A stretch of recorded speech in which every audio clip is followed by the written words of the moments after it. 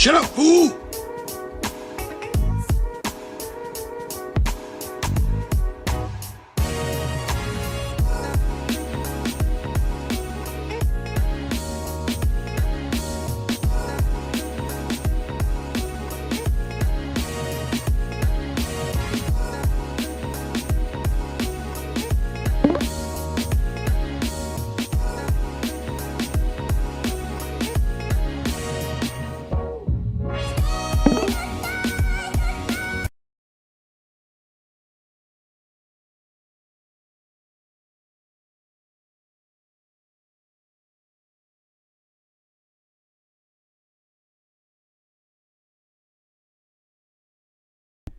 Hey, I can hear you. Just hang on a second, okay?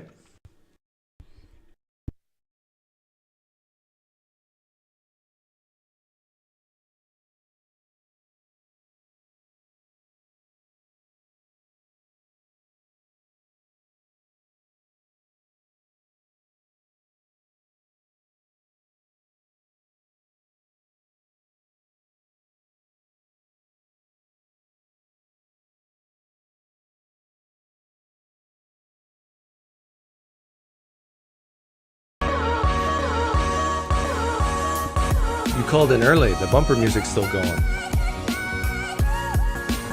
Me? Yeah, but that's good. That's fine. That's good. I'm glad you called in early. I'm glad for calling in. Do you need me to have my camera on? I prefer it. Okay, let me try a different browser because this one isn't giving me the option. Well, you know what? automatically. It's okay. You can just stay. I'm scared I'm going to lose you and something will break. What does it say on you? It says abortion. Abortion bad. Oh, abortion bad. Okay. Is that what you wanted to talk about? Yes. Okay. I've called in once before and you used me in a clip about saving Petri dishes. Oh, yeah. I think I remember that. Yeah, you know my stance on abortion, right? Roughly, yes, I think so. Okay, tell me what my stance on abortion is. Let's see how close you can get. Well, I think your stance on abortion is that I think you're prepared to grant that it's a little bad, even from the moment of conception, but that it's not worth punishing anyone for. And I think you think it becomes worth sort of banning abortion, after 20 something weeks, or I know some number of weeks, basically. Yeah. So you're close. I'm prepared to say all abortion's bad, but it shouldn't be punishable before 15 weeks, and I view it like speeding.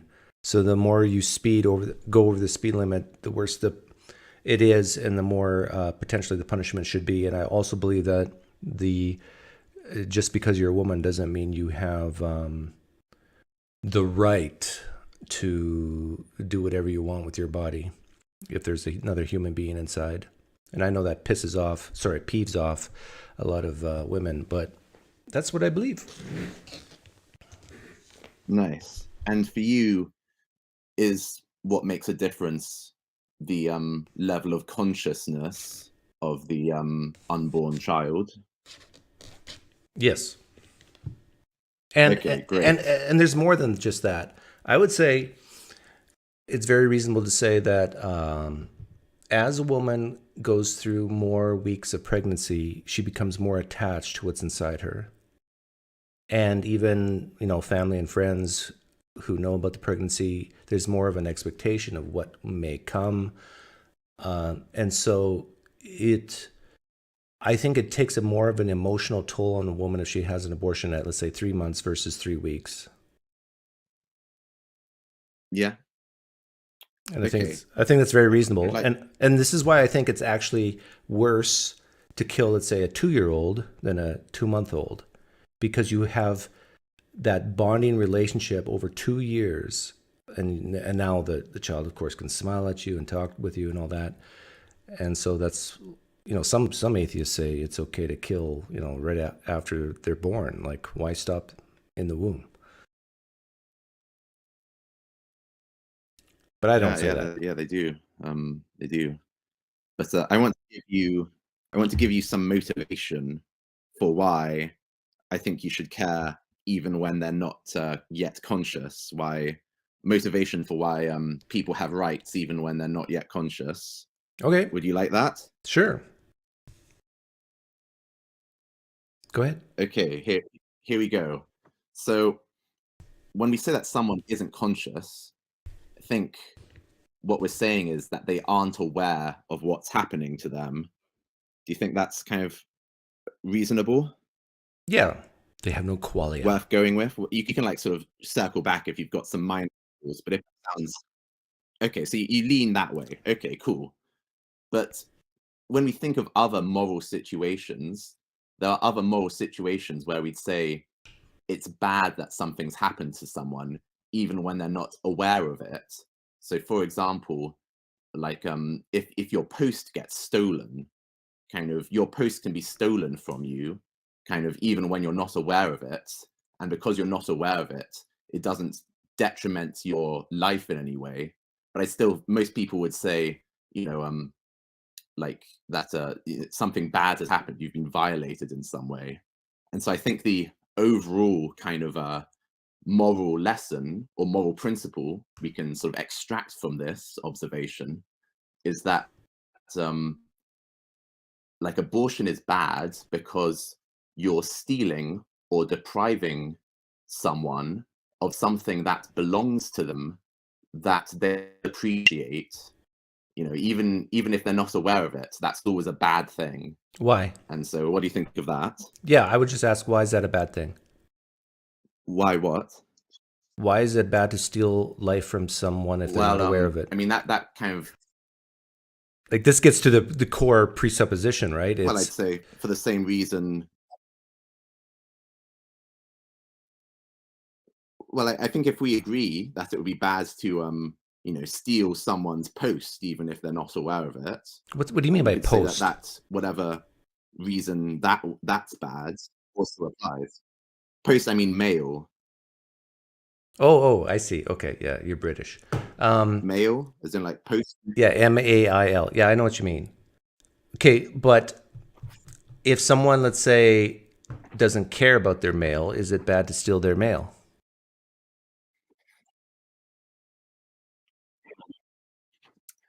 I think I'm not sure about that, but we can definitely say it would probably be less bad if it's something that Yeah. they would not appreciate. Like, for example, if there were gnomes who like you know, stole your skin dust or something, that would be less bad. Like if I go outside and accidentally drop a penny on the sidewalk, So the question is whether, like, and I don't care, like I don't pick it up, and then I walk towards the house, and then I see someone walking along the sidewalk, pick up my penny. They know I dropped it because they saw me drop it, and I just look back and wave at them, and so I think there's instances where people just don't care if other people take things from them because it's not valuable to them. And I would say the same thing is true of, let's say, a 5-day-old blastocyst. It's definitely the baby, or the 5-day. Some people call it baby. I don't. The blastocyst doesn't care because it doesn't have a brain yet, and the mother probably won't care if she wants an abortion. The father probably won't care if he wants an abortion. So basically, you're left with this whole idea of just society ought to care for some reason. But what is that reason we ought to care?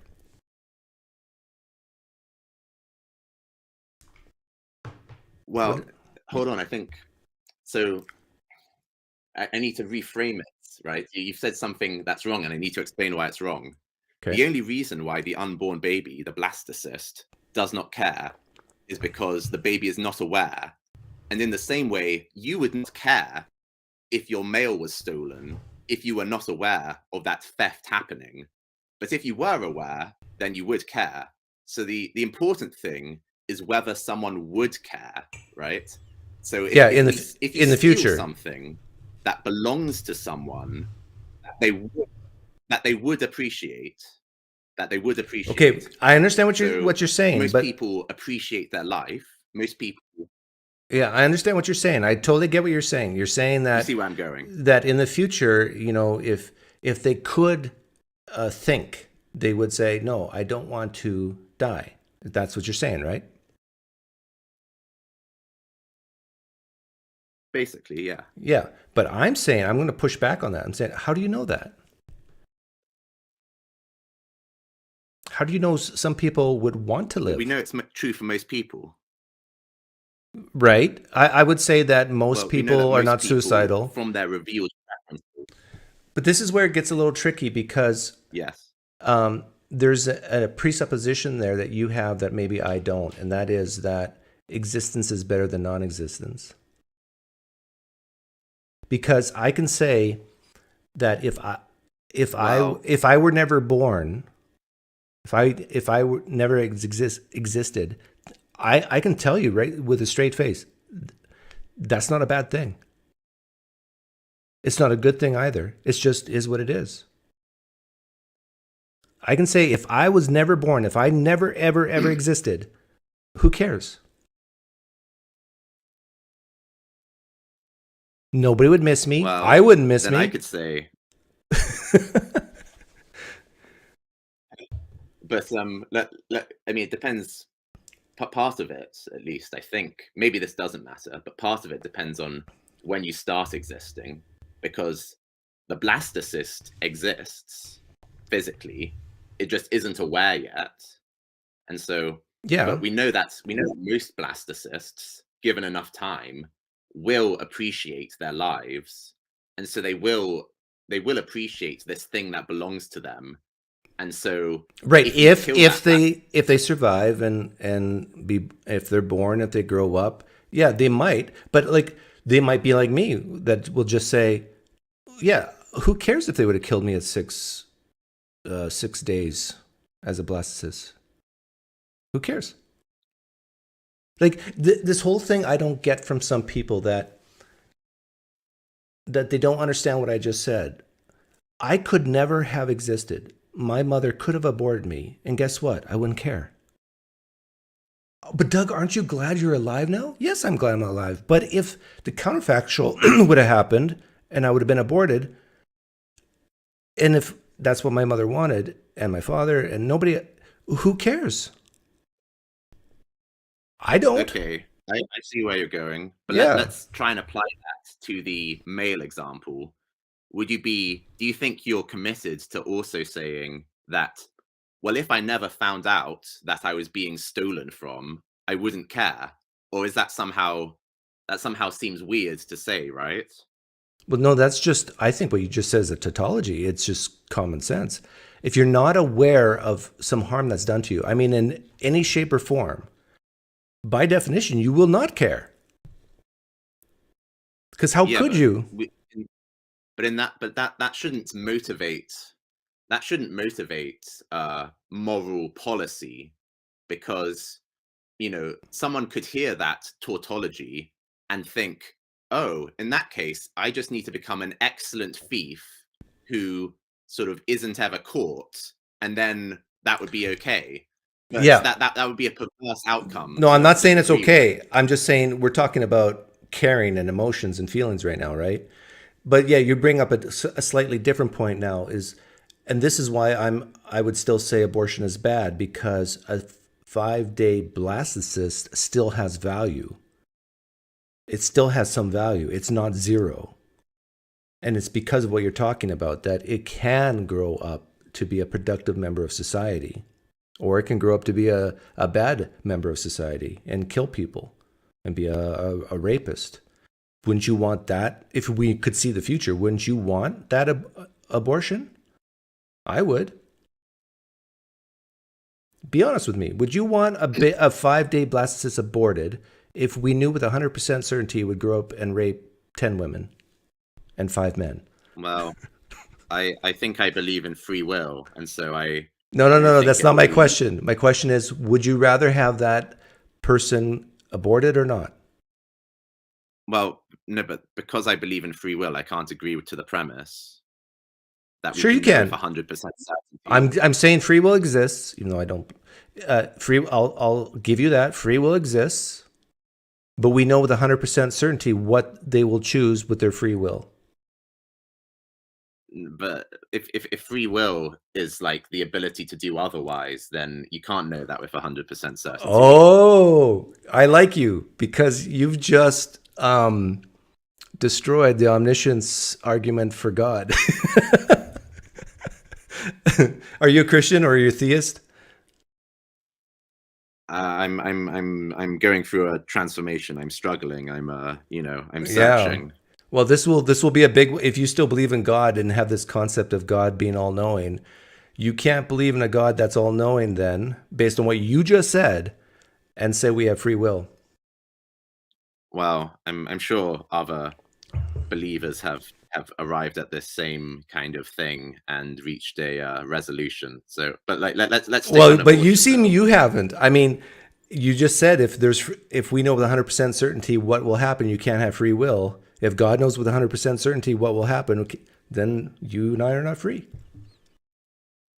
It's going to happen. Whatever God knows is going to happen is going to happen. Can't be otherwise. But anyhow, let's assume that there is no God, and we'll put that on the shelf for now. But if it were true, let's say not with certain 99% probability that a 5-day blastocyst will grow up to be a serial rapist or killer, would you not want that 5-day blastocyst killed? I think it strikes me as wrong to punish people for crimes they have not yet committed. So I don't think that would be a right thing to do. Yeah, I understand what you're saying, but in this hypothetical thought experiment, we know with 99% confidence that this will happen. Why not? Like, why cater to the 1%? Why not just kill the blastocyst and be done with it? And we got like 99% chance we just saved a ton of rapes or murders. Yeah. What's so bad about that? I guess I'm allowed to think about preemptive non-aggression, or someone like reaching for a gun and thinking, oh, he's about to shoot me, so I'm allowed to shoot him first, even before he pulls the trigger. Yeah, if there's a reasonable suspicion, or not even suspicion, that's the wrong word, but if it's reasonable to think that your demise is imminent, yeah, I'm okay with shooting someone in the head. All right, so I need to take it back then. Okay, I think I have to be all right with killing that unborn child if I knew that. Yeah. And how is society for the worse? It's for the better. And this is one of the arguments for abortion. Yeah. Like, most people who get abortions are poor. Don't want, it's unplanned. Yeah. They don't want the pregnancy, can't afford the kid. And in many instances, these children grow up in impoverished areas in the United States or all over the world. And there's a correlation between poverty and crime, poverty and not having a father in the home. And that raises the probability of crime. I see where you're going. Like, it's for society's good to actually kill that baby. No, what you need to do.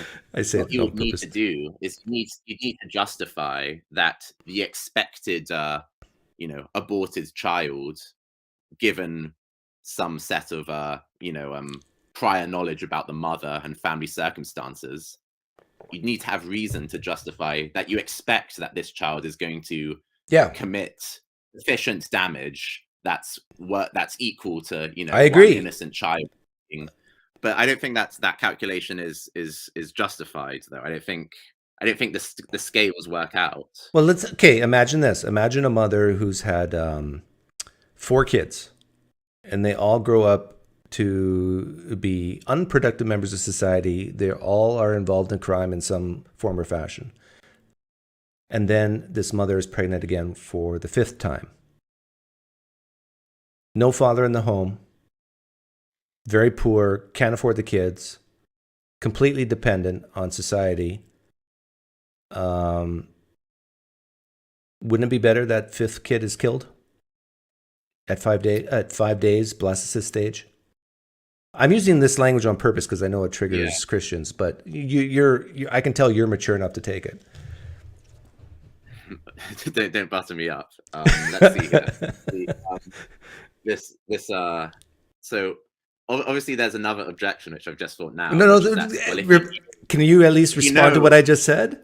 We got four cases, four examples, and okay. Sorry for trying to divert a little. Yeah, the same logic of like 99% certainty, you know, that the child's going to grow up to like become a serial killer. That same logic could apply, you know, but you know, if you have like sort of, you know, 4 kids who have all kind of grown up to be like, you know, violent killers, and then there's a 5th on the way, you'd also think, well, we can do an intervention. We could, you know, when the child is born, we could, you know, raise it in a dramatically different way to reduce the, but why go through all that work when you can just flush it down the toilet? because it's you know, more moral and loving to why to, you know, why is it more moral and loving? Because if you can, you know, solve a problem without killing a baby, then that's better. Okay, but what I'm getting at is it takes a ton. Like if you know anything about the foster care system, and PFJung, I see you, and I'll let you on in a few minutes. But if you know anything about the foster care system in the United States, you know it's just crazy. It's just, you look at the lives of the mothers and the fathers where these foster kids come from. It's just, they're a mess. They are just crazy. A lot of them are ill. A lot of them are druggies. I mean, and then these kids are shuffled from home to home. You can alleviate all that if you just kill the kid at 5 days. Well, that's definitely very immoral, even by your reasoning. Why? Because why? Because the average foster care, you know, child isn't a murderer. The average foster care child kind of doesn't commit more harm to society than. Well, hang on. I agree they're not murderers, but I won't agree that they cause more harm to society. They cause harm in society by, they will tend to grow up to be very dependent on society for help, and they will be messed up psychologically from going from home to home, and they're more at risk for like a ton of different mental illnesses, and even from being abused by the foster parents. There's so many bad things that can happen to the foster kid that you can just eliminate if you abort them at 5 days. Okay, but what you got me to agree to earlier was basically, if you know that a future born baby will kind of kill multiple innocent people, then surely it's better to just kill that one baby now. But you haven't shown anything close to that for the average foster care child. So you can't expect my concession. I don't have to. I can just say that being a foster kid is not as good as being in a kid of a wanted pregnancy in a 2-parent home where they're loved. Like, you have to agree with that, right? That the foster system is not the ideal system. So why don't we just kill all the 5-day-old blastocysts and just have the ideal case? Because killing unborn children is much more evil than. Why? You still haven't explained to me why, though. Why is it evil to kill a 5-day? I gave you the motivation. I gave you an argument for why, you know, people have rights even when they aren't conscious. Even if you kind of violate their rights without them realizing it, it's still a bad thing. Okay, where do the rights come from? God. Okay, there's our difference. There's our fundamental difference. I don't believe rights come from God. I believe rights come from people. So if people decide that it's okay to kill a 5-day blastocyst, then that 5-day blastocyst doesn't have any rights. Okay, well, I think someone else could, you know, kind of evangelize you to believe in God. I don't have that ability yet. I do not yet have that ability, but I think I can give you some reasoning for why even a secular person would agree. Because, you know, all the secular person needs to agree is that, you know, people have the right, you know, not to you know, have what belongs to them stolen and deprived from them. Like, that argument has no doesn't move me one bit. would you agree that it would move most people? Because lots of people, If they're they stupid, like yeah. the idea of rights. Who are stupid. Do you agree with Well, this? maybe Let's you're just say unfeeling. let's You're say the person who says I'm broken all the time. Maybe you're the weird one here. well, I am weird in the sense that I'm very non-emotional, so I still have emotions. But if like my kids were born via the process of in vitro fertilization, took a ton of time, a ton of effort, a ton of money, ton of planning for my kids to be born. Imagine every child born on the planet had to go through what me and my wife had to go through. Now, I'm going to ask you a question. I want you to answer honestly. Do you think crime and poverty would increase, decrease, or stay the same if every child born on the planet were born the way my kids were born? Probably decrease. Yeah, it would. It would decrease not just a little bit. It would decrease dramatically. I would. I can't prove this, but my guess, my intuition is that crime would decrease like 90%. Poverty would decrease 90%, and the population of the globe would decrease probably 90%. It would solve global warming. I mean, everything would be better. Wait a second. Wait a second, Doug. Well, if you make your scenario a little bit more realistic, and you admit that, oh yeah, the population of the globe would decrease 99%. 90. You know, that's bad for humanity. That causes suffering when the population goes down. It means you can't keep the lights on. It means, you know, there's a lot of... if you do it slowly, it wouldn't be bad. Sorry? If you did it slowly enough, it wouldn't be bad. But what you're proposing is that, like, you know, we should stop, you know, make everyone have to pay for IVFs in order to get pregnant or something. That would obviously be bad. Why? You know, that would cause like upheaval, etc., etc. Why? Why is that bad? Well, so, you know, you need, for example, like a totalitarian government, you know, forcing people not to get pregnant by conventional means, and so obviously that would have lots of negative outcomes, right? Oh, I see what you're saying. Yeah, like I wouldn't want to make it a law, but if you, let's say you could convince people through reasoning that you only have a penis go into a vagina and ejaculate when you want kids, that alone, I think, would decrease crime and poverty in the world dramatically. But anyhow, I want to let PFJung in here. Okie dokie. Nice try, though. To talk to me or to speak about it? No. Okay, have a good evening. Yeah, my guess is he doesn't want to talk about abortion. But yeah, thanks for calling in. Okay, cool. Well, yeah.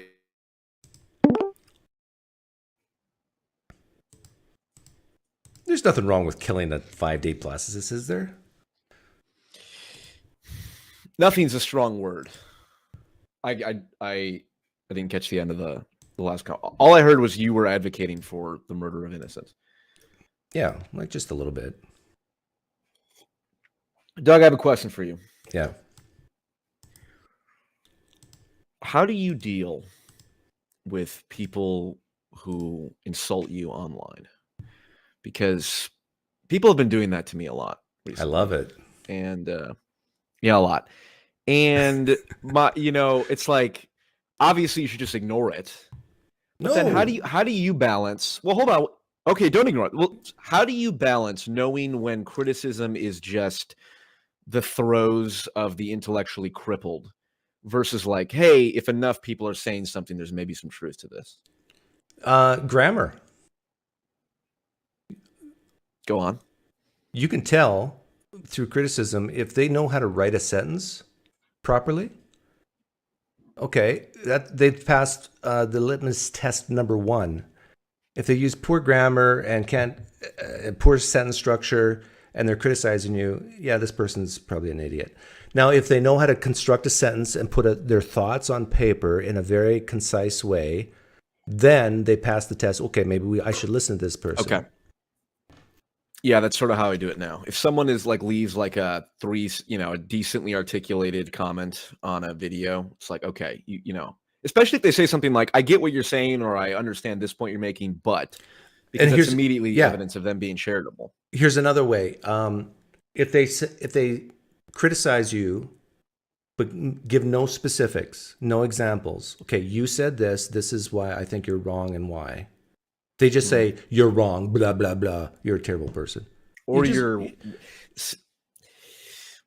See, Doug, do you believe... Ooh, this is interesting. Well, I don't know. That's a whole different path. No. You just be like the Joker. Just do. Well, just say what you want to say.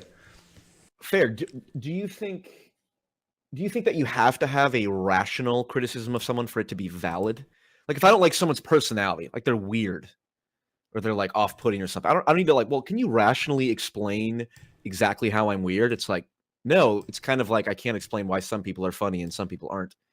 Yeah, you can't rationally explain why. To that. Yeah, I agree. If someone just dislikes my style or just they can't explain why, right. They can't. Yeah, fine. You just let that go. So how do you deal with that? How can you deal with the fact that there are people out there in the world who don't like your style? What are you talking about? You know, we're all different. God has made us all unique. Yeah, I know. And you know what's interesting is some of the most vicious. I don't know what your experience is exactly, but some of the most vicious criticism in comments, like personal stuff, like, you know, this guy talks about going to therapy. He should go be back because he's mentally ill and he's, you know, sucks and all this. It's like I make it a habit to say, hey, if you want to come on and talk, let's do it. And then they never will. To hear something. Yeah. Or when they do, they utterly drop it. It's like as soon as you're talking face to face, all of that vitriol goes out the window. But do people still keep up the vitriol when they talk to you? Because you kind of inspire vitriol, I feel like. Some do, and I actually admire that. If they can actually say to my face what they would say in comments, I do admire that. And then we can talk about it. That's fair. But if they get too personal, then I just block them. I block people who are too personal with other people. Like, doesn't have to be to me. It's hard to keep up sometimes. That's fair. All right, I have another topic for you, unless you've got something. Well, hang on. Before we get off this topic, yeah. Are you seriously bothered by comments in the live stream? Or in not yours in your channel? Generally, sure. If I see, am I bothered? No. To your point about if it's obviously like this guy's brain dead, you know, that comment, I'm like, okay, it would be foolish to take that into account.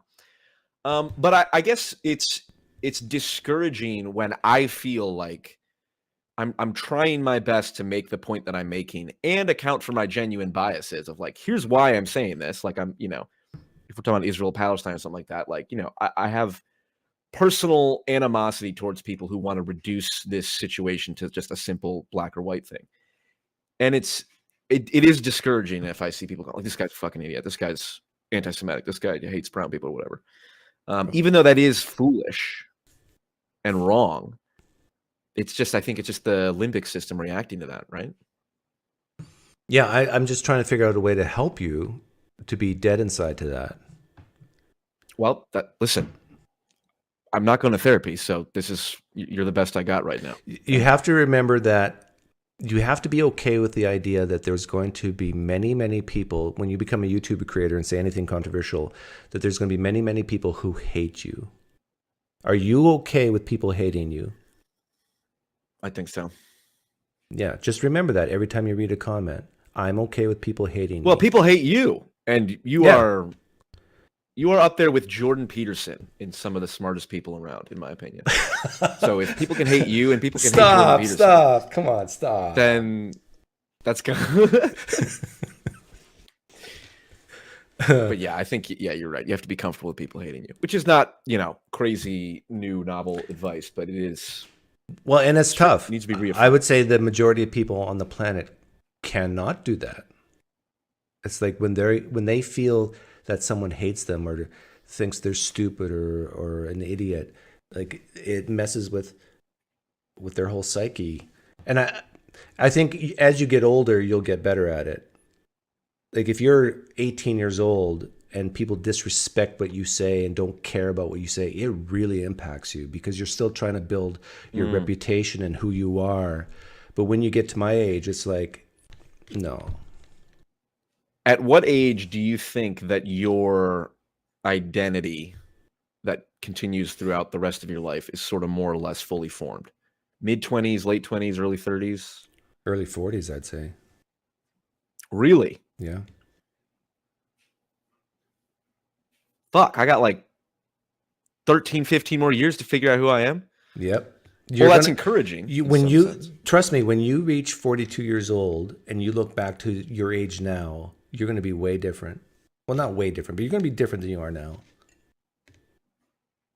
Yeah, my mannerisms and all that will probably be the same, but you'll have exactly the my same life number of philosophy hairs will on your change. head, but because you've been blessed follicularly. I have been blessed. God, I'm follicularly privileged. I will never be able to say that word again, but I managed to say it. Okay, what else did you want to talk about? I wanted to. What do you think? It feels like the Israel-Palestine conflict has shattered the political landscape. This is my analysis. For the past 15, 20 years, virtually every politically polarizing issue was either left or right. Right? People either moved further left or moved further right. There was really one kind of dichotomy, and people picked sides and went further and further. But the if you think of the left-right dichotomy as just a straight line, the Israel-Palestine issue is almost perpendicular to that, where you have like pro-Israel right-wingers like Ben Shapiro, and then you have sort of the not pro-Palestine but like anti-Israel to some degree right-wingers like Tucker Carlson, Candace Owens. Then you have the pro-Palestine left-wingers, and then obviously the BLM Chicago folks who are let me correct Israel. Let me correct you. So, because you are an idiot. Correct. This is a training. You're trying to. I know. I'm making you stronger here. Yeah. Listen, Tyrion Lannister. I wear it like armor, and then it could never be used to hurt me. Tucker Carlson and Candace Owens. They're not anti-Israel. They're just anti the methods. Yeah. What they. Yeah. So I just wanted to. Yeah, I would put that. Well, according to Ben Shapiro, that makes you anti-Israel. No, it makes Candace ill-informed, he said. Not anti-Israel. No, actually disgraceful is what. Oh, yeah, disgraceful, yeah. But I was going to play, last night it came out on YouTube, Andrew Tate talks to Piers Morgan. And it's hilarious. Because Piers Morgan asked him very direct questions. Do you call Hamas a terrorist organization? Did what they did on that date, was it a vile terrorist act? And Andrew Tate would not admit it. Did he say no, or did he just refuse to condemn it? He could not say that this was bad and a terrorist thing. He used the line, one person's terrorist is another person's freedom fighter. You got to look at it in context and blah, blah, blah. He couldn't just say one specific act was bad. And it was quite hilarious to watch. Interesting. Well, as you know, as the enlightened centrist, which now you are a fellow enlightened centrist cultural Christian. You see how I just let that go? I mean, I don't even push back. Oh, it's a compliment. One does not push back to great compliments. Did you? I believe his name is Mustafa something or other. He's the head of the Palestinian National Initiative, which is one of the secular parties in the West Bank. One of the good guys, one might say. He said that he knows people in Hamas that would be willing to negotiate along for a two-state solution. And I have no reason to doubt him. Well, I'm sure there's... What do you think of that? I'm sure there's some people in Hamas who might say that. But the question is, you need the majority for it to happen. True. I really do not like people that oversimplify things to say this is a just simple good and evil battle. Like when Netanyahu says Hamas is ISIS. Well, there are Christian churches in Gaza.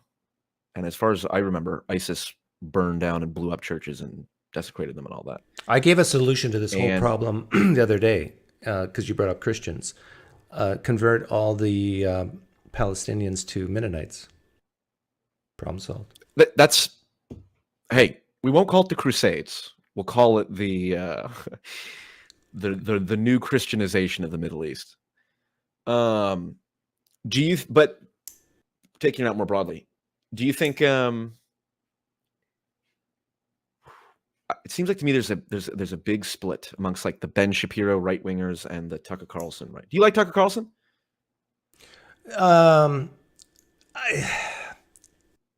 I'll listen to him and he doesn't bother me. Let's put it that way. I don't get bothered by anybody though. That's fair. Like I can listen to he seems like right Vosh and Destiny. I can listen to even what's his name, Captain Kirk. No, what's his name? It starts with K.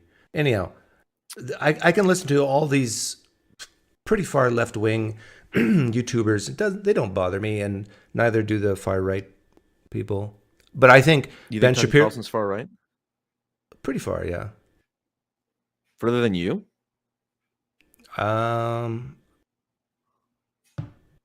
Maybe. I mean, what do you disagree with Tucker Carlson about? I don't know. I think he believes the election was stolen, you're just speaking right? from emotion. Because I don't. No, I think he's purposely vague. As far as I know, I don't think he's said that like the voting machines were rigged. He does the Vivek Ramaswamy line, which is the election was rigged and stolen by like the media. Suppression of the Hunter Biden laptop story was a form of stealing or rigging the election, which is like, it's a very smart choice of words because it's like it was rigged, but not in the way that all the Trump supporters believe it was. But I'll still get to say it and have my cake and eat it too. But I would assume that you and Tucker Carlson are very much. Well, name an issue that you think I might disagree with or agree with. I don't know. Let me say this before you answer. I'm pretty dead inside, but what does irk me is when people just throw out names and think that, if you agree with Tucker Carlson, you're evil, or if you watch Fox News, you're evil, whatever. There's things Tucker Carlson says, even if you lean far left, that is correct. There's things Fox News says that's correct. Yeah. And so this whole thing, I hate to say this, but this whole thing is a genetic fallacy. If you come from this area, you, by definition, are false. I mean, is that your presupposition voice? Yeah. Whenever I go philosophical, genetic fallacy. Yes, that's fair. Okay, what were you going to say about? Now I forget where you were going. Well, I'm just curious because with the shattering of the political landscape, in my opinion, where factions are developing in new areas and whatnot, the Tucker Carlson, which I agree he says some insane shit, like the whole Barack Obama being gay and a heroin addict or whatever and doing meth and crack. That's not true? I'm like, okay, I don't believe it's true. It could be. It would not surprise me if it were, but it's okay. I mean, honestly, wouldn't surprise me either, I guess. But it doesn't seem like a deep dive. It doesn't seem like it's worth Tucker's time to do a deep dive investigation into that. So I don't like Tucker for a variety of reasons. Yeah, I agree. I do agree. Tucker Carlson bring that up, even though to me it's not an extraordinary claim to say that Barack Obama did coke or whatever. But why is he bringing it up? It's just to fuel up, the far right or whatever, or that he's gay. Yeah. So I like Tucker Carlson's perspectives on anti-interventionism and sort of the let's focus on our country here. He's not a pure libertarian capitalist because I think that's kind of cringy. The most important thing is to reduce the cost of our electronics. It's like, I don't think that's the case. So I generally like a lot of what Tucker has to say. And the fact that he's such a popular figure. And he's got a lot of cultural cachet. He's on like Theo Von's podcast and the Nelk Boys and all that. So I just hope he doesn't go off the rails in his proto-fascist. I hope he doesn't give in to his proto-fascism. What would you be scared if Trump wins and Tucker Carlson is the VP? Would you be scared for this country? No, I wouldn't be scared. I don't think that would happen, but I probably will vote for Trump at this rate. If he comes out and says, fuck Bibi Netanyahu, I'm campaigning for Trump. I've already decided. Because if the only politician that's going to come out, not the only one, people criticize Benjamin Netanyahu, but if Trump comes out and says, like, we need to reevaluate our relationship with Netanyahu, get him out of there, then I'll be like, all right, I was on. Do you think there's a chance that will happen? Well, Trump's criticized Netanyahu. He's like, I didn't like that. I didn't like how Bibi stole credit for something or whatever the other. But there's been indications that Trump is capable of criticizing Netanyahu, which I think is important. Boy, you really don't like Netanyahu, do you? No, I don't. Yeah. I don't like people who facilitate genocidal rhetoric. Okay, we gotta talk about this. Define genocide. I know it when I see it. Oh, come on. You can't define genocide like you porn. define... Yeah, you can't define genocide like porn. Define porn. Me? Yeah, you know it when you see it. But are you saying genocide's like that? No. Genocide is the intentional killing of large amounts of people, including civilians, based on their ethnicity or religion or something. If a country kills 0.01% of another country's population, is that genocide? I don't know what the percentage threshold is. It seems see, there we go. Percentage on it. What is the population of Palestine? Well, hold on. The reason I say it's genocidal rhetoric, you're familiar with the Amalek passage, right? Mm-hmm. In the Bible? Mm-hmm. Yep. You are? Yeah. Or are not? I am. Right. And the passage is about killing. Amalek has smited you or whatever. So go smite Amalek and kill the Amalekites. Kill their men, their women, their children, and their animals. Yeah. That's genocide. Okay, that's what Netanyahu was quoting. Right, but that's not what Netanyahu that's genocidal rhetoric. Yeah, okay. Well, but when you see him talking about genocidal rhetoric, and then you see the constant fucking ceasefire is disgusting to ask people to stop killing Palestinian civilians. I don't like that. To me, genocide would be if, let's say, Israel went in and killed 90% of the Palestinians. Right now, I just did the math. It's 0.4%. Yeah. At best, it's probably less than that. Okay. 0.4. How many? During the Holocaust? What percentage of Jews were killed worldwide? I actually have no idea. I think it's close to 50%. Is it 50? I think so. I think maybe between 20 and 30 or 40 or something like that.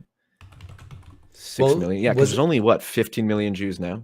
Yeah, or 20 million. How many Jews were killed by Hitler?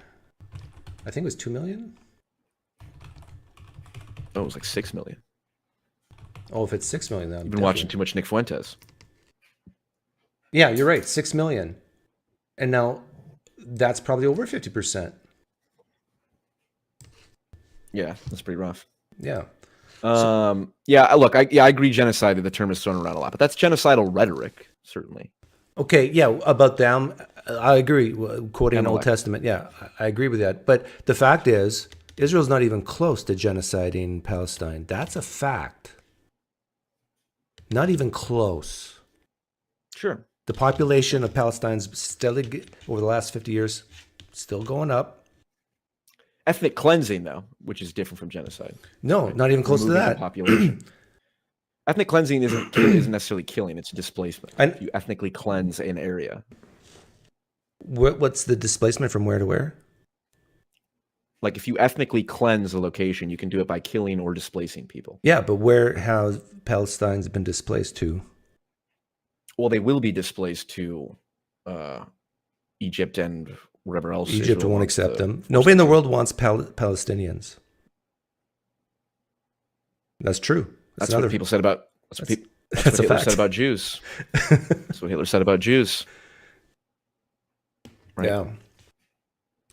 Well, he was wrong, but I think in this case, is there any Muslim countries that want Palestinians right now? Doesn't seem like it. No, but there are countries who will accept Jews.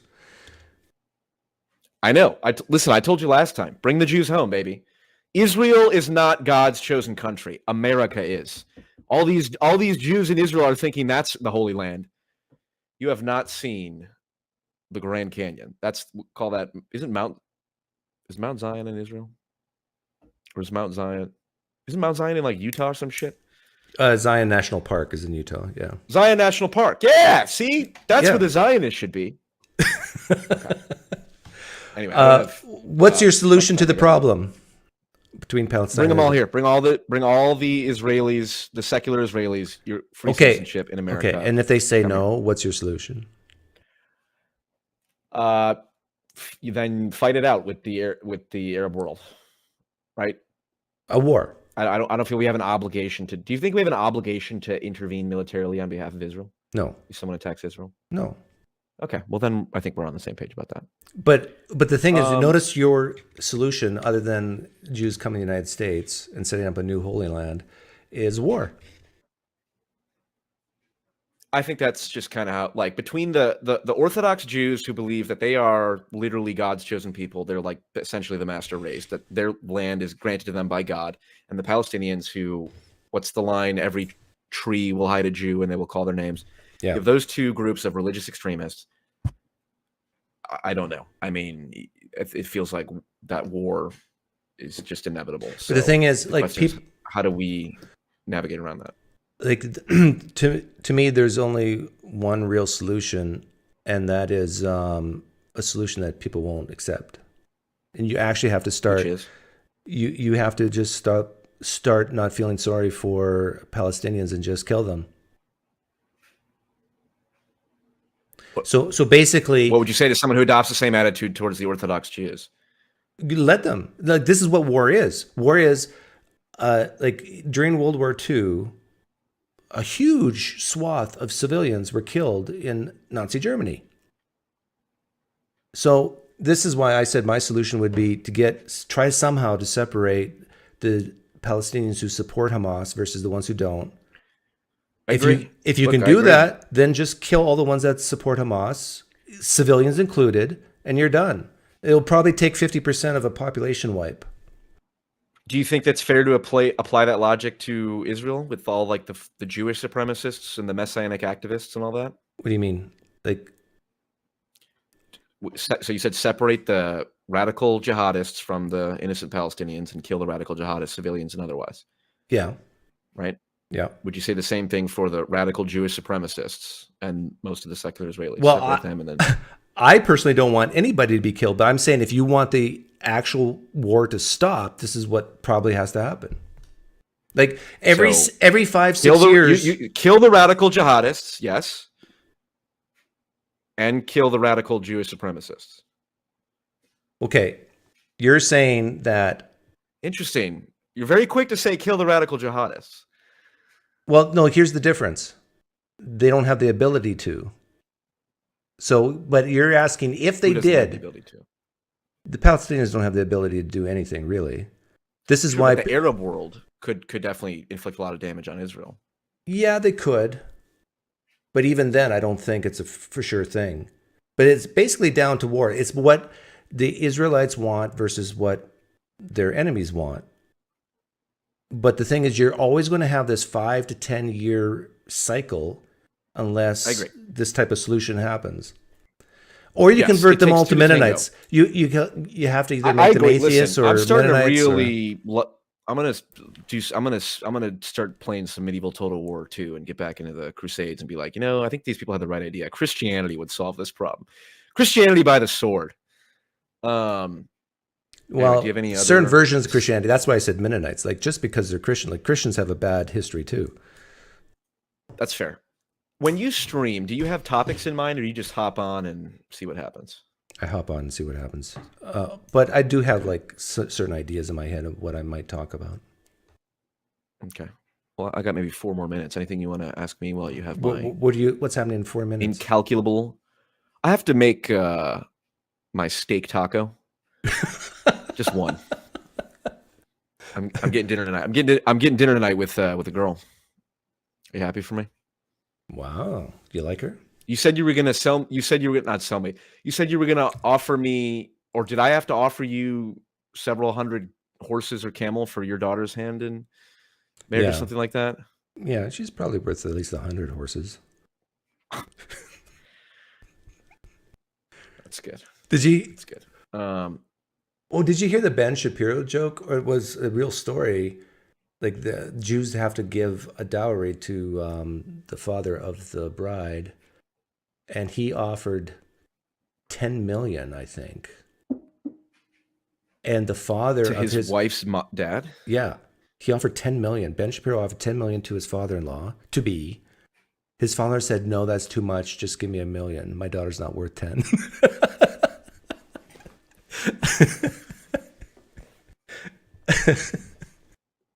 That's a loving father right there. Yeah. Well, a loving father rooted in reality. The $1 truth. million's a lot. 10 million, too much. That's yeah. fair. Yeah. And now I'll let you go. Go make your taco. All right. Thank you as always. Yeah. Thanks for hopping on. Happy Thanksgiving. You too. Even though it's I guess Thanksgiving's a secular holiday, right? Yeah, it's secular. All right. The Pilgrims were all atheists. Definitely. See ya. No, they were called.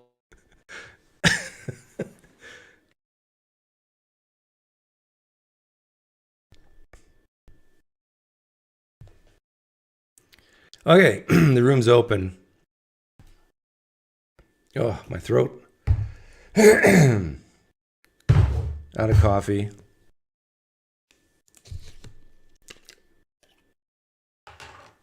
What do you guys think of my solution? It's not a good solution. I'm not saying it's a good solution, but the solution is you basically have to kill a huge percentage of the population in Palestine, or vice versa in Israel. Like basically, the only thing that will solve this is full out war, like World War II style. That will stop the every 5 years, every 5 to 10 years battles that we've been seeing. You basically got to have one side fall on their knees and beg for mercy. I don't think it's probable or feasible to try to convince the Israelis or the Palestinians to become Mennonites or to become atheists. Well, it's actually more likely that Jews would become atheists. Forget about all this religious rhetoric.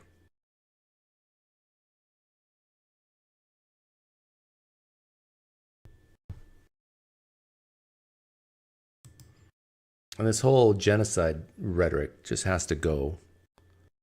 I mean, if less than 1% of your population is being killed, that's not genocide. That's just a lot of killing.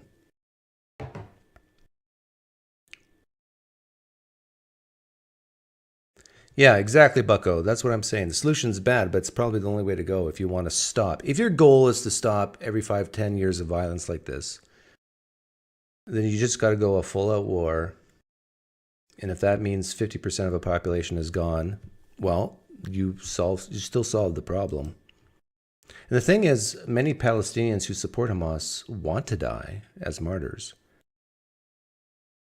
So you're kind of giving them what they want. I want to bring up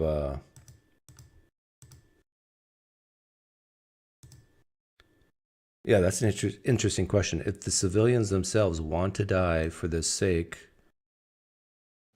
is it really that bad? Or do you treat them like children? They don't know what's best for them. Okay, this is Piers Morgan Uncensored. This just came out 21 hours ago. I'm going to start at a part 2 where they talk about the Palestine-Israel issue. And to me, I got this. This was very funny to me. Would you call this your final solution, PineCreek? I would call it basically the only solution. Unless you can somehow deconvert all Palestinians or deconvert, like, it's bigger than just, oh, you killed my family, I'll kill yours. It's much bigger than that. Like, if people killed my family, will I be mad? Definitely.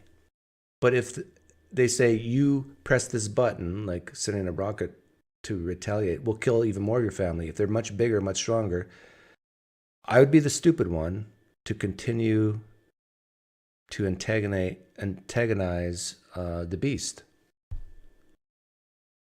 Like at some point, you got to take responsibility for your choices. I want to turn to the war between Israel and Hamas in Gaza. What is your view of this war? I think when you call it a war, you're doing a disservice to the people who are having their limbs blown off by some of the most advanced technical weaponry on the planet. This is for people who don't like Andrew Tate. You got to watch this. I mean, he is really, I think, stupid here. Like, this is the opening comment. Calling it a war is a disservice when it's talking about limbs. That's what war is: the blowing up of people and stuff and equipment and seizing land. That's what war is. I want to turn to the war between Israel and Hamas in Gaza. What is your view of this war? I think when you call it a war, you're doing a disservice to the people who are having their limbs blown off by some of the most advanced technical weaponry on the planet. It is a genocide and it is disgusting. And it doesn't matter which side of the political spectrum you fall on. When you observe a genocide in front of your very eyes, you should be disgusted. Which side is waging genocide? The Israelis are genocide. If I was Piers Morrison, define genocide just like I did with PFJung there. Define genocide. Killing 0.01% of the population? Genociding the Palestinians, and you know it as well as everybody else does. That. Well, then it seems like your bosses are not allowing you to know it. What do you think of what Hamas did on October the 7th? Why are you starting the story in the middle? I didn't. I just asked you about the wider war. I'm now asking specifically about Hamas. I cannot professionally answer that question without talking about the context that led up to October 7th. Well, nothing, to my mind, justifies what happened on October the 7th. Nothing justifies what happened before October the 7th, Piers. This is the exact point. So you're talking to a man, I don't know what answer you expect from me, because let's forget the fact that I'm a Muslim. You're talking to a man who is fighting oppression to the best of his ability because he believes that the people in charge of the world... Oh, this is so hilarious. Fighting oppression to the best of ability. Oh, poor Andrew Tate. He's oppressed. He's bought into the wokeness, I think. It's weird. He's playing both sides in a sense. World are enslaving us all to the point where I detriment my own life. I end up in a jail cell because I'm speaking against oppression. Then you're asking me what I would do if my family was blown to pieces? You're not in a jail. Hang on. You're asking me what I would do if another government came along and blew my family to pieces? You weren't put in a jail cell because of any oppression. Absolutely I was. No, you weren't. Of course you I were was. put in jail cell because you've been accused of serious sexual crimes. I would not have been accused if I was not monumentally successful in speaking the truth. Let me ask you again. It's a simple question. Some people can answer it straight away, including pro-Palestinians people I've had on my program. Many are very quick to say absolutely. Do you believe Hamas are a terror organization? And that's a very interesting question, but I think you're peddling asininities. Well, just answer. Piers, if you ever hear this, which you won't, you got to say, lean yes, lean no. Is Hamas a terrorist organization? Lean yes, lean no. Or I don't know. Or pass. Give them like 3 or 4 options like that. What's the question? Could somebody do me a favor? Google asininities and find out if it's a word. I know what it means. If it's not, make sure it's added to Webster on Top G's orders. Okay. Just, are they a terror group? You're peddling asininities because I'll tell you why, Piers. Let me answer the question. No, I'm not. Of course you are. It's a simple question. That's like me asking... I'll tell you why I asked. Because the UK, where you were born, prescribes Hamas as a terror organization. They also prescribe me as dangerous to children in schools. Let me explain something to you, Piers. You're not prescribed as that. If I were to sit here and say, is stealing wrong?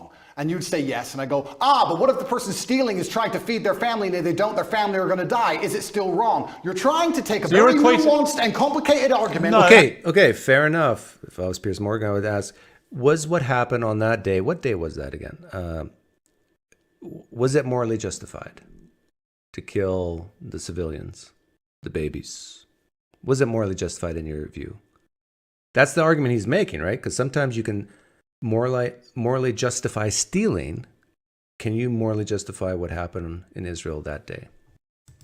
And reduce it down to one sentence, which is failure. You're trying to equate stealing with a mob of terrorists breaking over a border, going to peaceful... Is that what Israel did? Wait a minute. A mob of terrorists breaking over a border and killing people. Is that what Israel did? Going through a border on October the 7th. Oh, October the 7th. Massacring young people at a festival, massacring families in their homes in a kibbutz, setting fire to them, cutting their heads off, killing babies. Oh, killing 40 babies. That was true. Well, fine. Were the babies vaccinated? Why are you being flippant? I'm not being flippant. The point I am I making. don't find that funny. No, but the point I am making is that the media lies. Firstly, No, secondly, I can ask you about different things at the same time, right? Sure. So I'm asking you first of all, specifically, what is your reaction to what happened on October the 7th? Sure, I'll answer the question professionally. Yeah, good point, Anthony. You could argue that October 7th, Palestine was conducting acts of genocide. Yeah, just use the same rhetoric back on them. I do not condone the loss of human life on either side. I think anybody doing anything which directly damages civilians is disgusting and abhorrent. However, I would be an amateur if I could not sit and pretend I do not understand the motivations behind either side. This is not even me taking a side. I understand why Israel is doing what it's doing. I understand why Palestine is doing what it's doing. However, I still call the Israeli actions absolutely abhorrent and genocidal. Okay, we're going to come to Israel. Why? Why does he call it genocidal? I don't get it. But I will say this, before I play much more of it, my stance on this. I do think Hamas is retarded. I think the Palestinians who support Hamas are slow, retarded, maybe even insane. And here's why I say this. Because one of the definitions of insanity is doing the same thing over and over again, expecting a different result. This is not... What happened on October 7th is nothing new. It's a cycle of what's been going on for decades. And it seems like they're never happy, the Palestinians, right? You're expecting a different result, and you're doing the same thing over and over again. That makes you insane, Palestinians that support Hamas. That makes you insane, Hamas. When you press that button to send rockets over into Israel, knowing that you're outgunned, and then you know through experience and history that Israel will retaliate, and then you cry when they do. That's insanity. That's retardation. I really don't think how anybody could argue against that, other than that they find that word retard and insane as offensive. But it's the facts.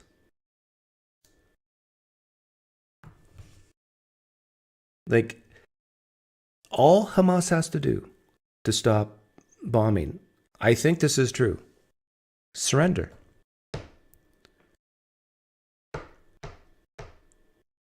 Like, fights, schoolyard fights when you're a kid.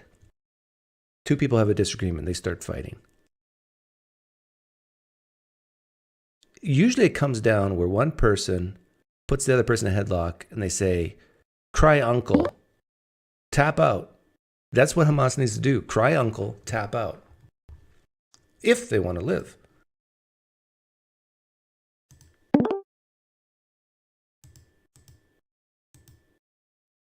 The preacher, I can't hear you. Hey. Good Can to you see hear you. me now? Yeah, I can hear you. You're a little bit How you quiet. Hang on, I fixed it. And Nathan, I'll let you in about 5-10 minutes. How you been? I've been good. Happy Thanksgiving. I don't celebrate that crap. You don't? You're not thankful? No. Always, every day, all day. That doesn't change just because it's November's much. Doesn't change because it's December something. That's true. Every yeah. day, all day. Yeah, I agree. You should be thankful every day. Especially if you live in America, the best nation in the whole world. Right? Well, I don't agree. You don't think the United States is a great country? No, I mean, great country, sure. If you think Rome was a great country, I mean, it's Rome was an empire. better than other options. Is better than other options, and Well, can you name a country better than the United States? no. Well, Don't I say mean, Canada. It just depends on it. It depends on who you are and what your means are and where you live. It has. I see. To me, it's all the same. I actually agree with you. To me, it's all the same. If you are very poor and sickly, you're better off living in Canada than the United States. Right. If you're, I mean, if you're very poor, you're better off in the United States or Canada than anywhere else. But as far as if you don't have restraints, then I would say America's probably not even close to being the best place in the world. And I noticed you were watching the video. That's why I was clicking in, because you were watching that. I actually just watched that this morning. Yeah. What did you want to say about it? Do you disagree with me on anything? Well, I didn't really hear you. I didn't get time. I just saw you were live. I saw you were watching that specific video, and I was like, hey, maybe I'll say hi to Doug and see what he thinks about it. I've watched the whole thing already. Yeah, I don't think what Israel's doing is even close to genocidal. Point number one. That's what we've heard Andrew Tate say over and over again. And then I called the Palestinian people who support Hamas and Hamas as retarded and insane. I call them all murderers. I was just curious as to what your position as far as that interview went. I mean, I think it was a phenomenal interview. Well, I think Tate looked like a fool. They both do to me. They both look like I think you're better than Andrew Tate, because when I asked you a question, you answered directly. Did you catch it? He did call it terrorism. Did you catch it? Yeah, at the end. Yeah, you're right. Near the end. Yeah. I caught it. But he only did that because Piers kind of tricked him. And well, yeah, that's coming up. I wouldn't say he tricked him. I would say that he just let out what he knows, what he believes to be the truth, instead of taking this oppositional moral high ground, if that's what you want to call it, whatever.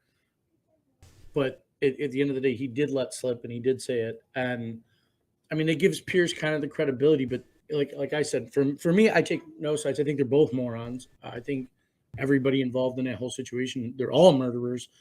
And I think the land would be better off without all of them.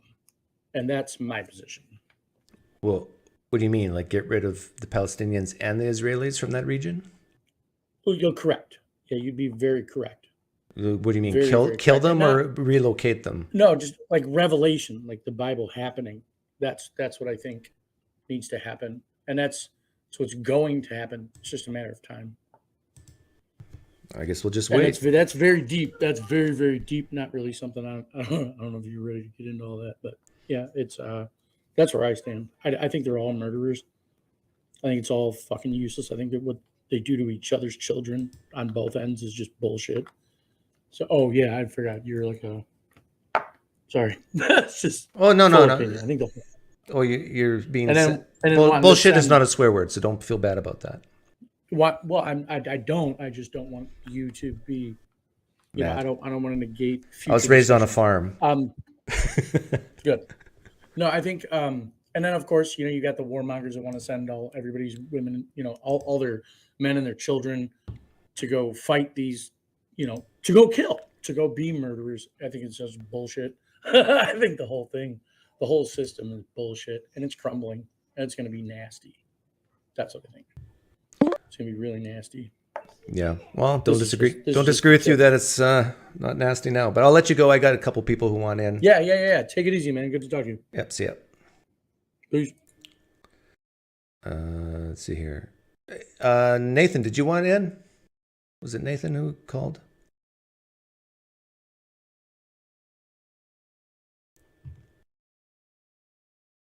Guess not. I'll let you go. Oh, this should be fun. He's catching up. That sweater looks really uncomfortable. It looks itchy. No, it's very comfortable. It's 30 years old. My mother knitted it for me.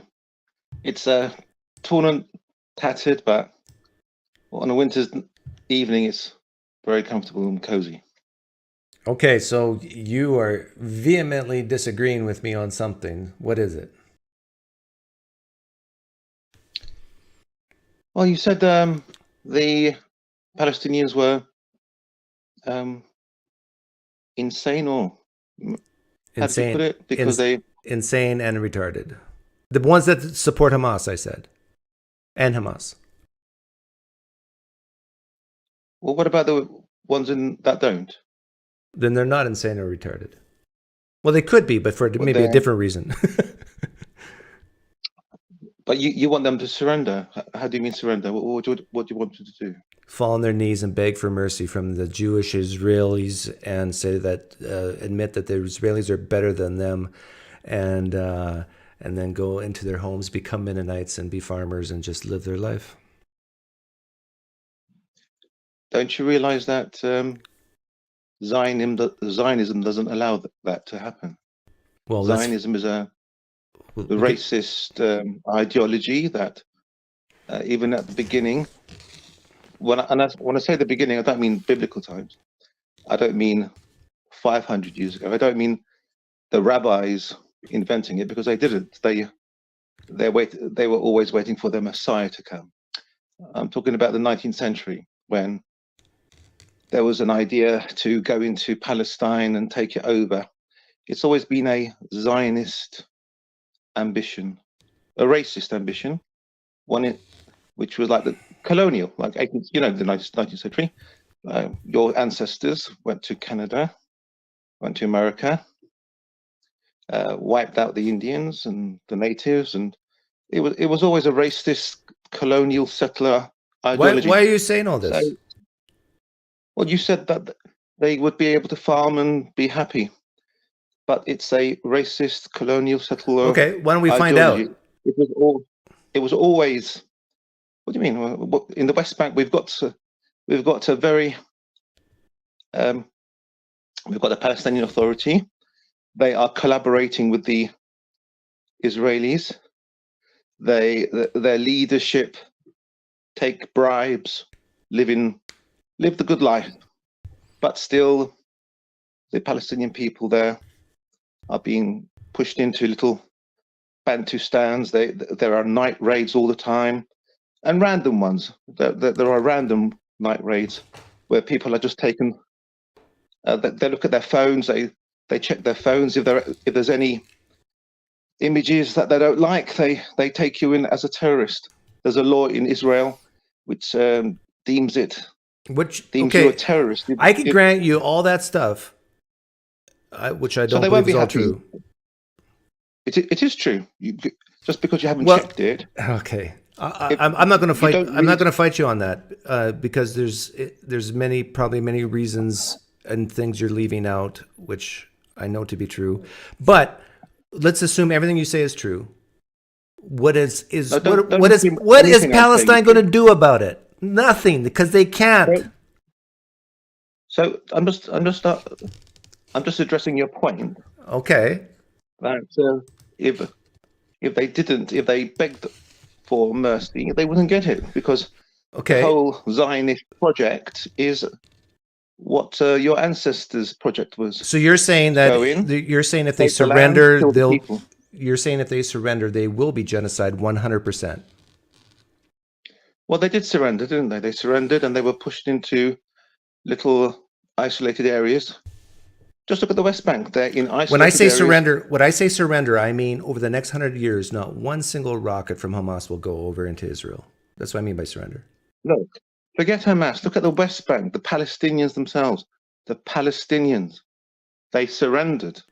In the West Bank, last month, 200 Palestinians were killed, unarmed.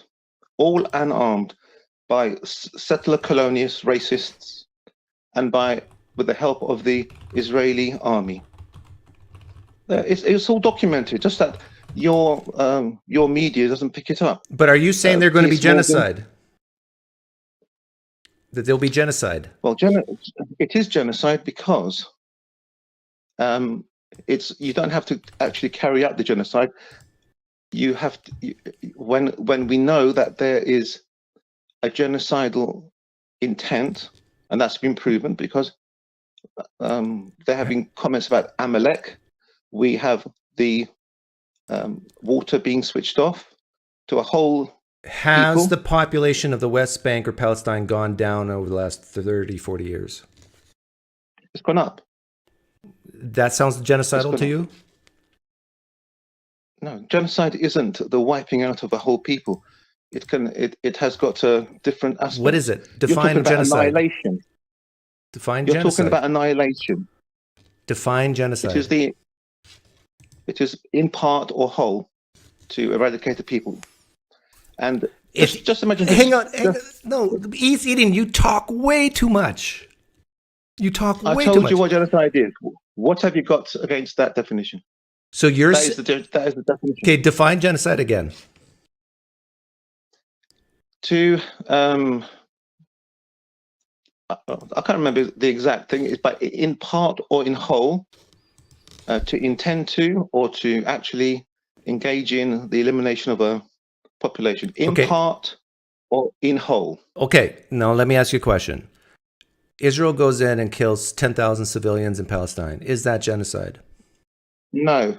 Genocide is when you switch off food, medicine, water, all means of survival. Okay, hang on. Stop. All means of... Stop. Israel shuts down the water, electricity, and all that, what you just said, and the population does not decrease. Is that genocide? Well, they haven't done that until 40 days ago. Okay. If the population does not decrease, But they have they control. committed... If the population doesn't decrease at all, have they committed genocide by shutting down the water and electricity? No. Previous to that, it was Okay. it was a war crime. Okay. Previous to that, they were committing war crimes. Now we have genocide. Hang on. Has Israel committed any type of genocide at all? They committed ethnic cleansing. That's a war crime. They didn't commit. They weren't. I wouldn't have accused them of genocide until. Okay, define ethnic cleansing. Okay. In 1948. Define for example, this is just ethnic one- cleansing. Ethnic cleansing Forcing people is fill in the blank. forcing people out of their whole area. So moving people from one area to another is ethnic cleansing. Definitely. Okay, and why is that bad? Of course, when one superior race takes over an inferior race, it's good, isn't it? Hang on. You defined it as moving people from one area to another, and I asked you, why is that bad? It's not bad if put like that. However, when you steal their land, that is bad. When you kill them in order for them to leave, that is bad. When you Okay, hang on. When someone fights a war and takes over the land, is that stealing? well, according after 1948, legally, prior to that, you could do whatever you wanted to. But after the Second World War, when there was genocide, the world decided to stop all the previous colonial racism and genocidal. I'll ask it intent again. When someone fights a war and takes over land, is that considered stealing in your view? It is legally. It is legally. It is legally. Okay. It is. By the United Nations, you cannot occupy another country's land. And according to the mandate for Palestine, even though the Jewish population Okay, was, you answered my question. You said it is stealing. you never want to know history, do you? Well, no, I don't want you to just sit here and preach because you bore people to tears. You can check everything. You don't want to check. You want to look at Piers Morgan You said interviewing that it was interviewing stealing. Andrew Tate, who said that I watched that interview. Andrew Tate said, "I'm not an expert on this. Piers Morgan should interview Norman Finkelstein, who is an expert." Is there any part of that region that the land belongs to the Israelites? Well, pre-1920, there were Zionists, and they weren't genocidal. They went Lean yes, to, lean no. Because you talked about stealing, that Israel's stealing the Palestinian land. Is there 2%, any land that the 2%. Israels actually own in that region? 2%. 2%? 2% legally owned. However, after 1948, when they took 50% of the land and more than 50% of the land, the United Nations would say a government can do whatever they want. The UN gave them more than 50% of the land. About 60% of the land, the UN said, should be allocated to Israel. So I suppose the government, whatever they wanted to do in their 60% of the land, that is legal according to the United Nations. Okay. But it still would be it would still be a crime, a war crime to ethnically cleanse, to force people out of their land. You got to take that? Speak to you another time, PineCreek. Bye-bye. Okay.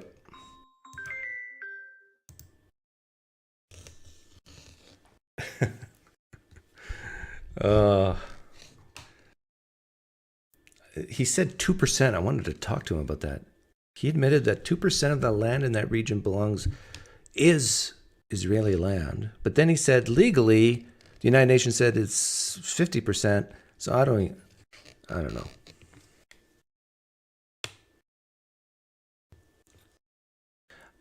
I don't mind him talking like an apologist, but when I ask a question, just like with Andrew Tate here, I just want an answer, and then we can go deeper and deeper. You got to start at the top level and go deeper and deeper and deeper.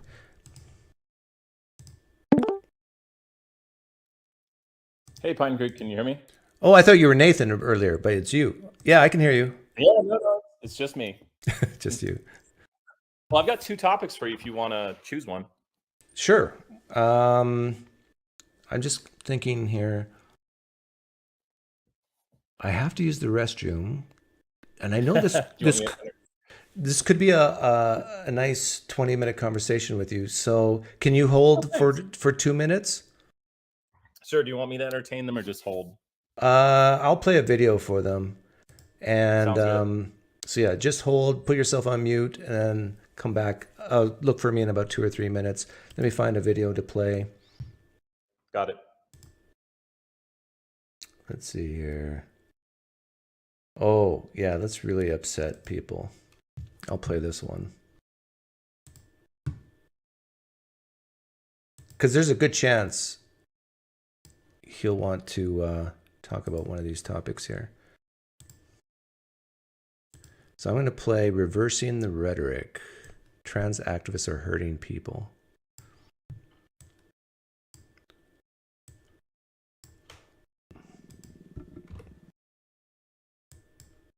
This complaint against me with the trans issue is that I'm hurting people. But notice I can flip this right back on the trans activists. I can say, trans activists, you're cruel people. You're hurting people.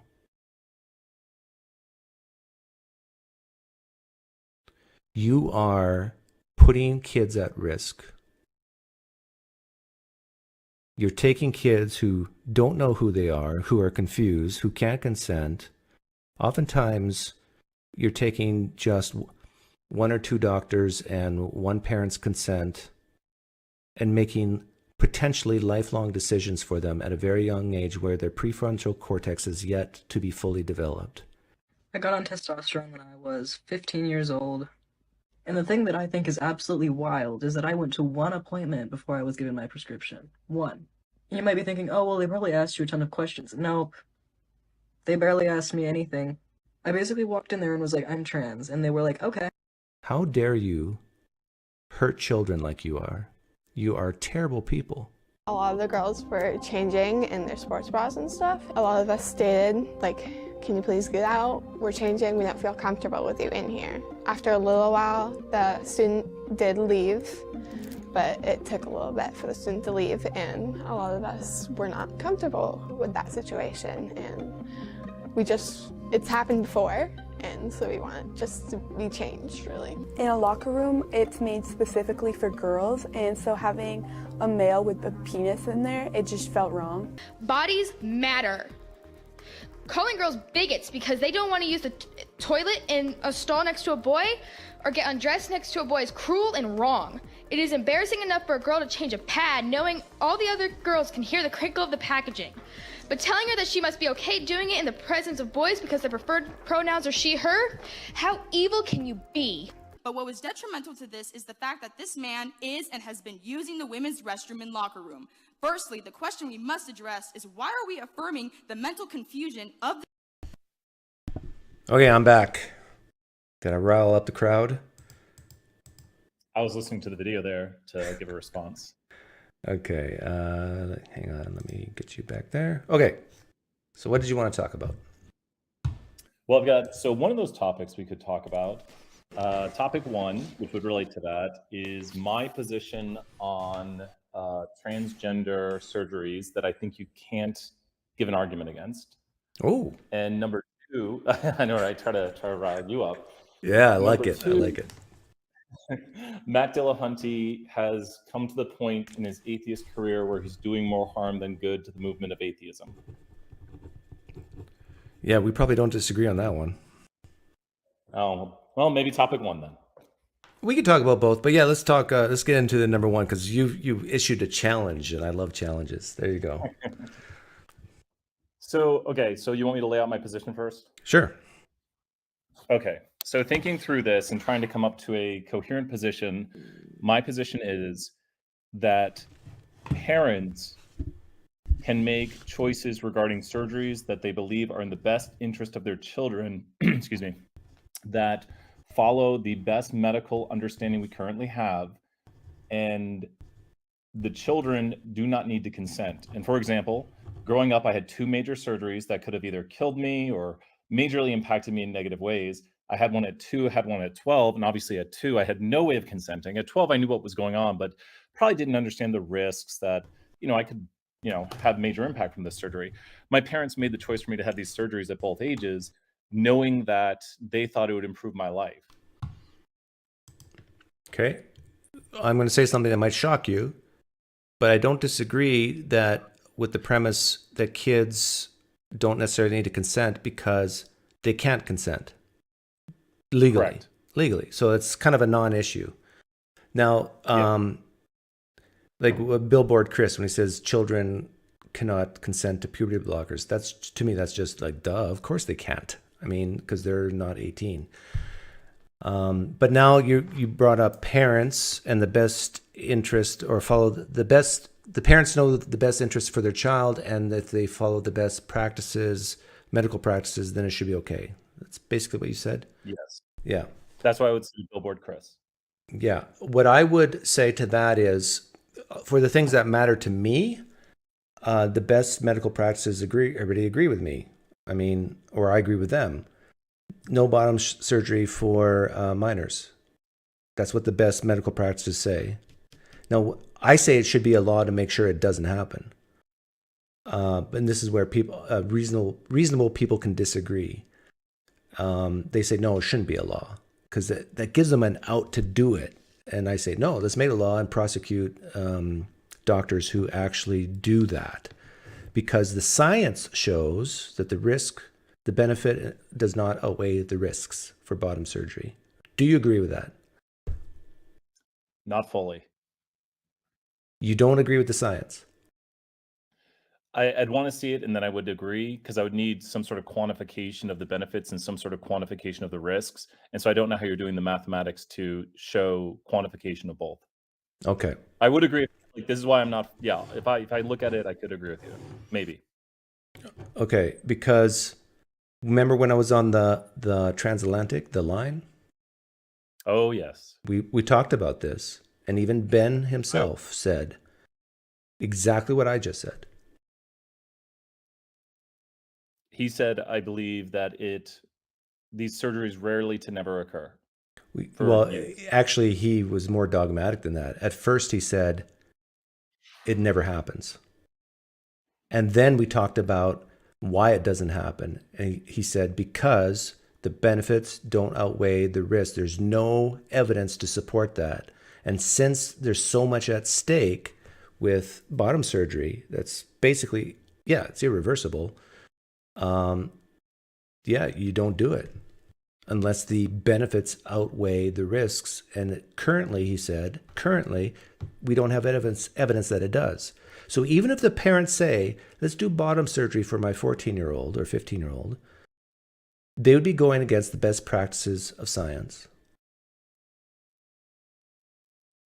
And so I can agree with you on this point right here. I will agree tentatively that if, as you're saying, science says, do not do this for this group at this time, I would agree with that. And parents can't decide something like, just a different idea, like we're going to remove our child's arm or something like that, because we think it's in the best interest of our child. You can't just decide a medical surgery for your child because you believe it's in their best interest. You also need the backing of medical knowledge on it. Yeah, so we're agreed. We're aligned with each other on bottom surgery. But then we can talk about puberty blockers and other things. But yeah, go ahead and ask. And so that would be tentative to the best medical knowledge. And if Dr. Ben is saying this, then I would also agree even more because I trust and respect Dr. Ben on this issue. So puberty blockers, I think, as you said, the science is updating. We've talked about this before. So science is something that we, get a better understanding of over time. So right now, I would say it is in the favor of the more liberal position that youth who have, not like the girl in the video, who have gone through multiple assessments should go on puberty blockers because the outcomes are in their favor. And let's go with the assumption they are in the favor. Are you for or against puberty blockers? I'm against because I don't agree to that assumption. If the assumption, let's go to a thought experiment here. You know what? I want to say this really briefly. I can't remember the gentleman's name, but you had a conversation that was absolutely amazing. And thank you for really good car conversations to listen to. You pulled out the flying man again about a week ago. And so I asked you to partake in this hypothetical. You live in a hypothetical world where we fair enough. Okay, I'm just letting you know I disagree with the assumption. So the assumption is if puberty blockers did what? If we quantified the benefits and we quantified the risks and the benefits outweighed the risks, you would be in favor of them. Yes.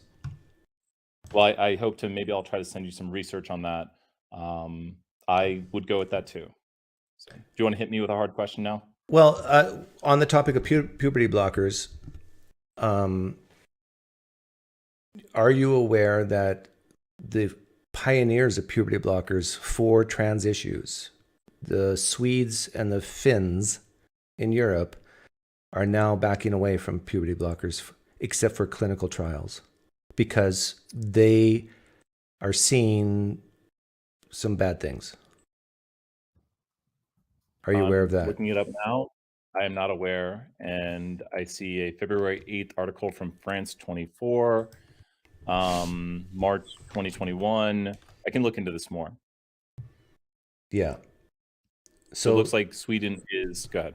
Yeah, basically, there's a lot of things that they're finding out, like bone density and all these things that have a huge cost.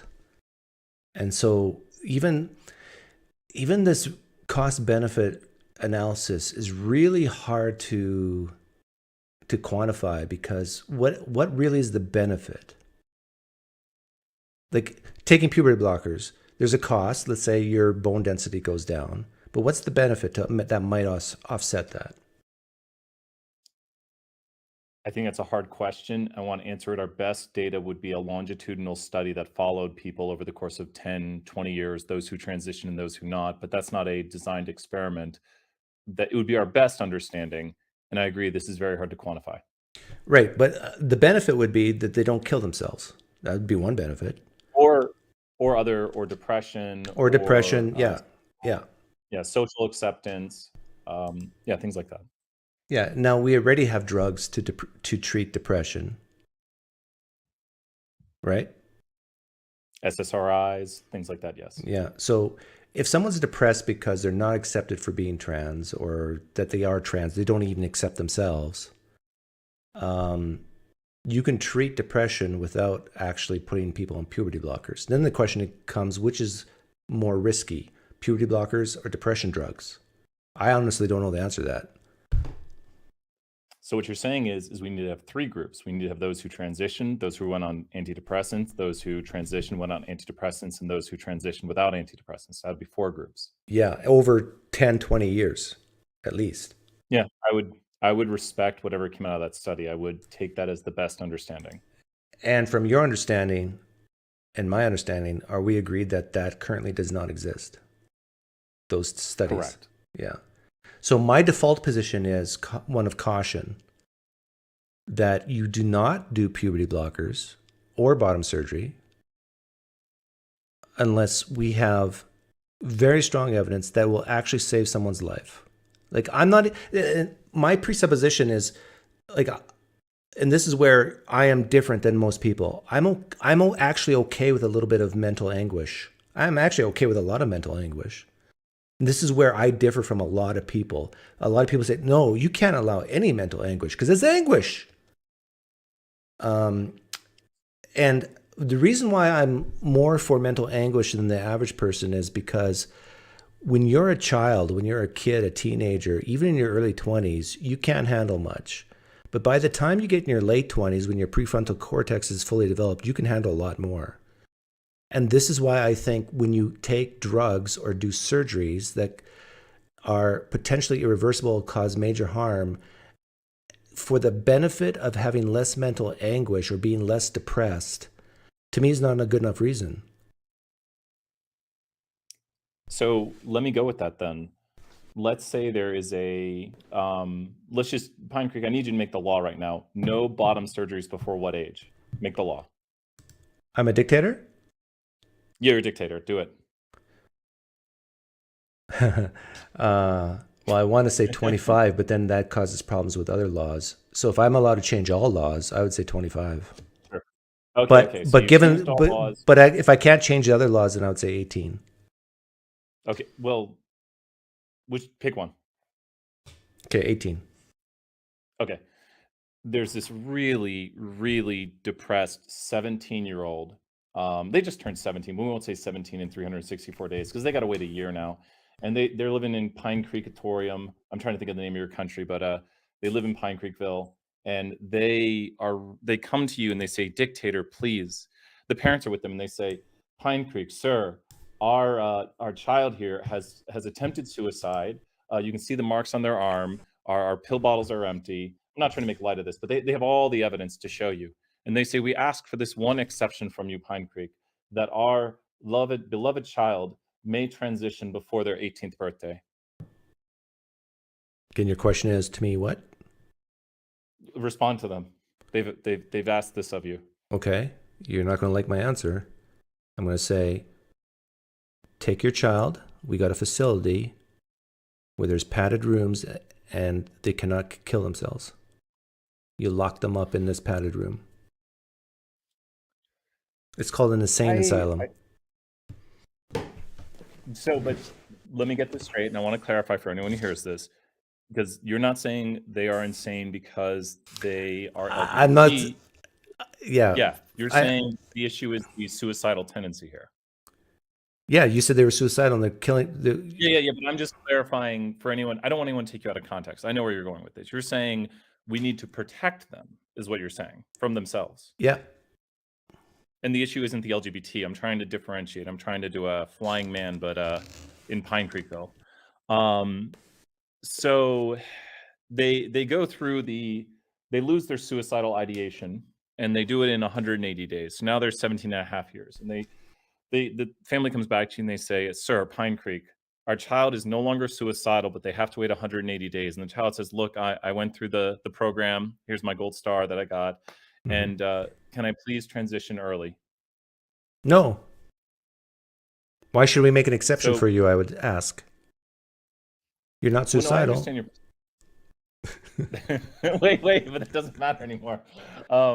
So I understand clearly you want, and I think your position is consistent, and I like that you want people to reach a certain age where they can make decisions on their own that have such great impact on their life, and you're just setting a clear cutoff. I do agree the brain keeps developing till 25, like I said. But yep. If you want to press in on me, go ahead. Well, if you agree with me that the brain doesn't stop developing until the mid-20s, late 20s, where people actually get to know who they really are, that doesn't stop that process. It actually continues till the end of your life. But why would you want these potentially irreversible things to be allowed, given that you agree with me that your brain doesn't stop developing at that age? I'm going to shock you with this answer, and I'm going to say, I wish my brain had never fully developed. And that's going to sound weird, but it's kind of boring being post 25. I miss having that lack of prefrontal cortex controls your when you just act. It's ambition control, or it stops you from acting. You know, you've got that stop signal in your head now when you're older. Yeah. And I miss being impulsive. I kind of miss just doing things and having that more emotion. I feel more dead inside like you these days. I miss the feelings. So what I'm trying to say is you're always you, except the you are, and I heard you talking to the gentleman earlier, the you are after like 42 is more of a consistent you. And I'd say more of a boring you, more of a dead inside you. And the person who exists in that moment is the person we know exists, and we don't know who will make it to this boring, consistent version of ourselves that we have for the rest of our lives. So I would say honoring the wishes of that person in that moment is valuable to me. Oh, that's terrible. I'm still touchy-feely. I call upon my own self. I remember me. It's better to love and live than not love at all. I mean, you know, kids make horrible, rotten, no good decisions, right? Yeah, and I'm going to hit you with something even crazier. As I've gotten older, I can feel the conservative inside of me coming out. Oh, no. Feel the one. You know why though, right? It's because you watch me. Okay, I'm just gonna click off right now. You're becoming more and more like me the more you listen to me. Well, I have a lot more. Once again, gotta raise you up here. I have a lot more respect for what you do and the way you do it than Matt Dillahunty, because your conversation with, kind of switching topics now if you can't tell, your conversation with Andrew, you just walked him around. You just let him everywhere you wanted to go. Yeah. And when he insulted you, just laughed. You just had no problem with it. That's because I'm dead inside, more dead inside than Matt Dillahunty. And Matt could have easily done the same, but all he did was just inflate Andrew's ego, give him the microphone literally.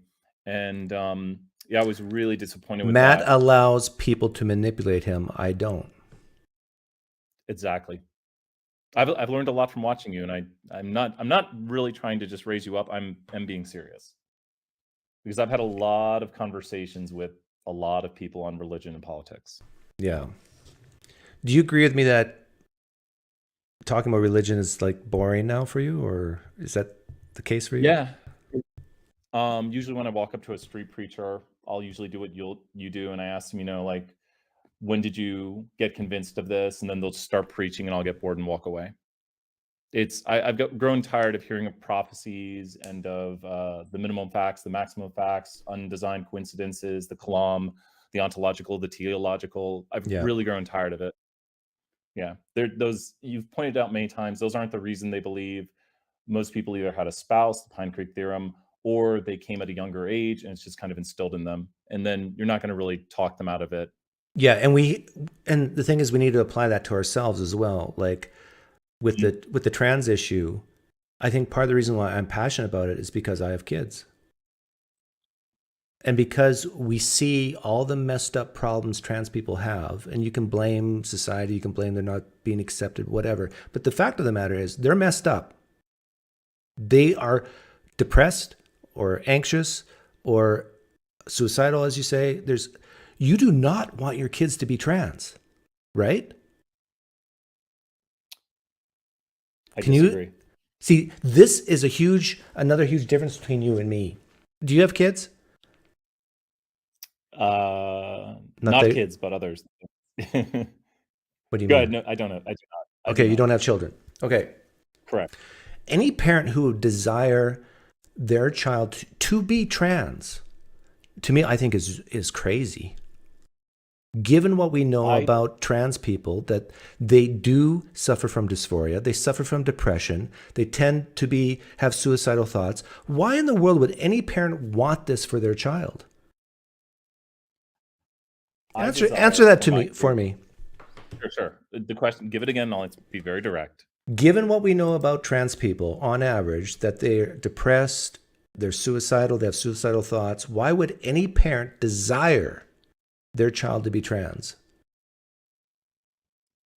Because being trans is one of the many things in life that we have to deal with.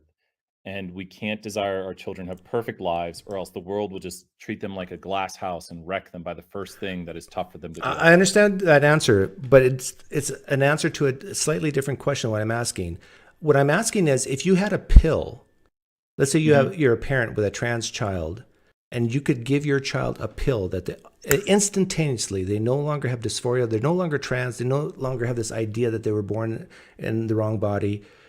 Would you give that pill to your child? And I would say almost every parent on the planet would say, yes, I'd give that pill to my child to make them not trans. Now, go ahead and respond to that. And so I will agree with that too. But let me ask you this. You have a child who is trans, has dysphoria, and you have a pill that will change their gender for them. It'll have no ill effects, but it will just instantly change their gender, and they will be happy with it later in life. Would you give them that pill? That question has a very deep but hidden assumption that I disagree with, and that's why I can't answer it, because change your gender does not compute to me because of the way I define it. So literally overnight, they're going to have different genitalia. And they could have a pill that would change them. Okay, if that's what you mean. Okay, I got you. If that's what you mean, you basically saying that you take a pill and they literally change from male to female. Yes. Or vice versa. But their brain stays the same. No, we can change their brain too. No, like the dysphoria goes, but the characteristics of a male and female brain also change, but the dysphoria is gone. Okay, so you're asking me if you could take a pill to make the dysphoria go away, would I take? Yeah, sure. And also they are going to change genders. But what you mean by that is genitalia, right? Correct. Which is the same thing as correct. But this is what there's a problem in my brain hearing that question, because you're saying there is a two-body problem here of being born in the wrong body, and I disagree with that premise. I don't think anybody is born in the wrong body. So in other words, this idea of someone thinking they're female when really they're male is, to me, I think, a mental illness and a confusion rather than something real. Other than an experience. And in other words, I don't believe we have a soul. I don't believe that there's this intangible will or mind that's separate from our body. So I would say to my child, let's say my daughter thinks that she's a boy. I would say, you're factually wrong. You're not a boy. You never, ever, ever, ever will be a boy. But you have these thoughts, which are confusing, that we can help you with, but that doesn't change reality.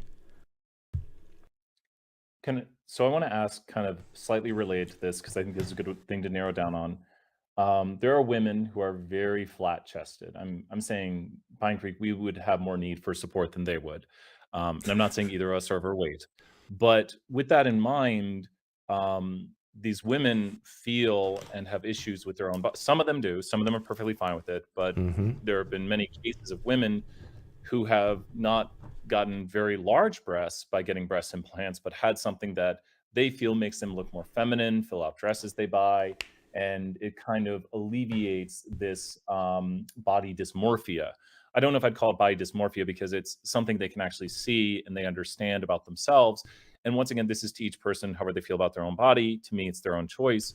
How do you feel about women who do that? Because that's another drastic change to the body. You're literally putting silicone or something into your body. Yeah, I'm okay with that over 18, just like I am for trans people who want to take drugs or do surgery over 18. I think it's a mistake in a lot of cases, in some cases not. But again, and Robert Anderson, I see you're waiting, and I'll let you in like within 5 minutes. But a woman who's flat-chested and gets silicone implants, she is not happy with her own body, right? That's why she wants to change. It would seem. Yeah. So she is not accepting herself for herself. So let's translate this to the trans issue. The real issue with trans people is not that society isn't accepting of them, is that they don't accept themselves. Would you agree with that? Give me a moment. Speak more. No, I'm thinking it over because I see. Go ahead. There's many flat-chested women out there who are not bothered by it. They don't lose sleep about being flat-chested. They accept themselves for being flat-chested. But the ones who don't, if they're over 18 and they want to get surgery, fine. But what I'm now translating this to the trans issue. The real issue with trans people is not that society doesn't accept them. They do not accept themselves, just like the flat-chested woman doesn't accept herself being flat-chested.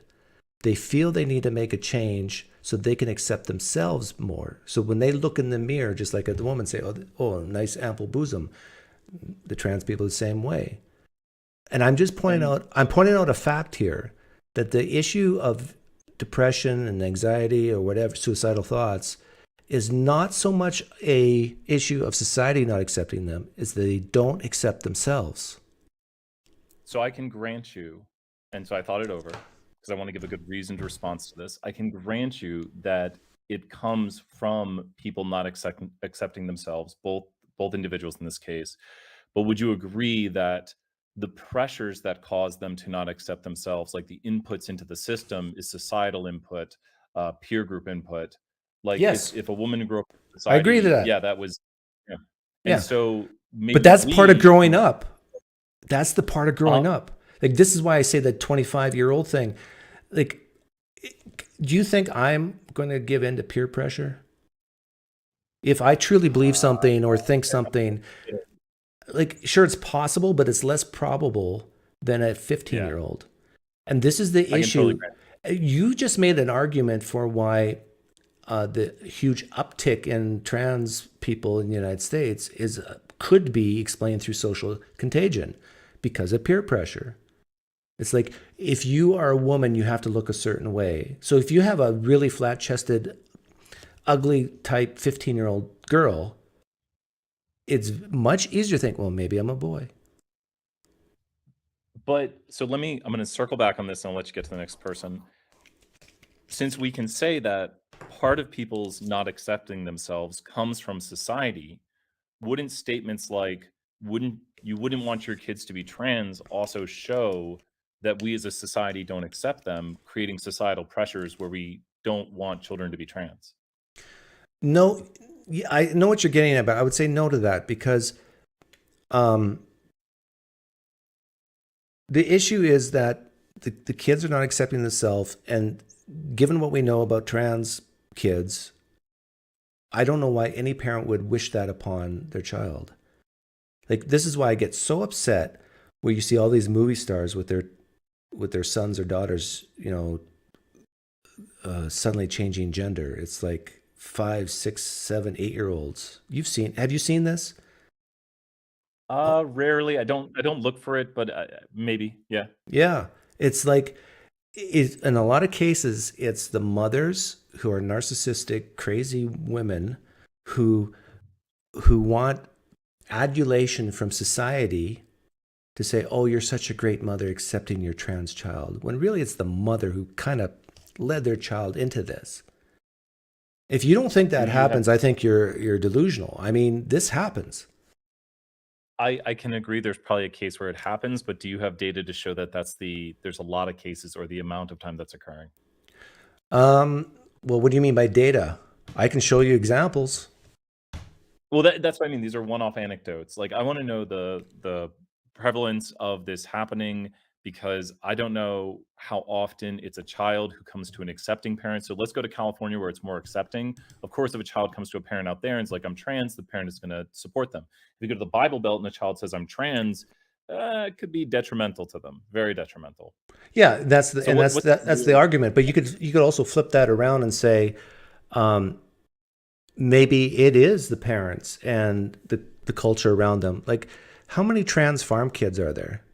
I'm sure there's one, or there's some, but compared to living in the very liberal places in California or Oregon or Washington, I mean, you're not going to find too many trans men or women driving tractors and plowing fields. Why is that? And your explanation would be, well, because they're scared to come out.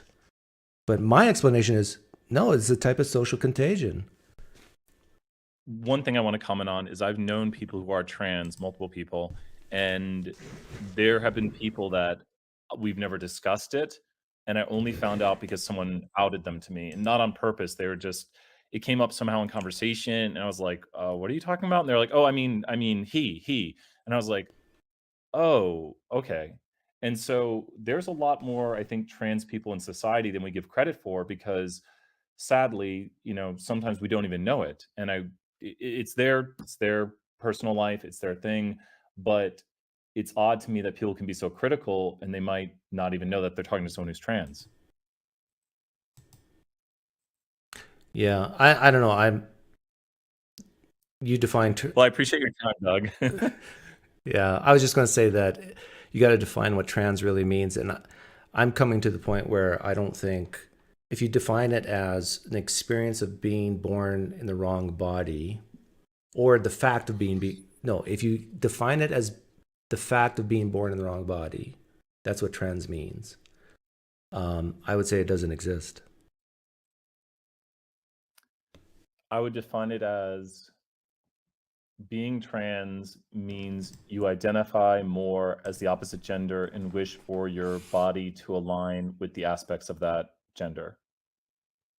Yeah, you define that more with the experience. Yeah. Yeah. And I would say that experience is real. Like, people really do have these thoughts, but I would say, just like in Christianity, their attribution is wrong.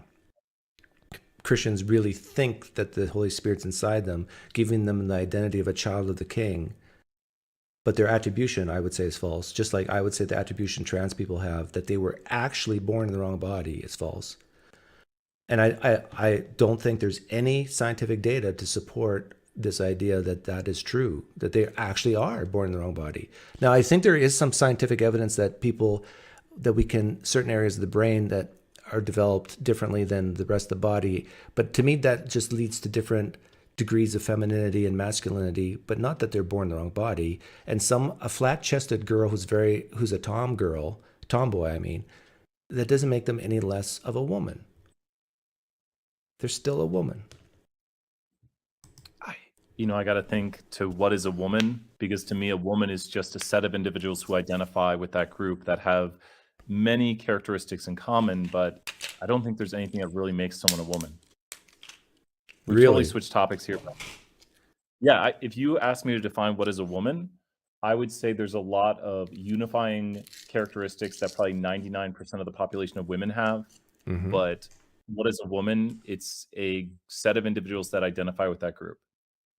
Okay, so if all men in the world identified as women, would they be women? Well, then they'd be women because there'd be no men, or there would be women in something else, maybe. Right. And so then if every single man on the planet identified as a woman tomorrow, would we only have one gender on the planet? Under my definition, yes.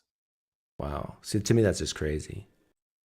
Well, then the problem is that gender would be very diverse. There'd be a lot of variation in it. Yeah, it becomes meaningless. You're right. No, you're totally right. See, and this is what Rationality Rules was talking about, that the goal or the end game is basically everybody's non-binary.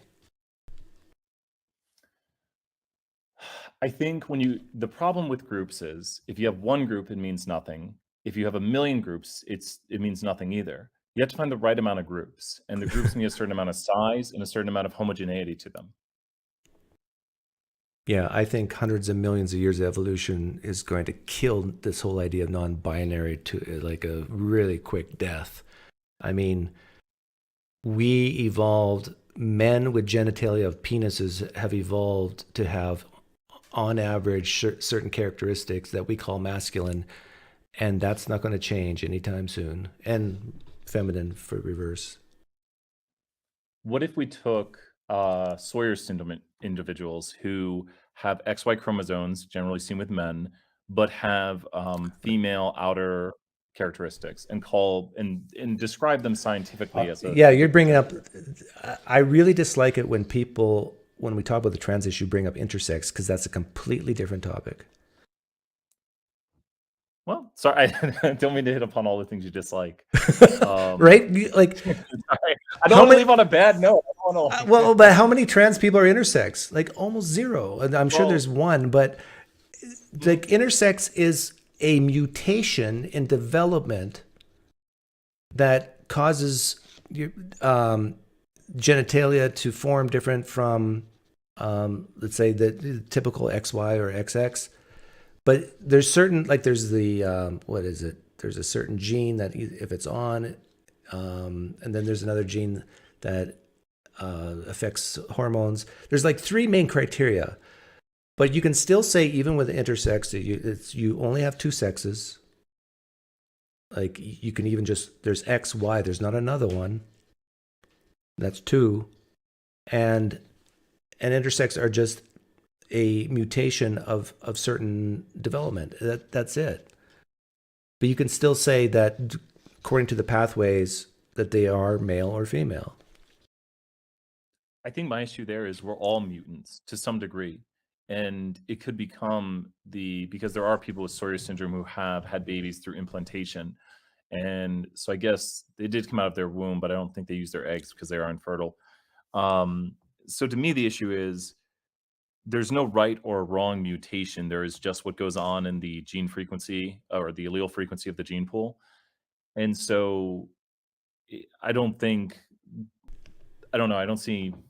know. Maybe you don't know where I'm going either. Well, you're trying to soften the word mutation, because if you're intersex right now and you're listening, I just called you a mutant, and you're saying, well, we're all mutants. You're basically trying to comfort people, which is laudable. That's fine. Yeah, you're a comforter, and that's fine. And this is why you're a liberal. I mean, compassion is your number one value. Whereas guys like me, things like justice is more of a value than compassion. I think compassion can be very, very dangerous, and compassion is probably the most blinding thing there is. That when you do things for compassionate reasons, it's good, but you have to be very careful that you don't allow compassion to blind you from the truth. Can we end by going back to PineCreekville with one last question? Okay, and then I'll let Robert in. Okay, sounds good. So we're in PineCreekville, and we're going to see if you are a compassionate or just dictator. And they bring forth the prisoner. And you also have you're omniscient here in PineCreekville. Oh, great. And yep, that means you're not free. This doctor says I have been brought in because I did the surgery to the 17-and-a-half-year-old and went against the wills of dictator PineCreek. And now you know with your omniscient knowledge that the person who is offended here will never offend again, and they'll go on to be a good doctor. But PineCreekville has the penalty of what for this? For the doctor, what is the penalty of PineCreekville? He has to clean my room and do my laundry for a year. Okay. But you know with your omniscient knowledge, do you wish to be compassionate? And he says, I will go out and do good things in your name and no longer offend. And you know he'll do that. Or are you just and you say you must pay the penalty even though you will never offend again? He has to pay some type of penalty as a deterrent for others. But you see, my world, yeah. No, go ahead. I know we can't do this, but you're right. I would say, like, if we know someone's never going to offend again, I think punishment is useless. I think punishment should just be to rehabilitate. Yeah, you don't buy deterrence as a reason? I think they can be deterrents, but I think, wow, we're going to open up a can of worms if we go into our justice system currently. I think right now we're just creating worse criminals. But if you see, like, I believe we're animals, that we're highly evolved animals, and I think we're pattern-seeking mammals. And if I see my neighbor press a button and then his finger gets chopped off, I'm not going to press that button. This is how animal-like we are. We see, and this is why I call the Palestinians retarded, because they keep pressing the button and then cry when their fingers get chopped off. Like, you have to give a deterrence for people. If there's a behavior in society you don't want, you have to show negative consequences in order for people not to repeat that behavior. And then the consequences have to be consistent. It can't be like sometimes you get the finger chopped off. I'm not endorsing that, but that is true for changing behaviors. Yeah, like with Pavlov's dogs and stuff like that. Well, like if mice can do it, we can do it. I mean, you can train mice to behave certain ways. You can train people to behave certain ways, but they have to have punishment and reward. Mm-hmm. Yeah. Have you ever, really quick, let's not get into it, but have you ever heard of positive punishment, negative punishment, positive rewards, negative rewards? Positive punishment, what would be an example? That would be saying to your kids, you have chores to do, where negative punishment would be, I'm taking away your chores. Or negative punishment would be, I'm taking away your dessert. They just speak to giving or taking. Oh, Positive punishment is yeah. giving. Yeah. Right. My Anyways, wife, your parent, not me. My wife is like that. She instead say, no, don't eat the chocolate cake. She wouldn't say that. She'd say, here's some grapes instead. Well, thank you, PineCreek. Good conversation today. See ya.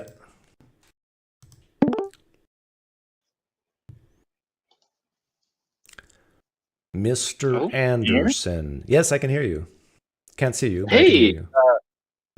I feel like the guy who got in line and the guy in front of me asked my question. I had a hypothetical about trans, and he pretty much hit it on the nose. Specifically about, if there was the technology to switch back and forth without any, I use ill in air quotes here, ill effects. Would that be something you support? And it seems like your stance is that it's not. You can't just change it. So if we take away the mental dysphoria for it, and just say that it's a preference, someone is a female and decides they want to be male, they can do this, technology that doesn't exist without any negative effects. If they're female to male, they can conceive children. Reverse, they can have kids. Is that something that you would still be opposed to until they're 18, or opposed to altogether? Yeah, when you say there's no negative effects, then like zero. If you, like, that's what you mean, right? Zero negative effects. Yeah, as I'm sure there would be some. If you're a male to a female, you may think getting a period is a negative effect. But I mean, no long term. If a male goes to a female, they're never having a kid now. If a female goes to a male, the surgery is not up to the standard. Right, but the hypothetical, yes, is that there's no negatives. Right, but you're going even further, like no negatives in society. So, for example, I have a son who I have all these memories of him being a boy, okay? And you're saying if he basically just flipped into a girl, under my definition of girl, there was no negative effects, meaning I wouldn't miss the boy things he did or the boynish of him. Like, he even had to go in for testicle surgery, which has like a really horrible memory, but a great memory as well of triumphing through that situation. All those possible negative effects, whatever it is, that's all gone. You're basically saying you're rewriting history as well. And I mean more on the person side, so they wouldn't have the negative effects of not being able to conceive. There's a lot of sexual dysfunction that's tied to bottom surgery currently. If all of that was taken out of the equation. Okay, so just on that person. Yeah, I'm not talking about people's emotions. I'm sure you'd still have some societal effects of Jim wants to be Jill now. I guess my question is more of, it sounds like you are just of the stance that you're a boy or a girl, and while you can say that you are something different, there's still going to be changes to. And you're saying under 18 and things like that. I would. My question would be: would you draw the line at 18 if that technology existed? I would say practically. I would say practically yes. Okay. But I would also say ideally it should be higher, like 25. Okay. Yeah. Yeah, that's. I was kind of the same way. I grew up as an atheist and was very accepting of everything. And now that I have my own child, who's 8, the idea of them telling me they want to switch genders and doing surgery and stuff just seems wild to me.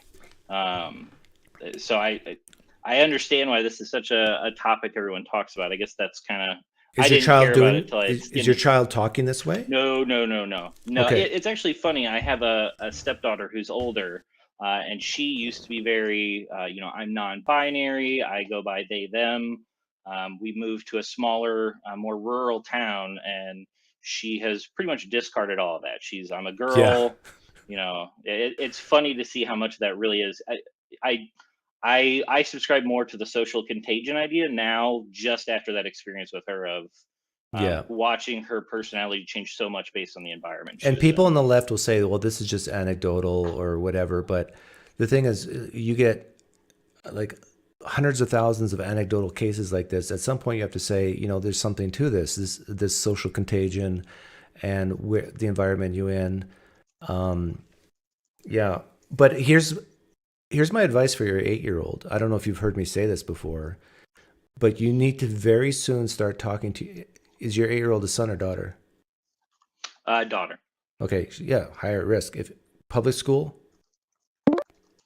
Yeah, we're in a very small rural town that's pretty conservative. So far, I'm not as worried about that. But yeah, it is something we still we look at the curriculum and stuff, and we talk with her about it pretty frequently. Yeah, but I would start now and just talking to your daughter about make predictions with her, like that you predict everything that could possibly happen that she'll hear or see in school on this issue.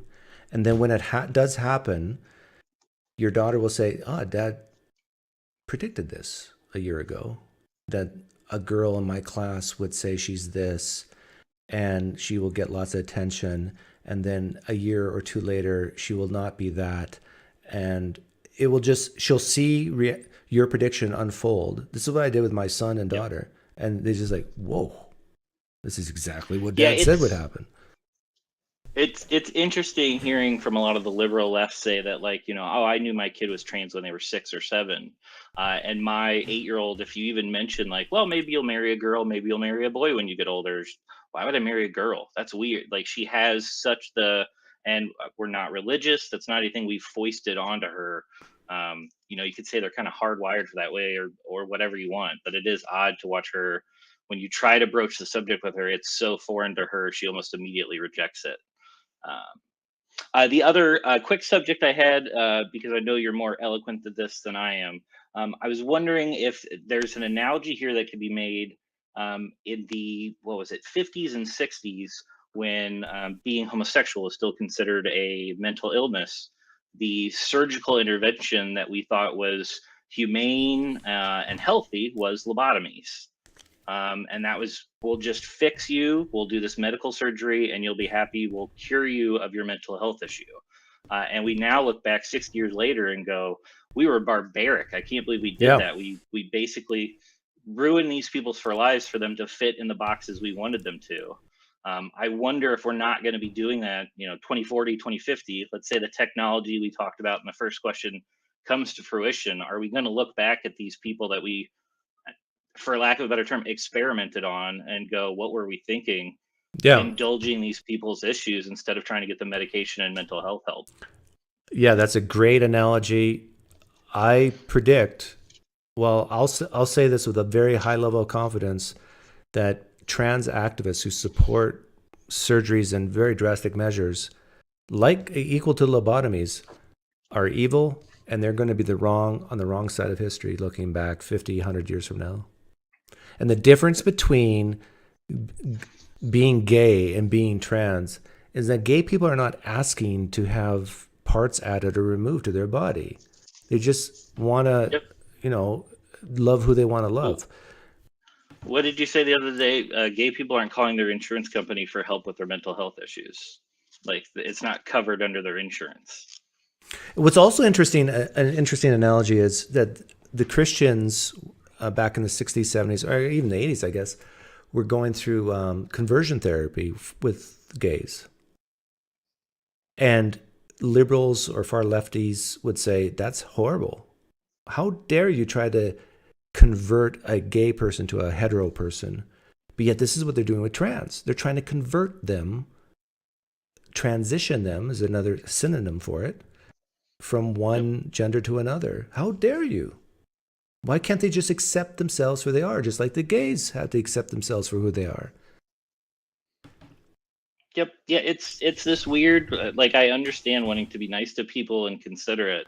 It also, I find myself in an odd spot where, I'm an atheist, so I don't agree with a lot of hearing the way people talk about Israel and the way it's tied to the Bible right now is downright nutty. But then you go, well, maybe I'm more of a lefty, and they go, well, you can't have guns, and your kid should be able to be trans before they hit puberty, and it's well, maybe you guys aren't the party either. So, first to rationality wins, I think, as Ben Shapiro is fond of saying. Yeah, I agree. Well, thanks for calling in, Robert. Awesome. Thanks. Yeah, I appreciate it. All right, later. See ya. Big tech.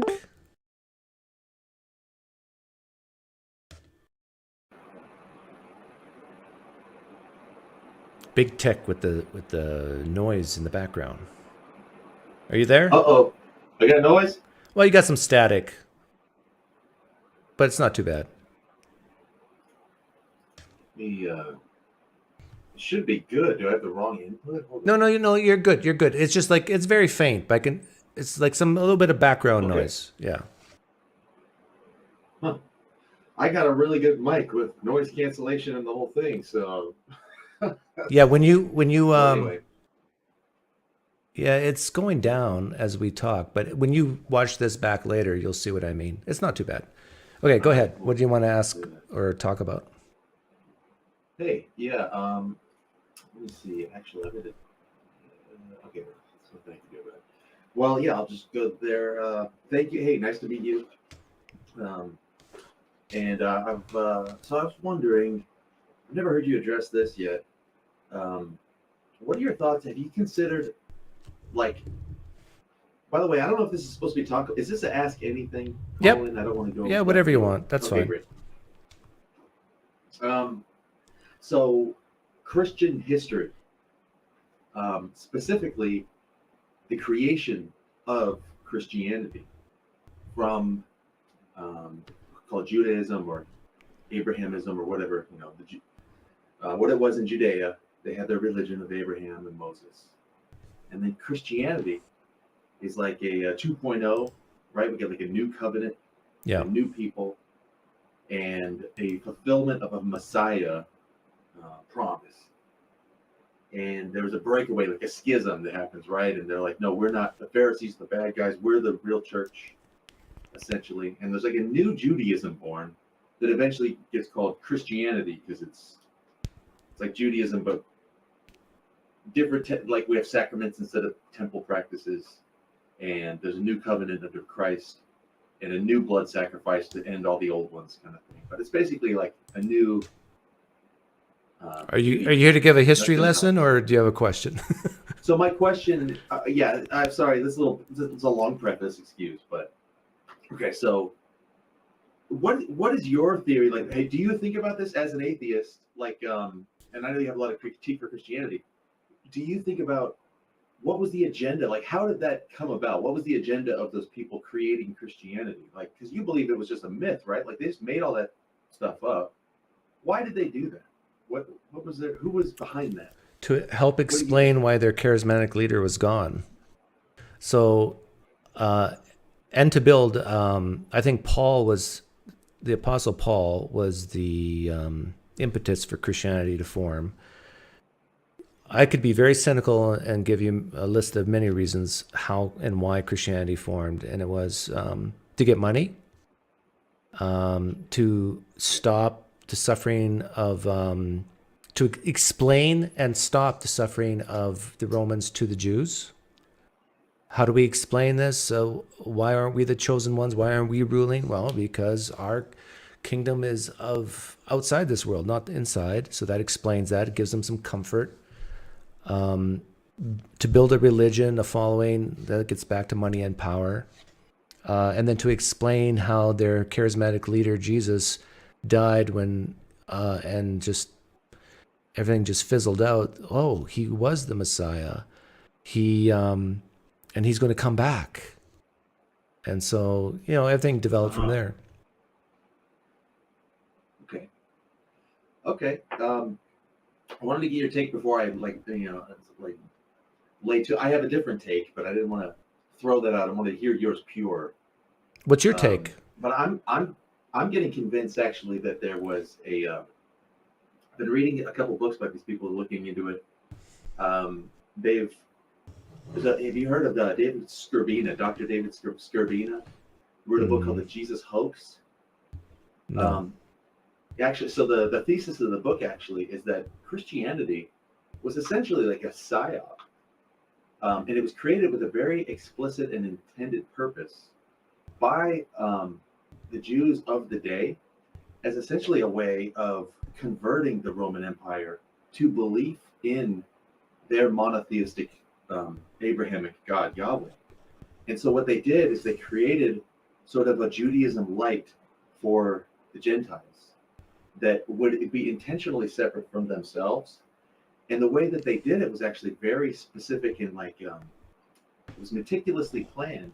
It's very interesting to consider that Paul, like you said, he was sort of like the progenitor. If you read the New Testament in chronological order, you would start with Paul's writings. Yeah. He wrote everything first. The Gospels come later to sort of actually add a narrative onto what he sort of had invented. So far, your theory or that theory is not much different than mine. Okay. Yeah, remember I talked about the suffering of the Romans to the Jews. This is a way to get that suffering to stop.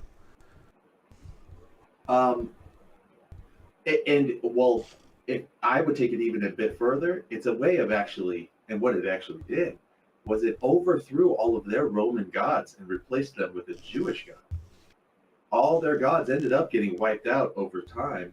And what we ended up with was a holy Roman Empire. So Christianity was a way of injecting Judaism into the Roman Empire, and slowly to subsume. Because what the Greeks and the Romans and the Hellenistics and all what they had was a lot of philosophy, and they had these gods that were very sort of heroic, and essentially they're mythological, but also human. They were gods of passion and gods of war and gods of ecstasy and gods of anger. And they were describing human traits, but being sort of explained in these myths. But what they didn't have was a one God, like a creator God that's above all gods, and a very linear theology. And the Jews had that sort of as an advantage, but they didn't have a lot of philosophy, and they didn't have an empire. They had something else. So to take it, I don't want to take. I would love to talk to you for a long time, but I don't want to take up too much of your show. But may I ask why this topic interests you? Yeah, big time. Yeah, I'm really interested in this topic. But why? Why do you think it interests you?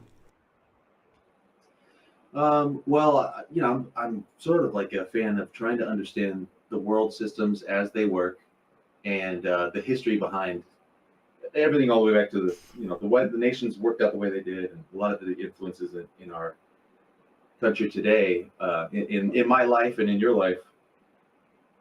Probably a lot of similar overlap to why you're interested in it. I was raised in a Christian home. I'm trying to understand why the people around me believe what they believe, and you just kind of pull on that string long enough. I'm trying to understand, where did all this come from? Was it just sort of like an organic thing?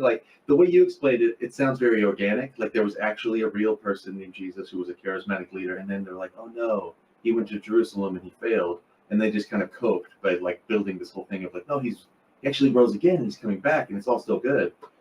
But what I'm finding out is actually that there's a possibility that Paul and Peter were actually sort of agents of this intentional sort of psyop to create a religion in order to spread Judaism in the Roman Empire and to the rest of the world. And if you look back at the old, and what God, I really need to work on getting better at explaining this idea, but I'm realizing even right Well, now, I'm trying to go off the cuff.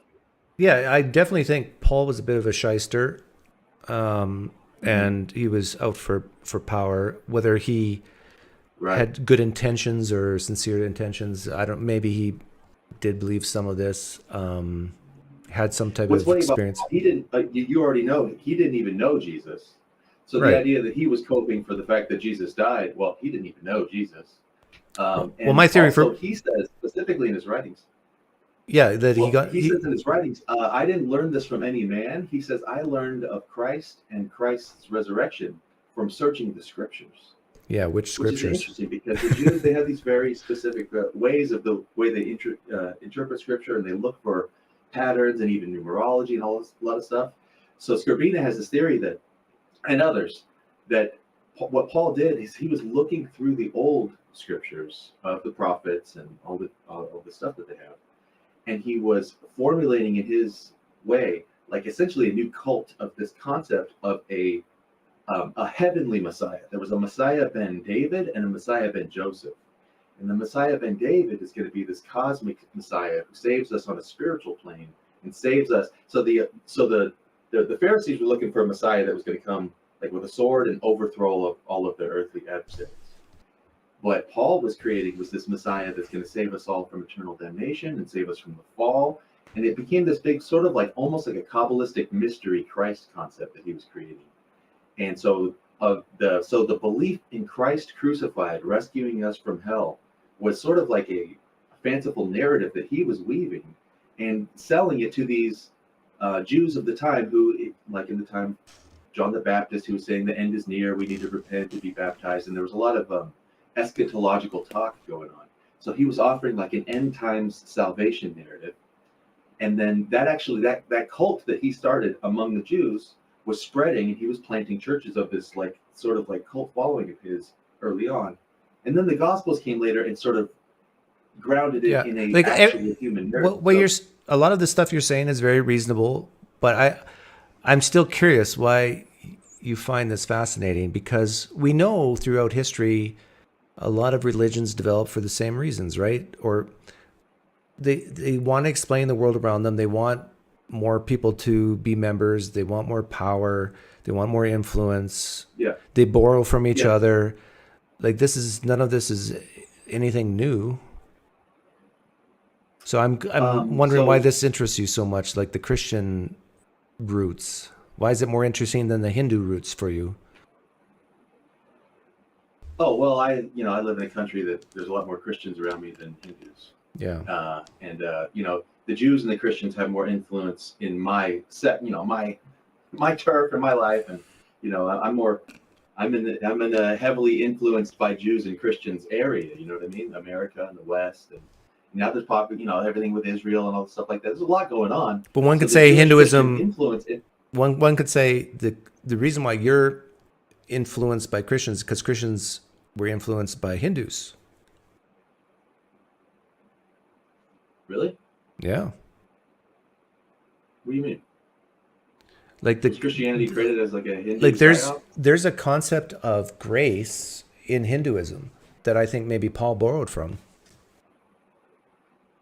Now I'm not a Hindu expert. Oh, okay. But yeah. And there's a lot of borrowing, a lot of Jesus, what he's saying was borrowed like straight from the Stoics, right? He was just essentially like it was almost like it was taking Greek Stoic philosophy and packaging it as a Jewish Messiah. Yeah, Christianity has a lot of influence from the Greeks, from Hindus, and of course Judaism. But to me, it's not that interesting. To me, it's not that interesting because, like, how does it really impact our everyday life today? Like, sure, you can explain, well, this is maybe why we have the values we have, but other than that, it really doesn't make a difference, does it? It doesn't make a difference to know why. Well, okay, so everybody around me, not everybody, so a lot of people don't believe in God, but everybody who does believe in God, the millions of people all around me, almost all of them believe in a Jewish God. And like, my name is Michael. I have a Jewish name, and I'm an American. Yeah. I'm not even a Jew. Everybody But around so me is what? named like Matthew or Mark or Andrew or something. It's like, so understanding the history of like, how did we all get Jewish root names, and how did we all have a Jewish concept of God, and how did all of this happen into the West? It spread all the way. There's a through lot the more Roman Empire, non-Jewish all the way names up to than New York. Jewish names in the United States. Well, now, yeah, it's true. But I mean, like my ancestors they're all Christians, and like way back, and it's just like an interesting thing, right? Like, so the Jews ended up sort of like creating the theology of all of my people for many, many generations was given to us by Jews. Isn't that fascinating? Because Jews Not to have you? Christian Well, roots. I think it's interesting that you're not interested in that. That's weird. I give me a reason why I should be interested in it. What do you mean? That's crazy. It's like, it's like, hey, did you You're know basically this? You're just like, saying well, that you I have mean, Christian roots. That's all. Which almost every Western Yeah, and nation I'm does.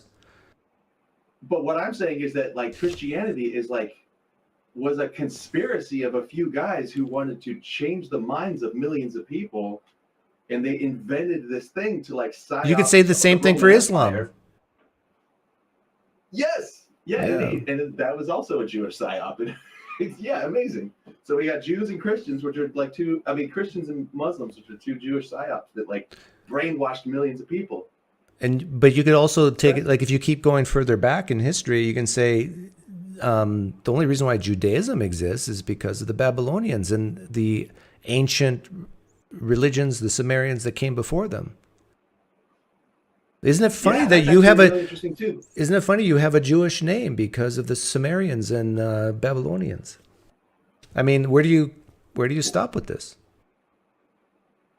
Well, I mean, the Sumerians didn't have there was no Archangel Michael for the Sumerians. That was like the Jewish. Like, I'm getting a sense from you, like, I love the Jews, and I've been told I shouldn't put the word "the" in front of Jews, but I love the Jews. But I get a sense from you that you are putting Jews up on some even bigger pedestal than I am. Yeah, they're like the all-time greatest deceiver of like all of my ancestors. Like Deceiver? They tricked all of my ancestors into believing in a fake god that they invented. It's a deception. You think that none of them actually believe? It's a deception, isn't it? Well, I don't believe any gods exist. Yes, you're right, but So that everybody who's then telling us that God exists, then that they're deceiving us. But let's say Paul was a deceiver and he was a shyster. Do you think all the Gentiles and Jews that listened to him and listened to Peter were purposely deceiving when they started spreading the good news? Like, surely some of them were sincere in their belief. But he was deceiving them, and some of them were in on it, and some of them weren't. I'm sure, just like any cult leader is deceiving his cult. And then so he creates like this deception that it's like a mind control program that all of his cult followers get into, and then they all believe it, right? But now I'm sensing some type of anti-Semitic conspiracy theory, Jew-hatingness in you. Am I wrong? Yeah, like why is it anti-Semitic? Well, because you're saying that Like basically... if I say all these Christian pastors, like if I go to televangelists and say this guy's a freaking lying deceiver who's lying to millions of people on TV. Are Jews deceivers? He's Christian. Are you saying Jews are deceivers? Well, their whole religion's a deception. I mean, a lot of Jews don't believe in Judaism. But isn't Judaism a deception? Well, when you say deception, you mean, like, I would say Judaism and Christianity and Islam are false. But would I call it a deception? And the people who are out there saying it's true are deceivers, right? I would just say they're wrong. Now, some of them might be deceivers. What? Like, do you think someone can have a sincere belief and be mistaken? Yeah, sure. Okay. That's different than deceiving, right? Okay. Yeah. Okay. So they're unwittingly pushing a deception. That word implies nefarious motives, which I'm saying in most cases doesn't exist for Christians and Jews in the world. What I'm saying is, like, I think Paul had a nefarious motive, and he knew he was. I can agree with you there. I can agree with you there, but Yeah. but we're talking about generation after generation after generation. Yeah. Like you have to keep that deception in quotes alive. Yeah, well, so we're getting a little weird in a weird spot. We're asking me about Jews, like Jews of today, but I'm talking about Jews of 2,000 years ago who invented the lie. And you're saying, like, are you anti-Semitic? I'm like, what, against those people 2,000 years ago? Like, that doesn't make sense. I'm saying, like, the Christians and the Muslims and the Jews all around me, they're all bought into a lie. It's not their fault. I'm not mad at them. I'm just going like, well, where did this come from? And I wonder if, like, understanding it very succinctly would help to maybe unravel like, what? Cloud of deception that everybody's under, like, a false belief, right? Millions of people over the planet believing something that's totally false. Well, but there's easier ways to do it. You just say what's more likely, a man rose from the dead or people write stories. Like, you don't even have to use the word deception. Well, that works for some people. And some people go like, I don't know. Why would I doubt that somebody rose from the dead? They just straight up believe it. But if you could show like, well, this guy right here invented that story, then they go, oh. You'll never Wouldn't that help? You'll never prove that to a Christian, Jew, Muslim that, oh yeah, they could have invented it. Most people are believers because it gives them something that they need. So let's say we even use the word deception. I think you're right. I don't know if it's most. I think a lot of people are. You might be right that it's most. I think a lot of people believe because they were told that it's true, and actually they're afraid of not believing because they'll go to hell if they drop it. They've been threatened that their salvation depends on believing.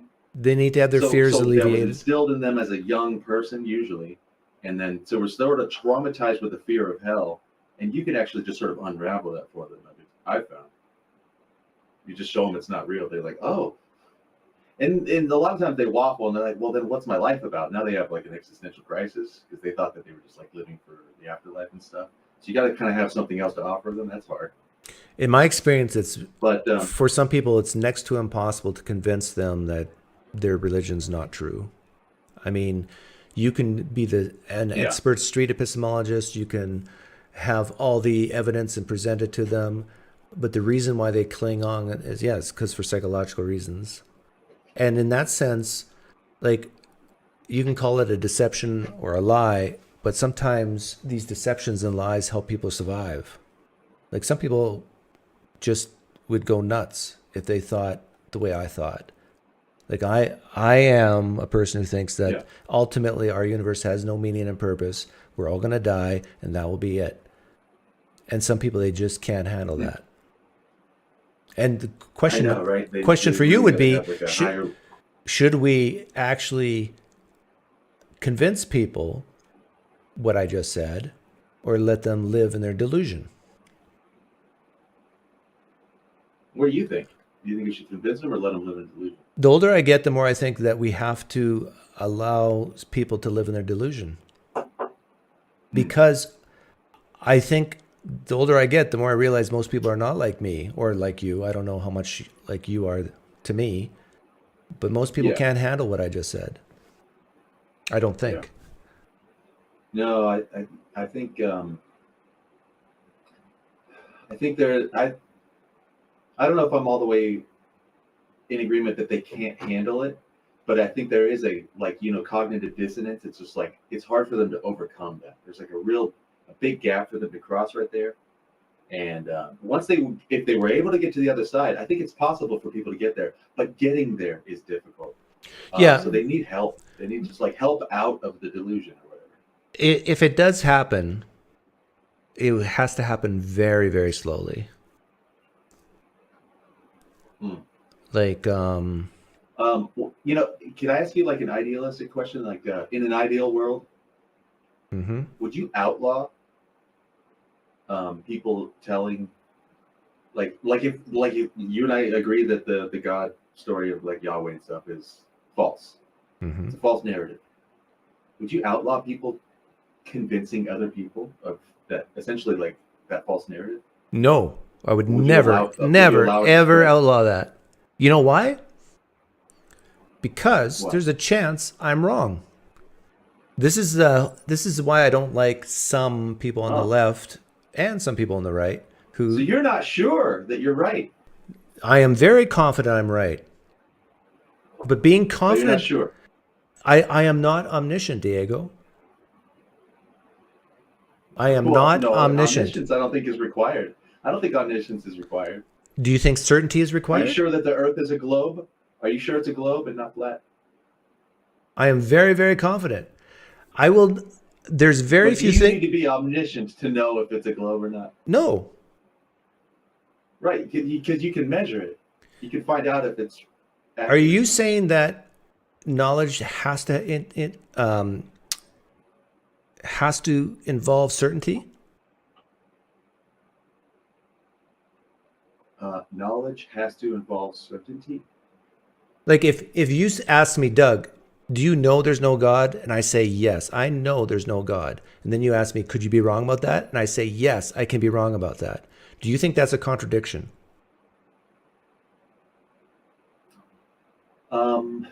No. Right. Okay. Then why are you pushing back on me? Because I said I know. I say I know here's and what. believe there's no God, but that doesn't mean I can't be wrong. Because, so would you then require then? Why is it then wrong to require the theists to uphold that same level of logic? Because they're not doing that. They're not doing that. They're not giving us that benefit. They're going around saying, I know I'm right, and you should believe this too, and you're going to go to hell if you don't. Some say that, not all.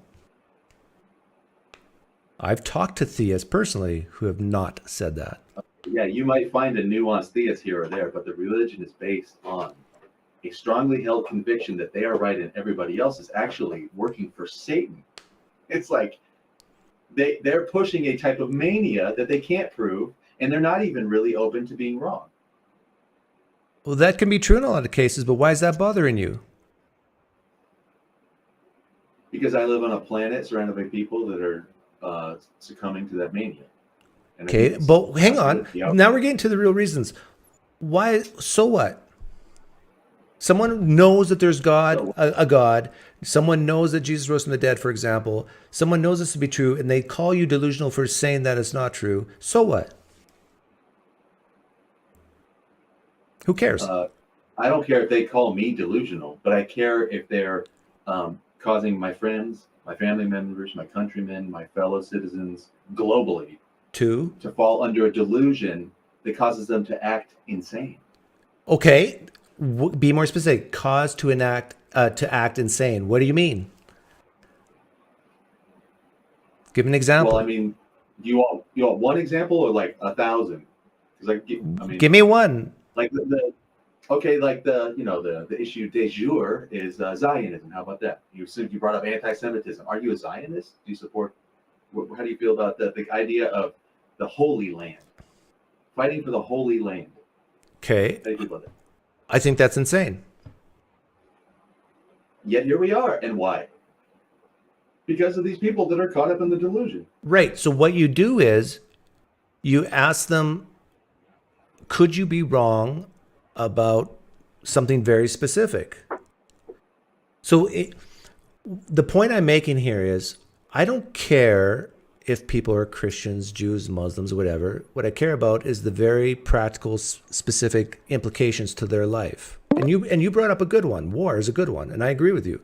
If you say you're fighting on behalf of a God, I would ask questions like, well, how do you know for sure your God wants this? Maybe your God wants you to lose this war. I've done this with Muslims. And the Pope, who has the Holy Spirit's authority to be the spiritual advisor on the earth, that gets his authority from, and it's like there's this whole history, and here we go back to like, well, where did all that come from? See what I mean? Like I pull on the string, I go back. Yeah, okay, well, your whole thing, your claim to authority, and relying on him. This is all based on a hoax that a couple guys made up. Yeah, you're not going to be effective if that's the way you say it. Well, and I mean, sure, the rhetoric could use some polishing, but I mean, it shouldn't. And if you think you're going to convince, when we discovered that germs weren't. people used to think that germs and germ theory, like I'm gonna have to let you go, all of Big the Tech. I things- got 2 other people who want in here. Yeah, that's fair. You gave me a lot of time. Okay, All thanks for so calling. you just think it's a dead. Diego.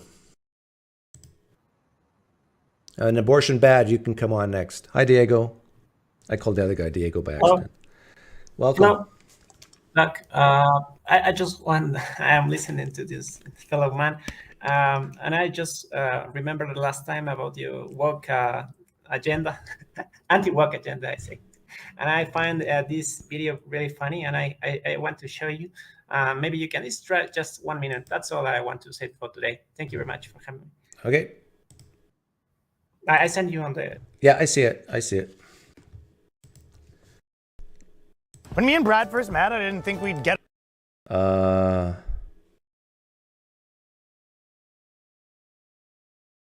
maybe watch that later. Okay, abortion bad. Let's see what he has to say. Hello? Hello, I can hear you. Hi. I called back again because I felt like I didn't communicate very well, but thank you for having me on again. Oh, you want a mulligan? Because I demolished you on abortion? Well, we'll see about that. So what I want to know is, do you or do you not agree with the statement that it's wrong to deprive people of things that belong to them that they would appreciate? Sure, yeah, okay, I'll agree to that. Okay, cool. So from that, some examples of where that would apply would be, for example, killing someone instantaneously while they slept, or stealing their post without them realizing, or killing an unborn child in the womb. So those should all be things that you think are wrong. Yep. Okay, cool. Even before the child in the womb is conscious, you'd have to agree that that's a wrong thing. Yep.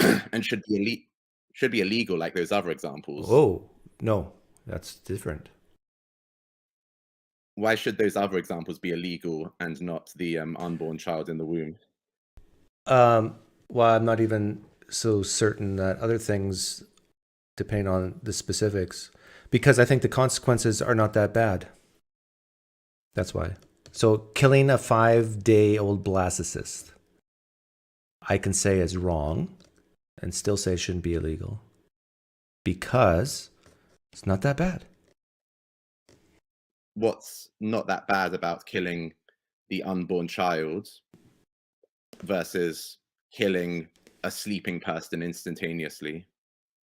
Because the sleeping person, assuming they're like more than a year old or past birth, has a relationship to other people that if you kill that person, they'll be missed. What if everyone what if he's an old person living by himself? And you kill him? Then you get to that moral dilemma of like, should we harvest organs from someone? Do we want to live in a society where that could happen to anybody at any time? Namely, the most important reason is that one person might want to live. That's why I would still make it illegal. It would be both wrong and illegal. Okay, but that comes down to whether they would appreciate the thing that you're taking away from them. And so since most people end up appreciating their lives, you're doing the same thing when you sort of take away their life before birth. Before birth. Yeah, to me, it's not that bad to kill a 5-day-old blastocyst.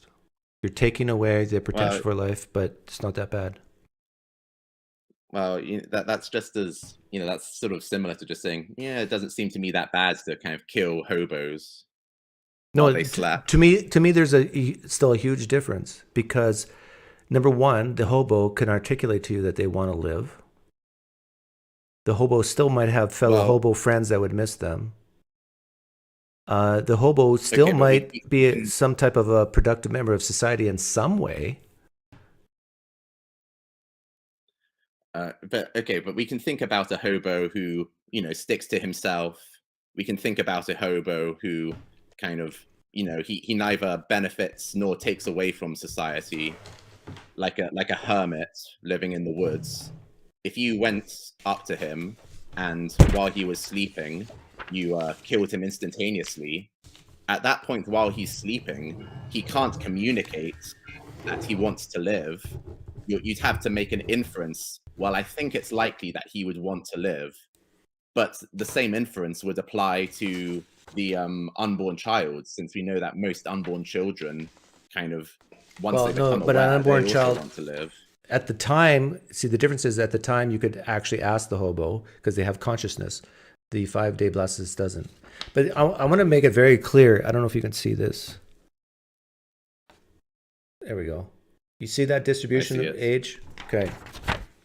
This is a distribution of value in my mind. So as someone is really, really young, their value is low. When they get to be middle age, their value peaks. And then as they get very much older, the value goes down. So when I say it's not that bad to kill a 5-day blastocyst, it's because I'm saying their value is low. And I would be consistent and say an 85-year-old's value is low to society. Is it 0? No. That's why I still say it's wrong. But it is much worse to kill a 40-year-old man who pays his taxes and supports his wife and 3 kids than it is to kill a hobo. This is hard language for people to listen to, but it's the truth. If I forced you to kill either a hobo who has 0 friends versus a father of 3 who pays his taxes and takes care of his wife and kids, who would you kill? If I had to, I'd kill a hobo. Yeah. But Why? Because their value is lower. But I need to turn my camera off for a second to do something. I'll still be around. Is that okay? You turn your camera off because you just admitted you'd kill a hobo. No, well, you admitted to some bad things that I need to elaborate on as well. So I know if I need to reverse the question and ask, should the punishment for murder be much, much lower if you murder the old person? Versus what? Versus if you kill them sort of person of peak, I don't know, economic potential or whatever it is you value. That's a great question. And actually, to be consistent, I would have to say, yeah, someone who kills a, let's say a 40-year-old man who's very productive in society and is a father, whatever, versus an 85-year-old who's on his deathbed anyhow. Currently, our laws don't distinguish between the two, I don't think. But to be consistent, I would say, yeah, the punishment should be way more for killing a productive member of society versus a burden to society.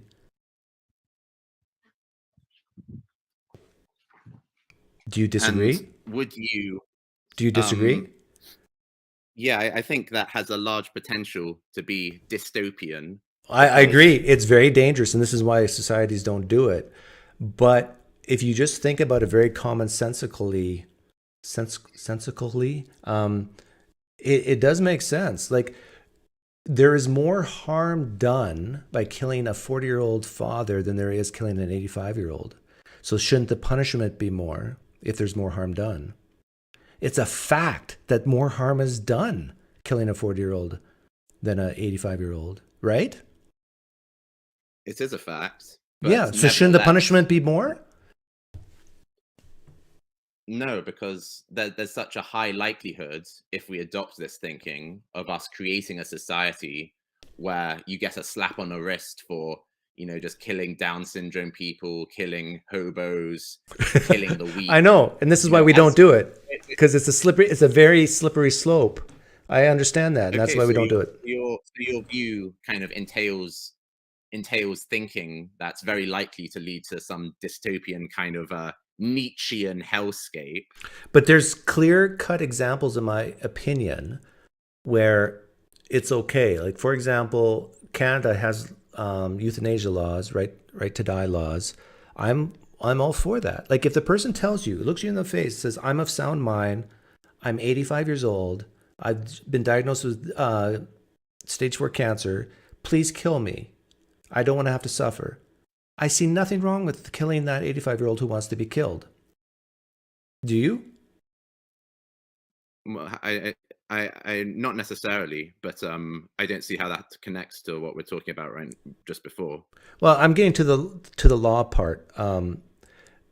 Now, bringing this back to, let's say, the zygote or the blastocyst, they don't have a brain, they don't have consciousness. Yes, they can in the future. But I would say that the harm done there is so minimal, it's a clear-cut case that it should not be a law against it. Yeah, but like, I think most people would say kind of like, it should be bad to kill people even if they aren't kind of productive to society. That's something that most people would agree with. Like when you're 85 years old, I'm sure that you wouldn't want me being able to sort of climb into your window at night and just slitting your throat while you're asleep or something like that. Well, that might hurt. Like I might be alive for a bit. But if I was 85 and suffering of cancer and you came in my room and killed me in my sleep with a shotgun blast to the head and I never knew it was coming, I mean, if there was an afterlife, I'd say thank you. Yeah, what if you're not suffering of cancer though? Yeah, if I want to live, then it's bad. But the thing is, with a zygote or blastocyst, they have no will yet, right? Yes, but that's only because they're not yet aware, and we can infer that they will want to live the same way that I can infer that as soon as you wake up, you will also resume wanting to live. But while you are unconscious, you do not possess that active thought in your brain whirring around. Like you don't have the conscious experience of feeling desire to live because you're currently unconscious. So all I'd need to do is either wait for you to be asleep or put you under anesthetic and then shotgun blast you. Mm-hmm. And you'd be in the same situation as that zygote, where the only thing is kind of whether we can infer that you would want to live. That's what's important. Okay. But my wife would miss me. If I wanted to live, she wanted me to live. But that's really weak though, because we need to, like most people would say that just because you're a loner doesn't mean it's okay to kill people. Like it's not okay to kill hermits. No, I'm not saying it is okay to kill hermits, but what I'm saying is that the reason why our moral intuitions say that it's okay to kill an 85-year-old who's suffering, and it's okay to kill a zygote who doesn't have any consciousness, no suffering, is because of this. We are not all equally valuable, and I know this causes. No, that isn't. I know this causes Christians to just knee-jerk reaction. No, but this is what I'm just telling you the way it is. Most people do. No, the 85-year-old who's suffering, it might be okay to kill them as a mercy, in the same way you might mercy kill someone who's kind of burning from napalm and you give them a quick bullet to the head. That's why it's okay to potentially okay to kill the 85-year-old. Not because, he's not a useful, productive member of society. He doesn't increase GDP. That's not what people think about. You're not, I don't think you're ever going to convince me, and I'm not going to convince you. And so this is why people just will have their moral intuitions. They'll vote the way they vote, and it is what it is. I agree. And I just wanted to, sort of bring out a few of the sort of bad consequences of your kinds of thinking and a few of the okay, let me review. Let me review. The bad consequences of my type of thinking is hobos will be killed. Yeah. How long has abortion been going on in the United States? At least 50 years? How many hobos have been killed? Well, most people don't think exactly how you think, but if they did, then hobos being killed would become, once people adopt your mindset of thinking, it becomes more okay to kill people who are less economically productive, then no, I've never phrased it as more okay. I'm saying as in terms of less wrong. And no, not really, because you yourself admitted that it'd be more wrong to kill a 40-year-old or cause more harm kill a 40-year-old than an 85-year-old, right? Can I ask you why you answered that way? I said that the punishment and I agreed with your reasoning, but where we differ is that I want to hear you answer that. Should you said you agree with my reasoning, but I want you to. Why is it more wrong to kill a 40-year-old than an 85-year-old? I already agreed to this, but you say it. I want you to say it out loud. Okay, it's more wrong because it causes, more negative outcomes. However, you go further and say, therefore, because it causes more negative outcomes, the legal punishment should be more. And that's where we get into the kind of Nietzschean hellscape. Okay. Now, but if you agree with me that the reason why it's more wrong because of more negative outcomes, then I think to be consistent, you would have to say if it causes less harm, there should be less punishment, right? More harm, more punishment. Less harm, less punishment, right? Not if adopting that kind of thinking leads to us thinking, oh, we must, it should be okay to kind of kill the weak, to kill the hobos, to kill the okay. No. Okay. I think there's too much risk of this kind of. Let's get very practical here. Let's get very practical. Right now, first-degree murder gets life imprisonment and sometimes the death penalty in the United States. Good. First-degree murder. Wonderful. Okay. Fantastic. A mother comes in to an abortion clinic. Let's say this is a hypothetical because it doesn't really happen, but let's say 1 week into pregnancy, somehow she knows she's pregnant with 100% certainty. She's pregnant. 1 week, she gets something done by the doctor, takes a pill, whatever, causes an abortion. 1 week old, 7 days. What should the punishment for the mother be? Same as if she killed her toddler. So you would put her in prison for life. Yeah. That would be that might not be the ideal punishment, but it would be much better than now, because that would lead to much less innocent unborn babies being killed once we make abortion illegal. There's nothing in your moral intuitions that recoils to that. More intuitions, some of them are good and some of them are bad. I've been able to, here's an example of a moral intuition, like, oh, I should help the person who's kind of looks a bit more like me rather than the person who doesn't look like me. That's a moral intuition that lots of people have as well. But, you have I agree. think about which moral intuitions are logical. And the logical moral intuitions, to me, say that abortion, okay, but innocent. Let me point out an inconsistency. Let me point out an inconsistency in your thought, because when I asked you about the 85-year-old and this 40-year-old, and asked you which is more harm, you said more harm's done if you kill a 40-year-old father of 3.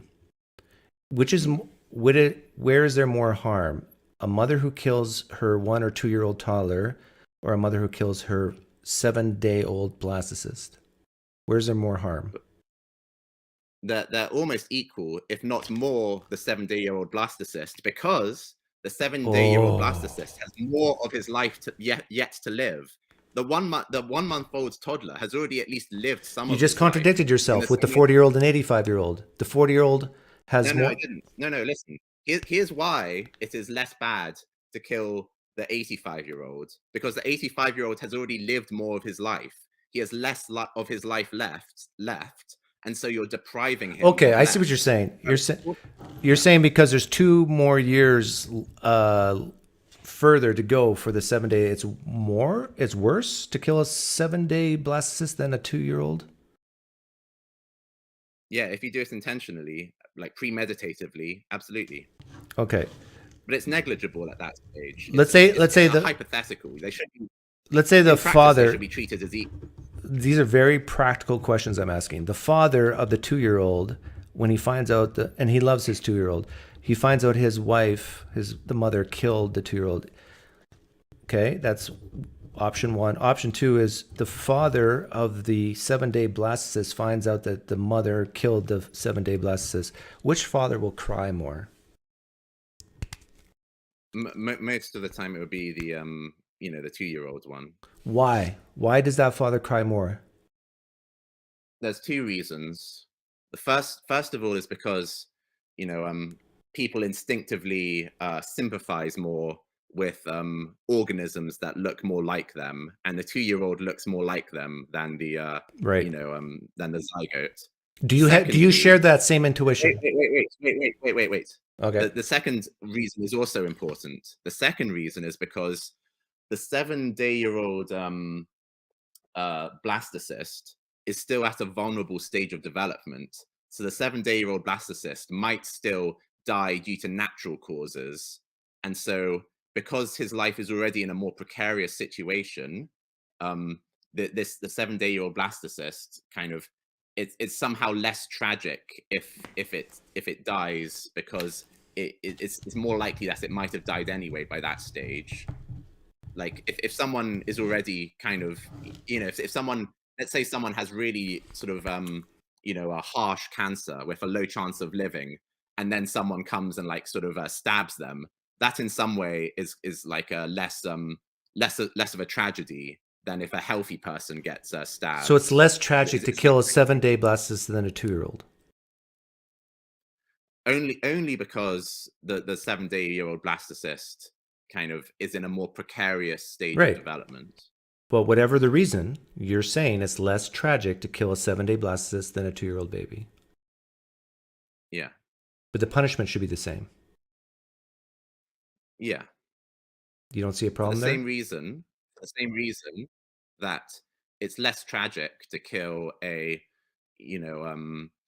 let's say an 18-year-old than it is to kill a 10-year-old, but still, like, kind of the punishment should be the same because it's just a more practical way. Would you say 18-year-old and what? You can't have like and 10-year-olds. Okay, I like that example. Is there more difference between an 18-year-old and 10-year-old, or a 2-year-old and a 7-day-old? Where's there a greater difference? In the second example. Yeah. This is another reason why I say it's okay to kill a 7-day-old. I say it's wrong, but it's not that bad. Because of this huge difference. There's so much in common between an 18-year-old and a 10-year-old that you do not see between a 2-year-old and a 7-day-old. Mm-hmm. Yeah. But, I already showed that kind of, or I gave my justification for why I think it's wrong to, kill people even if they aren't conscious at the time. So. Okay. Well, I disagree, but anyway, I think even though this was like a more argumentative discussion, I think kind of there was more clarity to it. So, but thanks for having me on again. I need to kind of eat supper now. Is there anything else you kind of would like to? No, I got other people who want in, so. All right then. Thanks for having me on again. See ya. Have a good evening. Bye. See ya. Bye.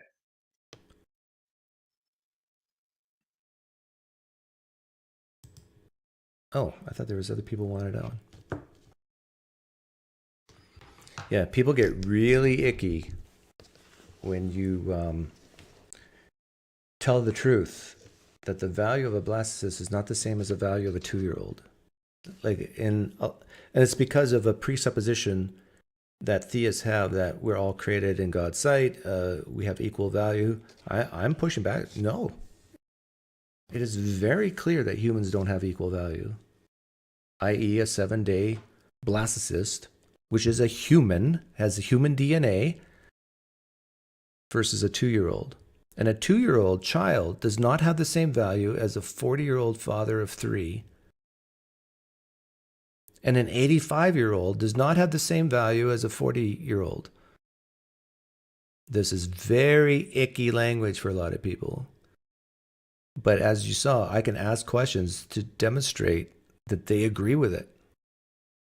They'll use words like less tragic, more tragic. And then you got the hypotheticals of who would you save, one toddler or 1,000 embryos. And most people, their moral intuition said they'd save the toddler. For the reasons why the gentleman said, like, because the toddler looks like you. Like, imagine something you can barely see in a petri dish. And you want to save it? Doesn't look like you. Has no brain. Can't talk. Same thing with someone who's comatose in a bed versus someone who's alive. And I mean, we humans, whether we like it or not, we value other humans differently.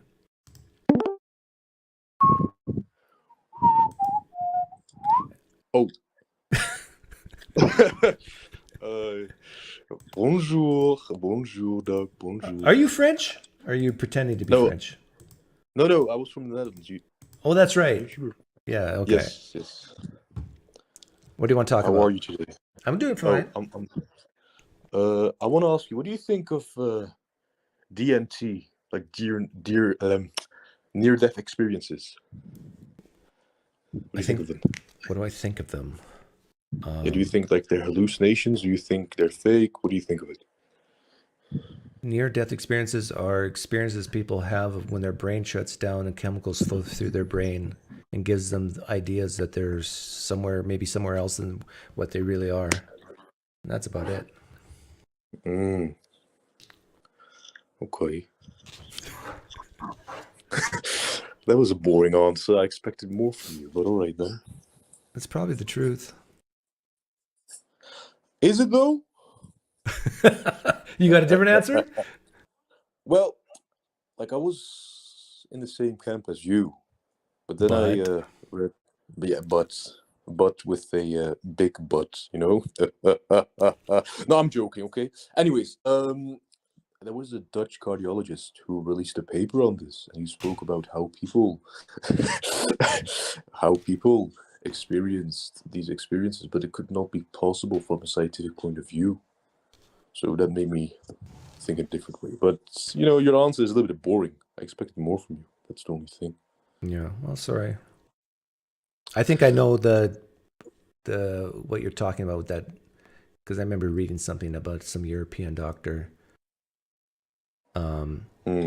But my mind can be easily changed about this. All you have to do is kill 1,000 people, bring them back to life, have a random number generator that they can't see, and if 1,000 people get the numbers right, sign me up for life after death. Hey, let's go. Yeah. Until then, you got nothing. That's true. It's merely speculation. This is my water-soaked napkin for near-death experiences. And again, it's near-death, not death. Let's actually kill people and bring them back to life. Kill them for like full 7 days. Once we get the technology to do that, we can put this to rest. We can figure it out once and for all. All right. Thanks for calling in, Admiral.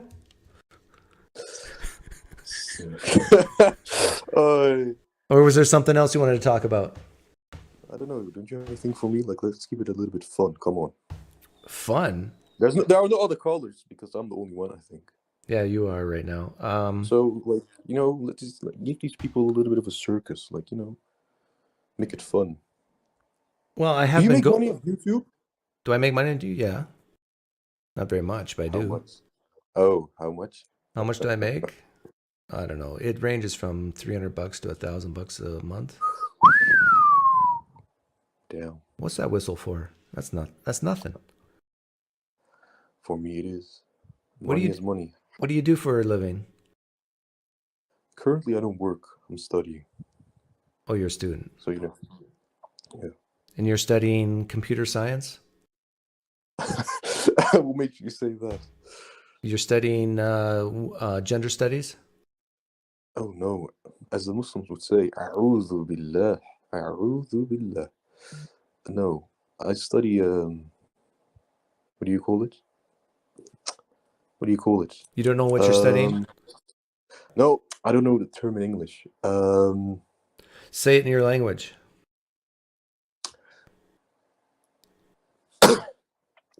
Religiewetenschappen onder het zin van theologie. Yeah, يعني. The only thing you got me was theology. Theology. You study theology? يعني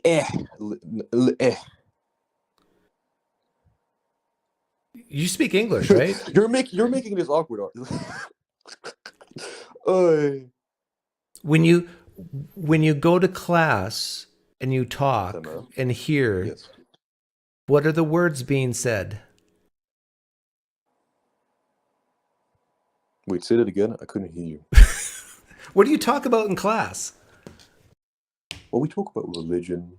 We talk about theology and the like, but it's not fully theology. That's the issue. Like, it's not, Yeah, okay. theology. So you've wasted your life learning about theology. Are you in the Yeah, but I process have- of wasting your life? But I have another degree, so it doesn't matter. So What's I your can other still make the degree? money with that. I do have, what do you call it? An English teacher degree, so I can teach people English for free. And it makes a lot of money in the Netherlands because they want. Can I test no you to teachers. see if this is true? Oh no! You're gonna make this awkward. No, we're not gonna do this on. When do you use a semicolon and when do you use a colon? Oh, we didn't. Didn't you have to go like in 5 minutes before? You use a colon Are when you Jewish? Doug, do you have Jewish blood in you? No. Do you have any Jewish DNA? I haven't done the No? DNA test, but my prediction would be 0% Jewish. I wish I was. think? I wish I was Jewish. You think? Because then more people would hate me. Well, I don't know. You do give me Jew vibes, though. What? No way. I give you Jew vibes? How? No, you seem smart. I think you know a lot about money and finance. I have influence in Hollywood. I'm smart. It seems like I'm good with money, so therefore I got some Jew in me. Is that what you're saying? You make Christians mad, so that's another thing. That's true. I guess I would be a good Jew, wouldn't I? Well, you don't have a big nose, so that's. I do. The thing. Your nose. Wait, turn. No, to the other side. Yeah, I've seen bigger. Oh. Oh no, I like your nose. It's not that big. It's not that big. It's a good nose. I mean, what? Say it. Go on. well, I'm just gonna apologize to my Jewish friends watching right now. What does it matter? Come on. Just, who cares? Let them be offended. That's true. That's true.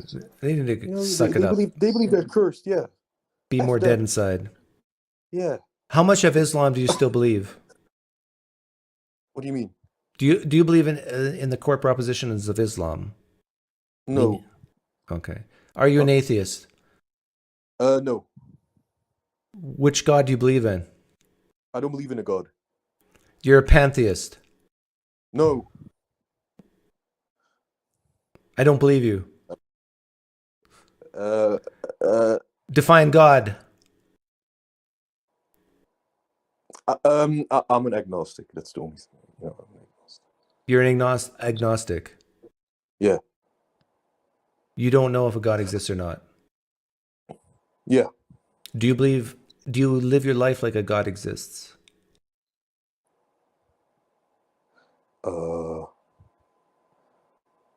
Depends. Give an example of where you live your life like a God exists. Well, for example, I'm very easy with giving money to the poor. And I also sometimes buy food for homeless people and give them food. Mm. And I do that not because, there's a God, but meaning, if there is a God. Atheists don't do that typically, right? No, but I do, and I'm not an atheist. Okay, well, thanks, do you Admiral. do that, no, don't go. You've had enough time with me. Do I give money to the homeless, poor? Yes. I make them earn it, though. They gotta tell me a joke.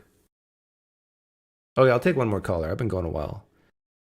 I'm going long today because I'm not sure if I'll be on tomorrow because it's Thanksgiving, but maybe I will still be. If I do go on tomorrow, it would be probably afternoon. Oh, I wanted to play more of this. Oh, I wanted to also play this. This is okay. I'm going to play something why I'm bored of Christianity. Like, listen to this and just look how absolutely boring this is. This is Red Pen Logic. Bart Ehrman. Things I do with my students. They know the Christmas story, the wise men, and you get the shepherds. Have them read Matthew and just make a list of what happens in Matthew. This. Then I have them read Luke and make the same list for Luke. And is there anything that cannot be reconciled? Like, how many times have you guys heard this before? Depends what gospel you read. Blows their minds. You realize, whoa, after Jesus is born, Mary has to make an offering in the temple. And then they go straight back to Nazareth, which is about 100 miles to the north up in Galilee. In Matthew's gospel, Jesus is born and Joseph is warned that Herod is now going to try and kill the child. And so Joseph takes the family and goes down to Egypt, and they stay there till Herod dies. When they hear that Anybody who cares about Christianity already knows all this. Herod dies, they come back. They can't resettle in Bethlehem like they want. They resettle in Nazareth. If Matthew is right that they went down to Egypt for months or years or however long, how can Luke be right that they immediately returned to Nazareth? And what is the answer to that question? I don't know. I don't know. I mean, you have to make something up. Okay. I saw this video this morning or yesterday, I forget. And let me say that there are very few contradictions in the Bible. In fact, one could even argue there's zero. Depending on how you define contradiction. If you define it like in the axiomatic, mathematical, logical sense of X, not X, then there are no contradictions in the Bible, except for maybe some numbers. Because a number can't be 5 and not 5 at the same time. But anytime you talk about going up to north to Nazareth or going down southwest to Egypt, you can always say both. Just now, the better term to use is tension. And as these tensions build up, it causes people to doubt their Christianity.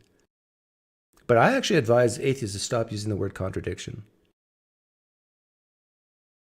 Because people like this, Tim Barnett, they're not wrong when they say it can be both. In this video, New Testament scholar Bart Ehrman offers Alex O'Connor an example of what he believes to be an irreconcilable contradiction in the Christmas accounts. Now, before we look at the specific supposed contradiction, let me make a general observation. Many alleged Bible contradictions arise from applying unnecessary assumptions or false expectations to the Bible. In many cases, the alleged contradiction stems from the reader misunderstanding or even misrepresenting the author's original intent. Let me show you what I mean. Ehrman challenges And who really knows what the intent is? Students to read the Christmas accounts in Matthew and Luke and make a list of events for each. What you will find is some similarity, like Jesus being born in Bethlehem, of a virgin, and after his birth returning to Nazareth.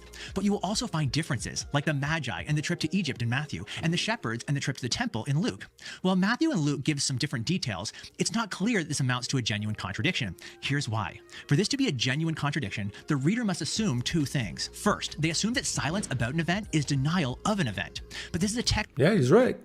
Textbook example of an argument from silence, trying to reason from what a source does not say to the conclusion that something did not happen. Since Luke is silent on Jesus going to Egypt, the argument goes, therefore Luke denies Jesus went to Egypt. True, Luke doesn't mention the trip to Egypt, but what follows from that? The answer's simple, nothing.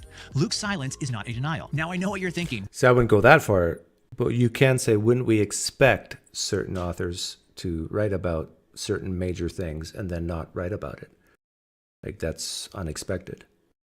But you can't say it's a contradiction. In fact, if you go to very conservative evangelical type websites, they got flowcharts, they got diagrams to explain it all the way how it technically could be both correct. The biggest type of contradiction is like, what time did Jesus die? Was it before noon, afternoon? Can't be both. But even then, they can explain away and use things like... So it's just... I just bored of it. Okay, so now we got 2 people want in. Oh, there's a new name here I don't recognize. Xavier? No, SkyX? Skyzix, what's up, Doug? Skyzix. You're new here, right? I am. I've been watching for a while, though. Okay. Your audio's kind of crappy, but I can hear you. Okay. What did you want to talk about? I guess my first question What are your thoughts on tattoos? I heard you talk a little bit about it the other day. I really don't care about tattoos, but I think if you heard me talk about it, was in reference to the trans issue, and I'm against teenagers getting tattoos before 18. I'm okay with the law saying they shouldn't do that, or that tattooers should not do that. Sure.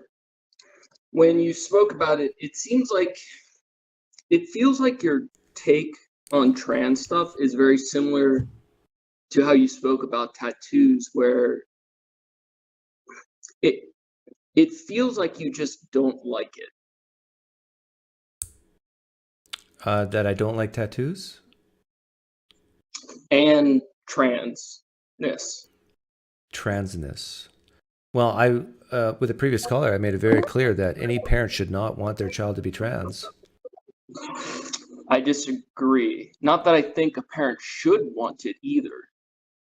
Well, hang on. How can you disagree and then say that? Do you think a parent should wish that their child's trans? Or want that their child? Okay, so you agree with me then. I don't think so, because it seems that you think it is inherently bad.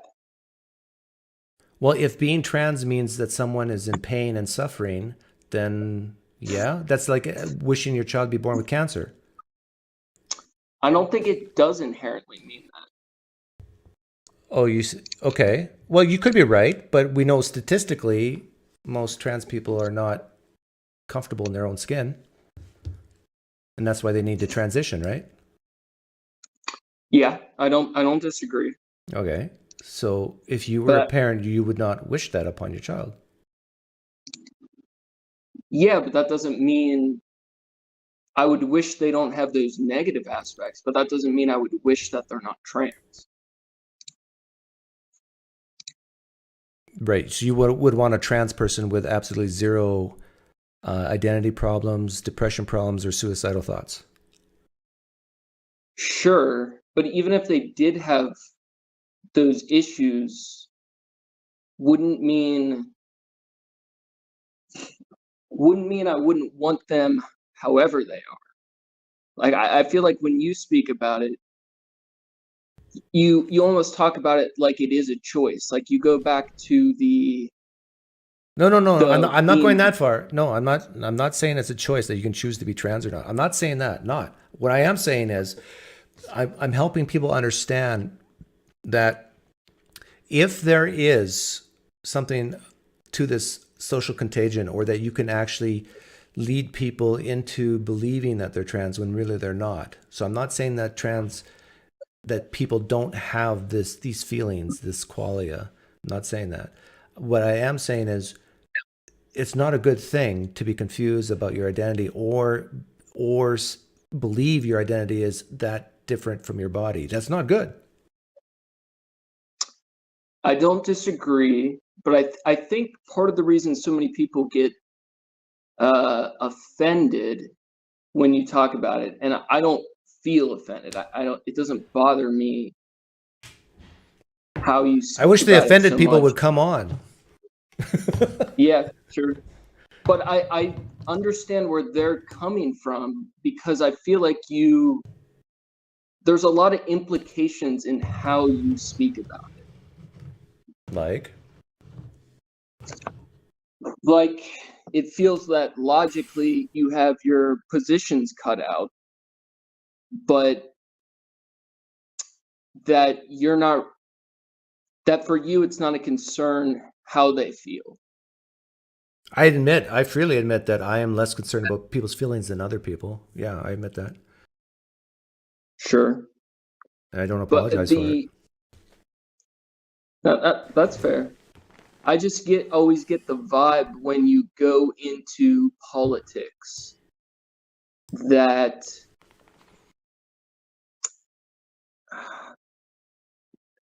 part of you wants to be hurtful about it.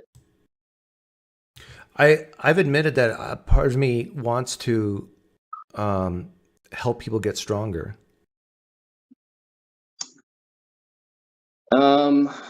So one way to get stronger don't- is to exercise your feeling hurtness muscle.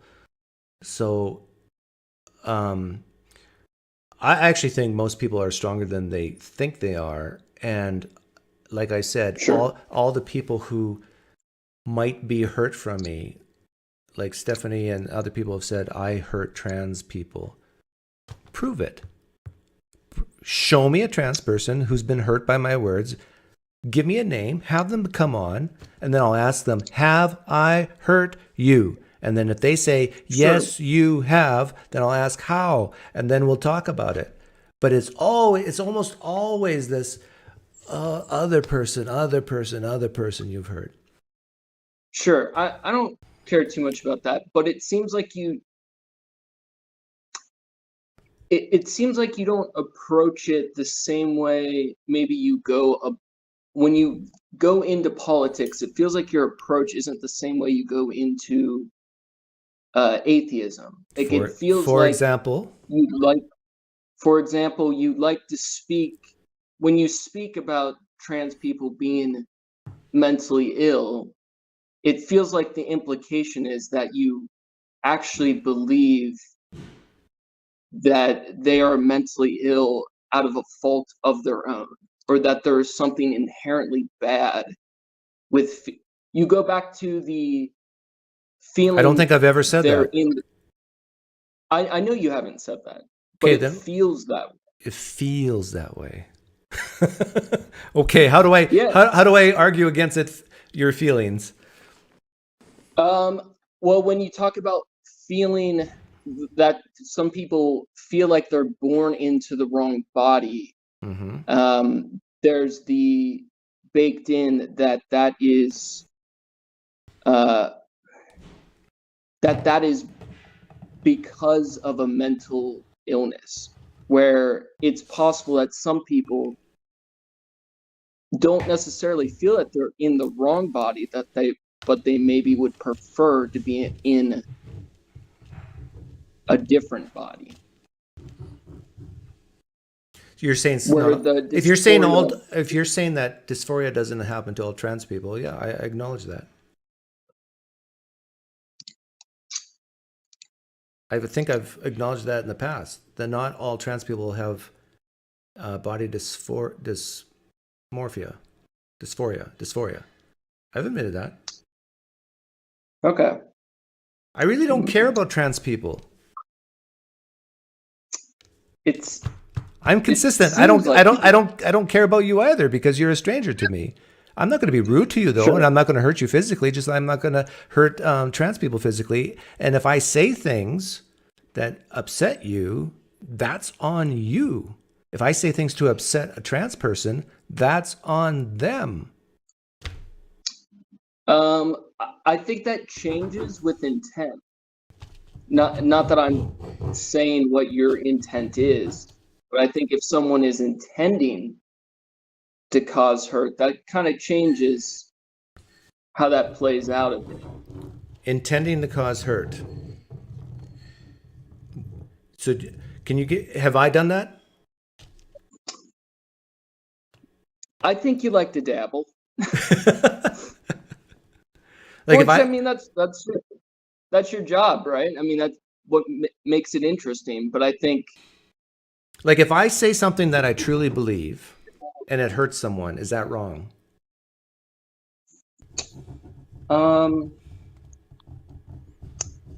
I think it can be if it's meant, or if it's done intentionally meaner than you needed. Like, I'm talking specifically, the only time I've even gotten flack about this issue is because of my YouTube channel, because I talk and people listen. I believe that. If a trans person is listening and I say something that I truly believe and they're hurt, whose fault is it? Mine or theirs? The correct answer is theirs. I don't even know if it's anyone's fault, right? Because this is just how it's people theirs. feel, right? Because number one, they can click off. Number two, they can choose not to be offended. Do you believe people can choose? Like, I understand that we have these gut initial reactions, But I'm talking about choosing to be offended. Do you think that's possible? That people choose to be offended or not?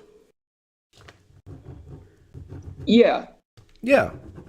And what I'm doing is I'm encouraging people to hear things that they strongly disagree with and choose not to be offended. Okay. I just think overall, maybe you're more antagonistic than you need to be. Well, that's Where just it a makes that's you just a less personal sympathetic. that's just a personal style preference, right? That might be. I mean, I like aggressive conversation. I like aggressive content, but it feels like with politics, it feels more abrasive from you when you seem to be. I can much tell more exactly why you empathetic. feel this way. Sure, tell me. You're not a Christian. Correct? No, not a right. Christian. So when you hear me say things that Christians find abrasive, you don't. But when you hear Correct. me talk But about that's politics, then you hear me say something abrasive that you kind of resonate with against me. You resonate with the people who might be hurt. So this is why you have these feelings. Because you agree with me on the religious stuff, but disagree with me on some of the political stuff. So that's why you come on and say, it just seems to me you're different with the politics. That's because you agree with me on the religious stuff. Yeah, but I think it's because we're right about the religious stuff, and some of your politics stuff, I don't think you are. Okay, let's talk about that. Name one political thing you disagree with me on, and you could be right and I could be wrong. But what is it that we disagree on? I kind of hopped on impromptu. I wanted to dive deeper into your specific review or specific political beliefs, but I believe you're Republican. I'm not sure where you fall on Trump, but you seem to lean pretty right on some things, and that seems slightly out of the norm with most atheist stuff. So I'm not quite sure, but I get the impression we're probably at odds on some of that. Okay, so you're not even quite sure what we disagree with politically. Yeah, I'm totally comfortable admitting that. Okay, I'm for law and order especially when it comes to hot topics like immigration. I think we should know who's coming into our country. Do you agree? No. Whoa, see, there's a major disagreement. You think it's okay not to know who's coming into your country? Yeah. Are you okay with Hamas coming into our country? Yeah. I couldn't care about our country. What? You don't care about our country? No. I have no allegiance to a nation. Okay, this is good. I love this. I love your honesty. Are you an American citizen? I am. But you do not care about who comes in this country and you don't even care about America? Correct. Do you care about your mom dying? Yeah, of course. Okay, we found something. I do too. I care about my mom dying. We found something in common. Would you care whether someone comes into our country who is a member of Hamas, who hates the United States and hates the citizens of the United States who pay tax dollars to support Israel and blows up a mall that your mom is shopping in? Do you care about that? I of course would care that she died. No, but not only I that she wouldn't died, care- but she died at the hands of an illegal immigrant who came in illegally who is a member of Hamas. Do you care about that? I wouldn't. No. Wow. I see it this way. I want to go anywhere in the world I want to go. And I Why? don't see why. Because I feel that's being free. Do you live by yourself? A partner, but yeah. In an apartment? Rent a house. Sure. You rent a house? Yeah. I can come in your house anytime I want? I don't like that. I like to be free No, too. I think I want to be free to come in your house anytime I want. Is that okay? No. Why do you have a double standard for your house and not the country? I think because there'd be an implication of not necessarily violence, but I think we should be able to have a right to privacy in our own space, right? But I don't like. I think there could be an argument that maybe not everyone could just go anywhere and live there permanently. But you just said you like but freedom. You like to go wherever you want. But there's limits to that, right? You don't go into other people's houses. Sure, I agree. There would Okay, be limits. why do you stop at houses and not countries?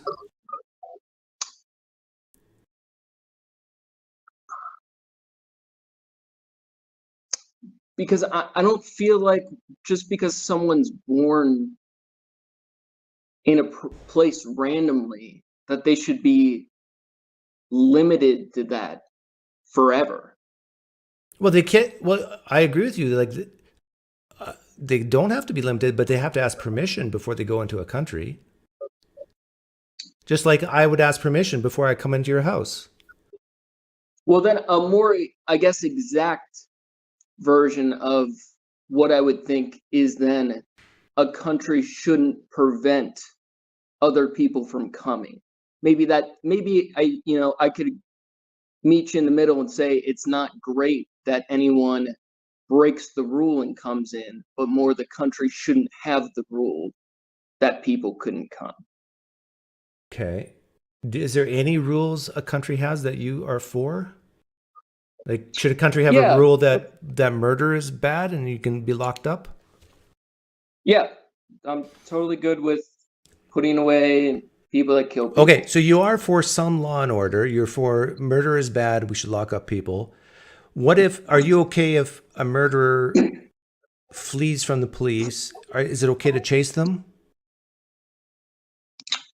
Yeah, I would say most of the time. Okay, let's say they're in a back alley and they're running away from the police. You're saying it's okay to chase them. Let's say there's police on the other side of the alley. Is it okay to put a gate to trap them so they can't go through? Is it okay to place a gate so they can't escape the alley? Yeah, to prevent them from escaping. I would imagine so, yeah. Yeah, okay. Now imagine the alley is a country and we got a Hamas person who if we could do a background check, we would know they're Hamas, know they've killed innocent civilians, and imagine they're in that alley and that gate is our border. We stop them from coming in. Is that so bad?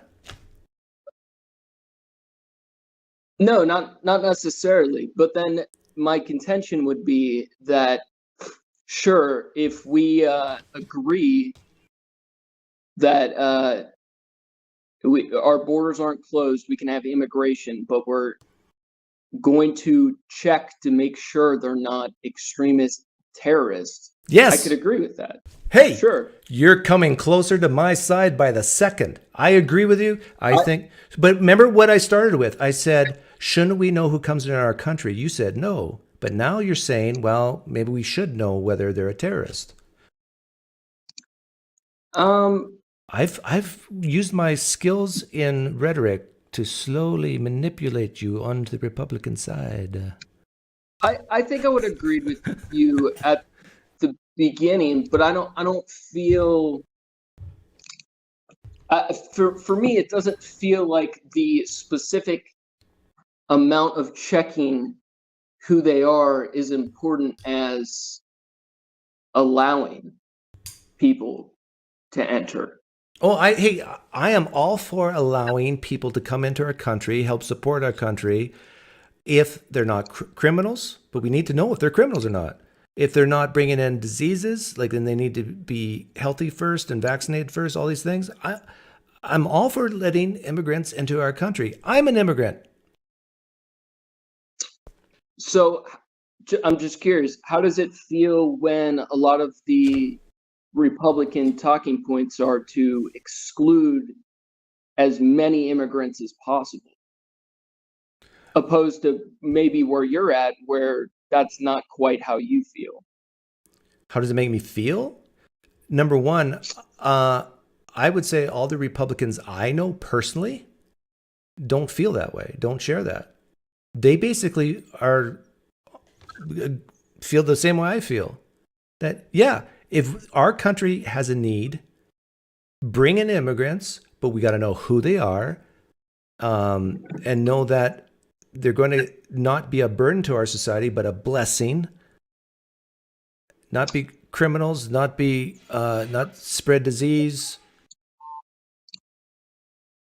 Like, to me, this is just so common sense, so incredibly reasonable that we ought to have a legal system where they come in through a port of entry, paperwork, everything, all the T's crossed, I's dotted, instead of just letting them cross in. I don't feel like most Republicans think that. Well, poll them. I don't know. But who cares? Who cares what most Republicans think? I'm telling you what I think. And do you agree with it? But a lot of the policy around immigration is not going to reflect what you believe on that. A lot of the policy is I agree. to exclude. So I would rather I personally, and I can understand where you're at, but I personally would rather there be no border than to have a border that keeps everyone out. So your main contention is you want more immigrants. Sure. Okay. So let's say, I don't know what the current immigration is, like the legal current immigration, but let's say it's 50,000 a year or 100,000 a year. What if I told you I'm going to become president someday, hypothetically, and I'm going to allow 1 million immigrants in? You would support that, right? 1 million per year. I think I agree with the idea you're getting at. I don't know what percentage of people that would be or how many people that's turning back. But let me ask you this. Would you rather have me bring in 1 million immigrants that they all have degrees, they all have PhDs, in fact, and they also are very entrepreneurial, and they have all net worths of over $1 million each? I can bring in those people, or I can bring in people who have no degrees, who have no money, and they're not criminals. None of them are criminals. But which 1 million people would you rather me bring in as dictator of the United States? I mean, of course, it's better to have the smarter, more accomplished people, but I think there's an argument for either. I don't know. Why is it better to have how strong? Why is it better to have smarter people in the country rather than stupid people? I mean, it's going to tend to serve the country better. But I feel like there's this thing that's been lost with America, the idea of, that anyone could be here, that anyone could have a chance, that we let people in who maybe aren't the smartest, aren't going to serve the country the best. And that I think that is a good thing too. And there's a ton of... Yeah, I agree. Like, you can have charity. You can let people who might be a bit of a burden to our country, but then you got to view it as charity or a gift. I don't know if it necessarily is charity. I mean, we have a need for low skilled jobs too. Yeah, I agree. But still, I agree. Low skilled labor is needed, but should be legal, right? We know who they are. We know where they're coming from. I'd say it's ideal we know who they are, where they're coming from. But to me, I think that's less important than... Than what? Or comparatively, it's better than the amount of people we don't allow in. So I feel your suffering from this illness I call feel sorry forism. You feel so sorry for poor people from other countries that you'd rather risk letting in a Hamas terrorist than to reject some of those poor people. Is that what I'm hearing? No, I think sure sounds like it. On the opposite, I think people in America feel so entitled that they should be here and no one else can, or that we happen to be born in the right place. You weren't. You don't deserve to be able to leave and try to change your situation. Let me ask you this question. There's 10 people at the border. One of them is a Hamas terrorist. The other 9 are poor farmers from Ecuador looking for a better life. Do you let all 10 in? You can only let 10 in or 0 in. Do you do it? I'd probably let all 10 in. So you would let 9 in who are good farmers, but the one Hamas terrorist. Yeah, if it was down to that binary, I mean, I wouldn't want that to be the choice. But if I'm stuck between voting this is feel sorry forism. Let me change it a bit. I'm curious. I'm very curious. One Hamas terrorist who's a known killer and one farmer from Ecuador. 2 people at the border. You can either let both in or none in. Do you let them in?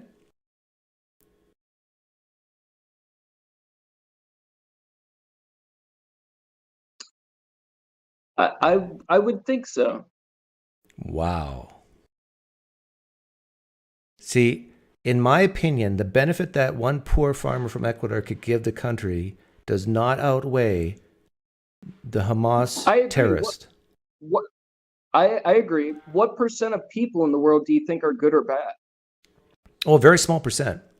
But in general. Let's say. But Sky-Zix, you got to remember that people who are at the border, the southern border, is probably going to be a higher percentage than general population because some of them are fleeing their countries for a reason. And that reason could be because they're criminals. So let's say it's still. It could be. Let's say it's only 1%. But is that your implication that more necessarily are criminals? No. I can even grant that. I can even grant that it's only like equal to the general population. But my point is this: we still ought to know who's who, and we can have a system where we let. Nothing's foolproof, but we can still have a system where we let in people who we know have no criminal record and keep out people who do. So in other words, I would answer the same hypothetical questions as no, I would not let those 10 people in, and no, I would not let those 2 people in. And if those 9 farmers get screwed because of it, they can go cry back in Ecuador. This is a sovereign nation. We're not going to let terrorists into our nation that are known to be terrorists. So this is why I don't suffer from feel sorry forism like you do. You say yes because you feel sorry for the 9. They just want a better life. I feel we are the same as them, and that I have no more entitlement to be in a place that is better than someone who isn't here. Oh, see, now you're describing what I call I gotta be careful. You're feeling guilty. No, I don't feel guilty. It just is what it is. You feel like you're an American citizen who doesn't deserve to be here, or is just?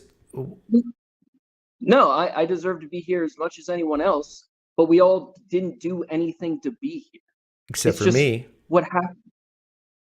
Well, you got your citizenship, I think. I in a lot of ways, legal immigrants have more right to be in the United States than people who are just born here. I had to get health checked, FBI, CIA checked. I had to get revaccinated. I had to pay a ton of money, and I had to pass a test. I had to work to become a U.S. citizen, unlike most other citizens. I can say I deserve to be here more than you. That could be true. Yeah. And you know what? A lot of immigrants like myself probably value the United States and respect the United States way more than its naturally born citizens do. I don't disagree. Okay.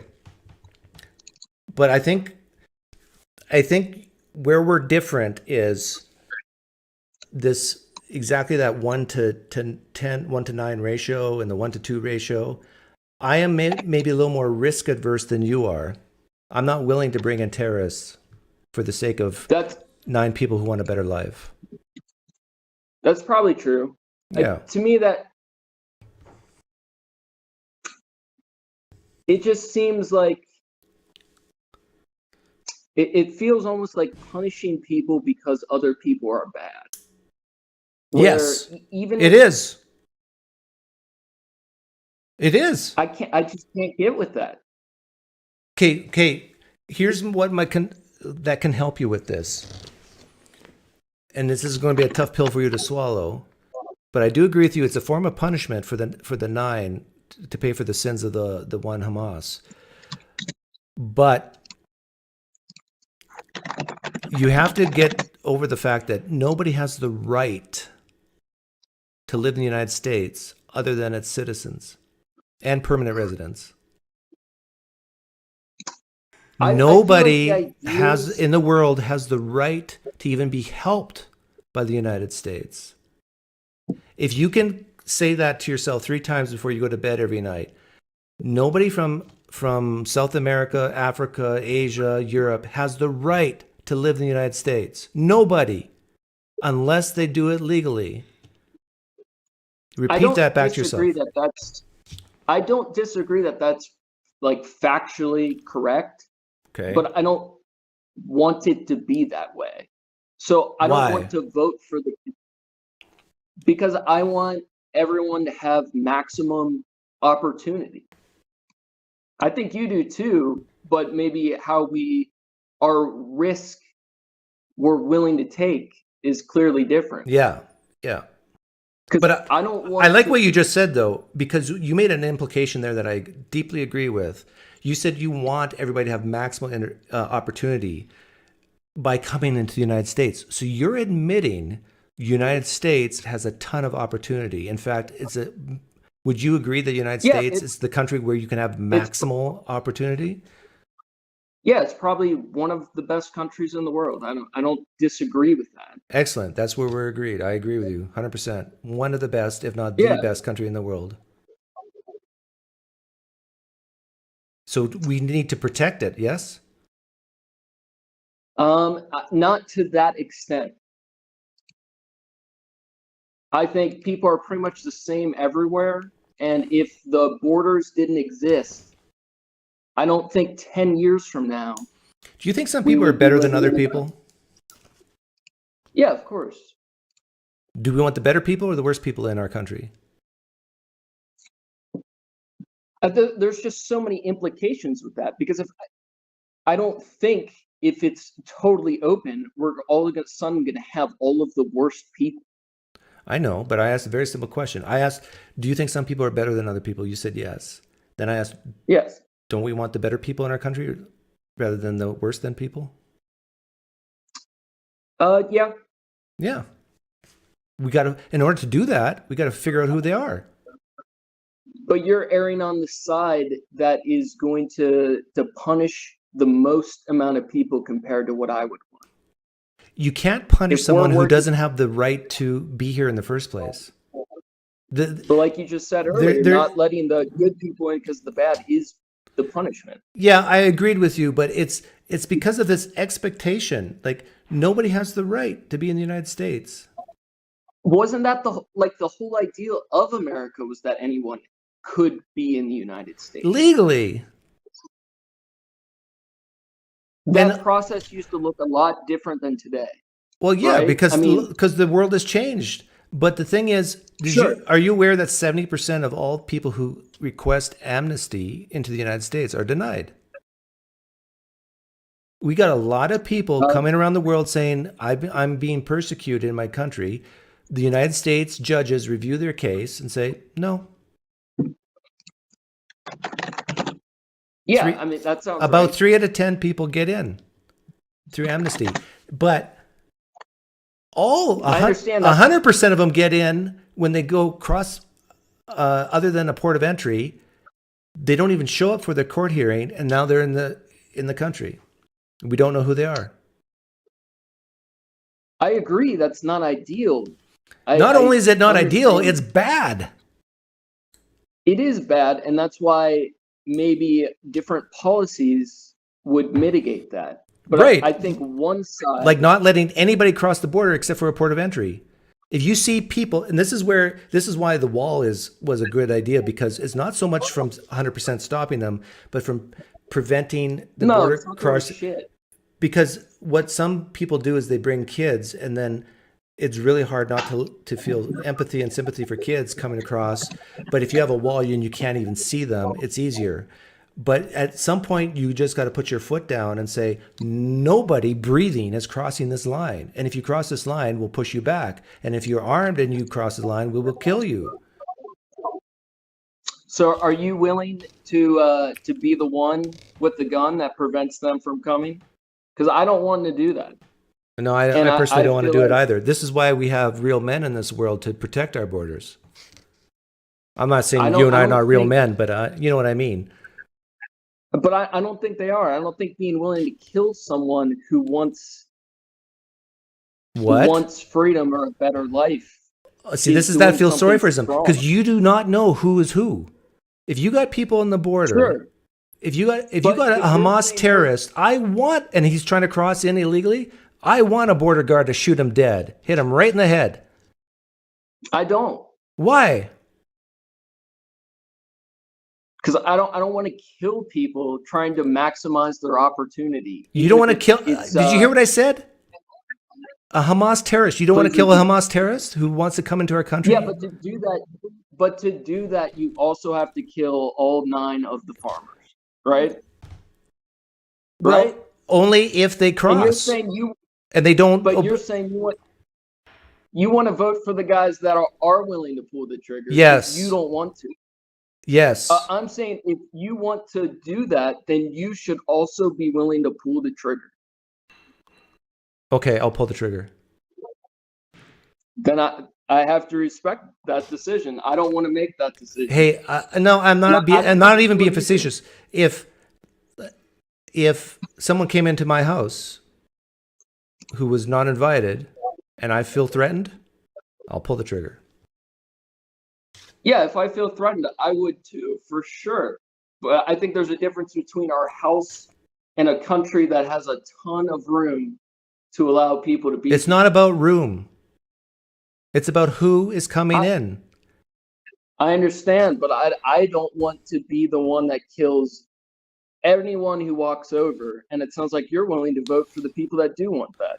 No, I'm saying you do not let anybody cross. And I said only if they, have weapons and they're crossing, kill them. Now they got weapons. I said that earlier. You can rewind the tape. I said armed. I might have misheard. It might have been the phone. But what I'm saying is it's tougher. What's really tough is when people come with kids and there's no wall, no nothing. So you see them eye to eye and they walk across, and you actually physically have to push them back. And they walk again, and you push them back, and they walk again, and you push them back. It would be very tiresome. So if you're on the border security and there's the person with the children, you're not letting them in. Nope. Damn, Doug. Nope. That's rough. Yeah. Well, I appreciate your time. Like, and this is what Hamas does in Gaza. They use kids as a political ploy. Oh, look, they have the Hamas leaders in the same house as a family of kids. And then when Israel bombs the Hamas leader or whatever, and all those kids die, see, look how terrible you are. This is what bad people use kids like this. I understand. I'm willing to take a higher risk, I guess, to help someone. Right, because you feel sorry for them. It's not about feeling sorry. And I don't go around feeling sorry for No, people less fortunate. it is because you feel sorry for them. You feel sorry for poor people or whatever. Why would you assume that opposed to that I just want people to have the same opportunities I've had? That I want. Watch that this. That I'm willing. $1 million Chinese entrepreneur, a billionaire Chinese entrepreneur wants to come into the United States. Are you going to say the same rhetoric? I just want that Chinese billionaire to have the same opportunities as we do. You're not going to say that. You're going to say that about the poor person.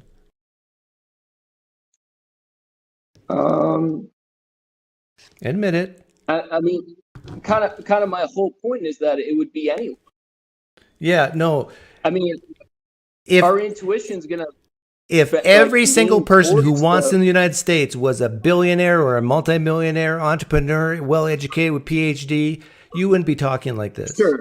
You wouldn't say, "I just want them to have the opportunity." They have opportunities where they come from, because they're rich, they're educated, they're whatever, they're successful. They've already succeeded.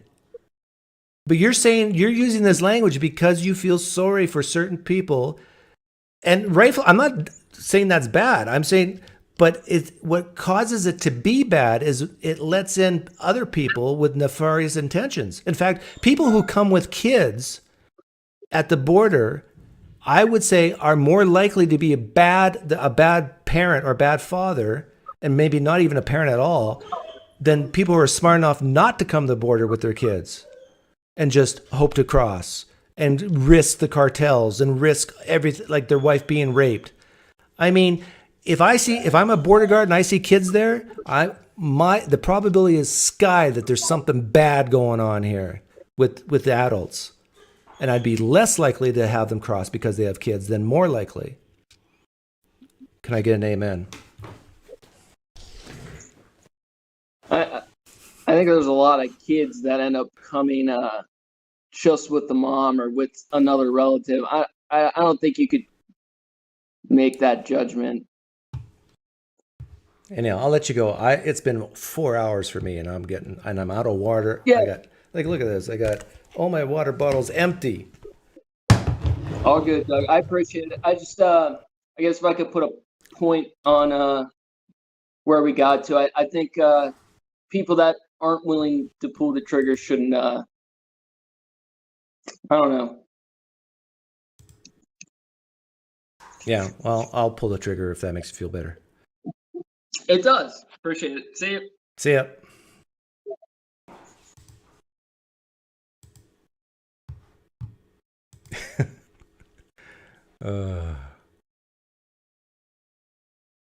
Okay, I'll read the chat a little bit.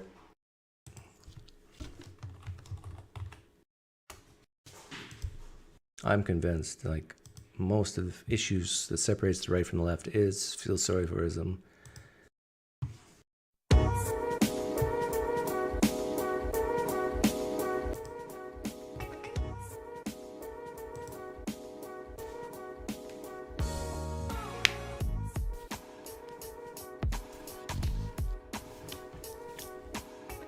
No responsible parent is going to put their kid in that situation, and the caller's not a parent. Probably not a parent, but I agree, Stephanie. If I'm a border crossing guard and I see kids there, I'm going to suspect foul play and not let anybody cross.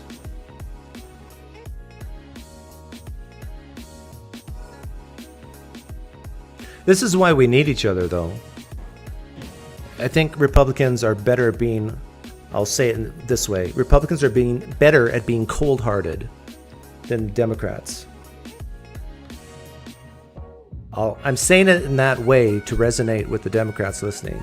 You do need cold-hearted bastards at times to protect you and your nation. Just look kids in the eye and say, no. If you crossing means that guy crosses, no.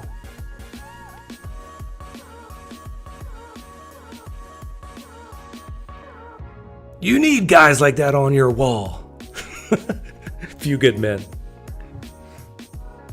But I actually think the compassionate thing is to have strict border policies. That's the real compassionate thing.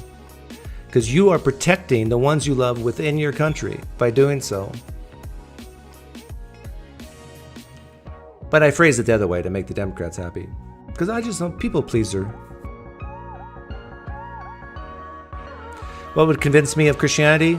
Joshua, you take me to a graveside and you pray in the name of Jesus for someone who's been dead for years to rise, to bubble up through the soil. That would convince me of Christianity.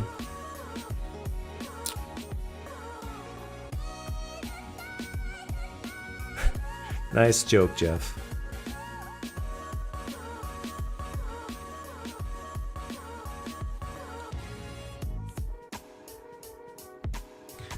Did we set a record? No. 4 hours, 15 minutes. Not quite. Hey guys, thanks for hanging out. I might be back tomorrow. Check for me in the afternoon.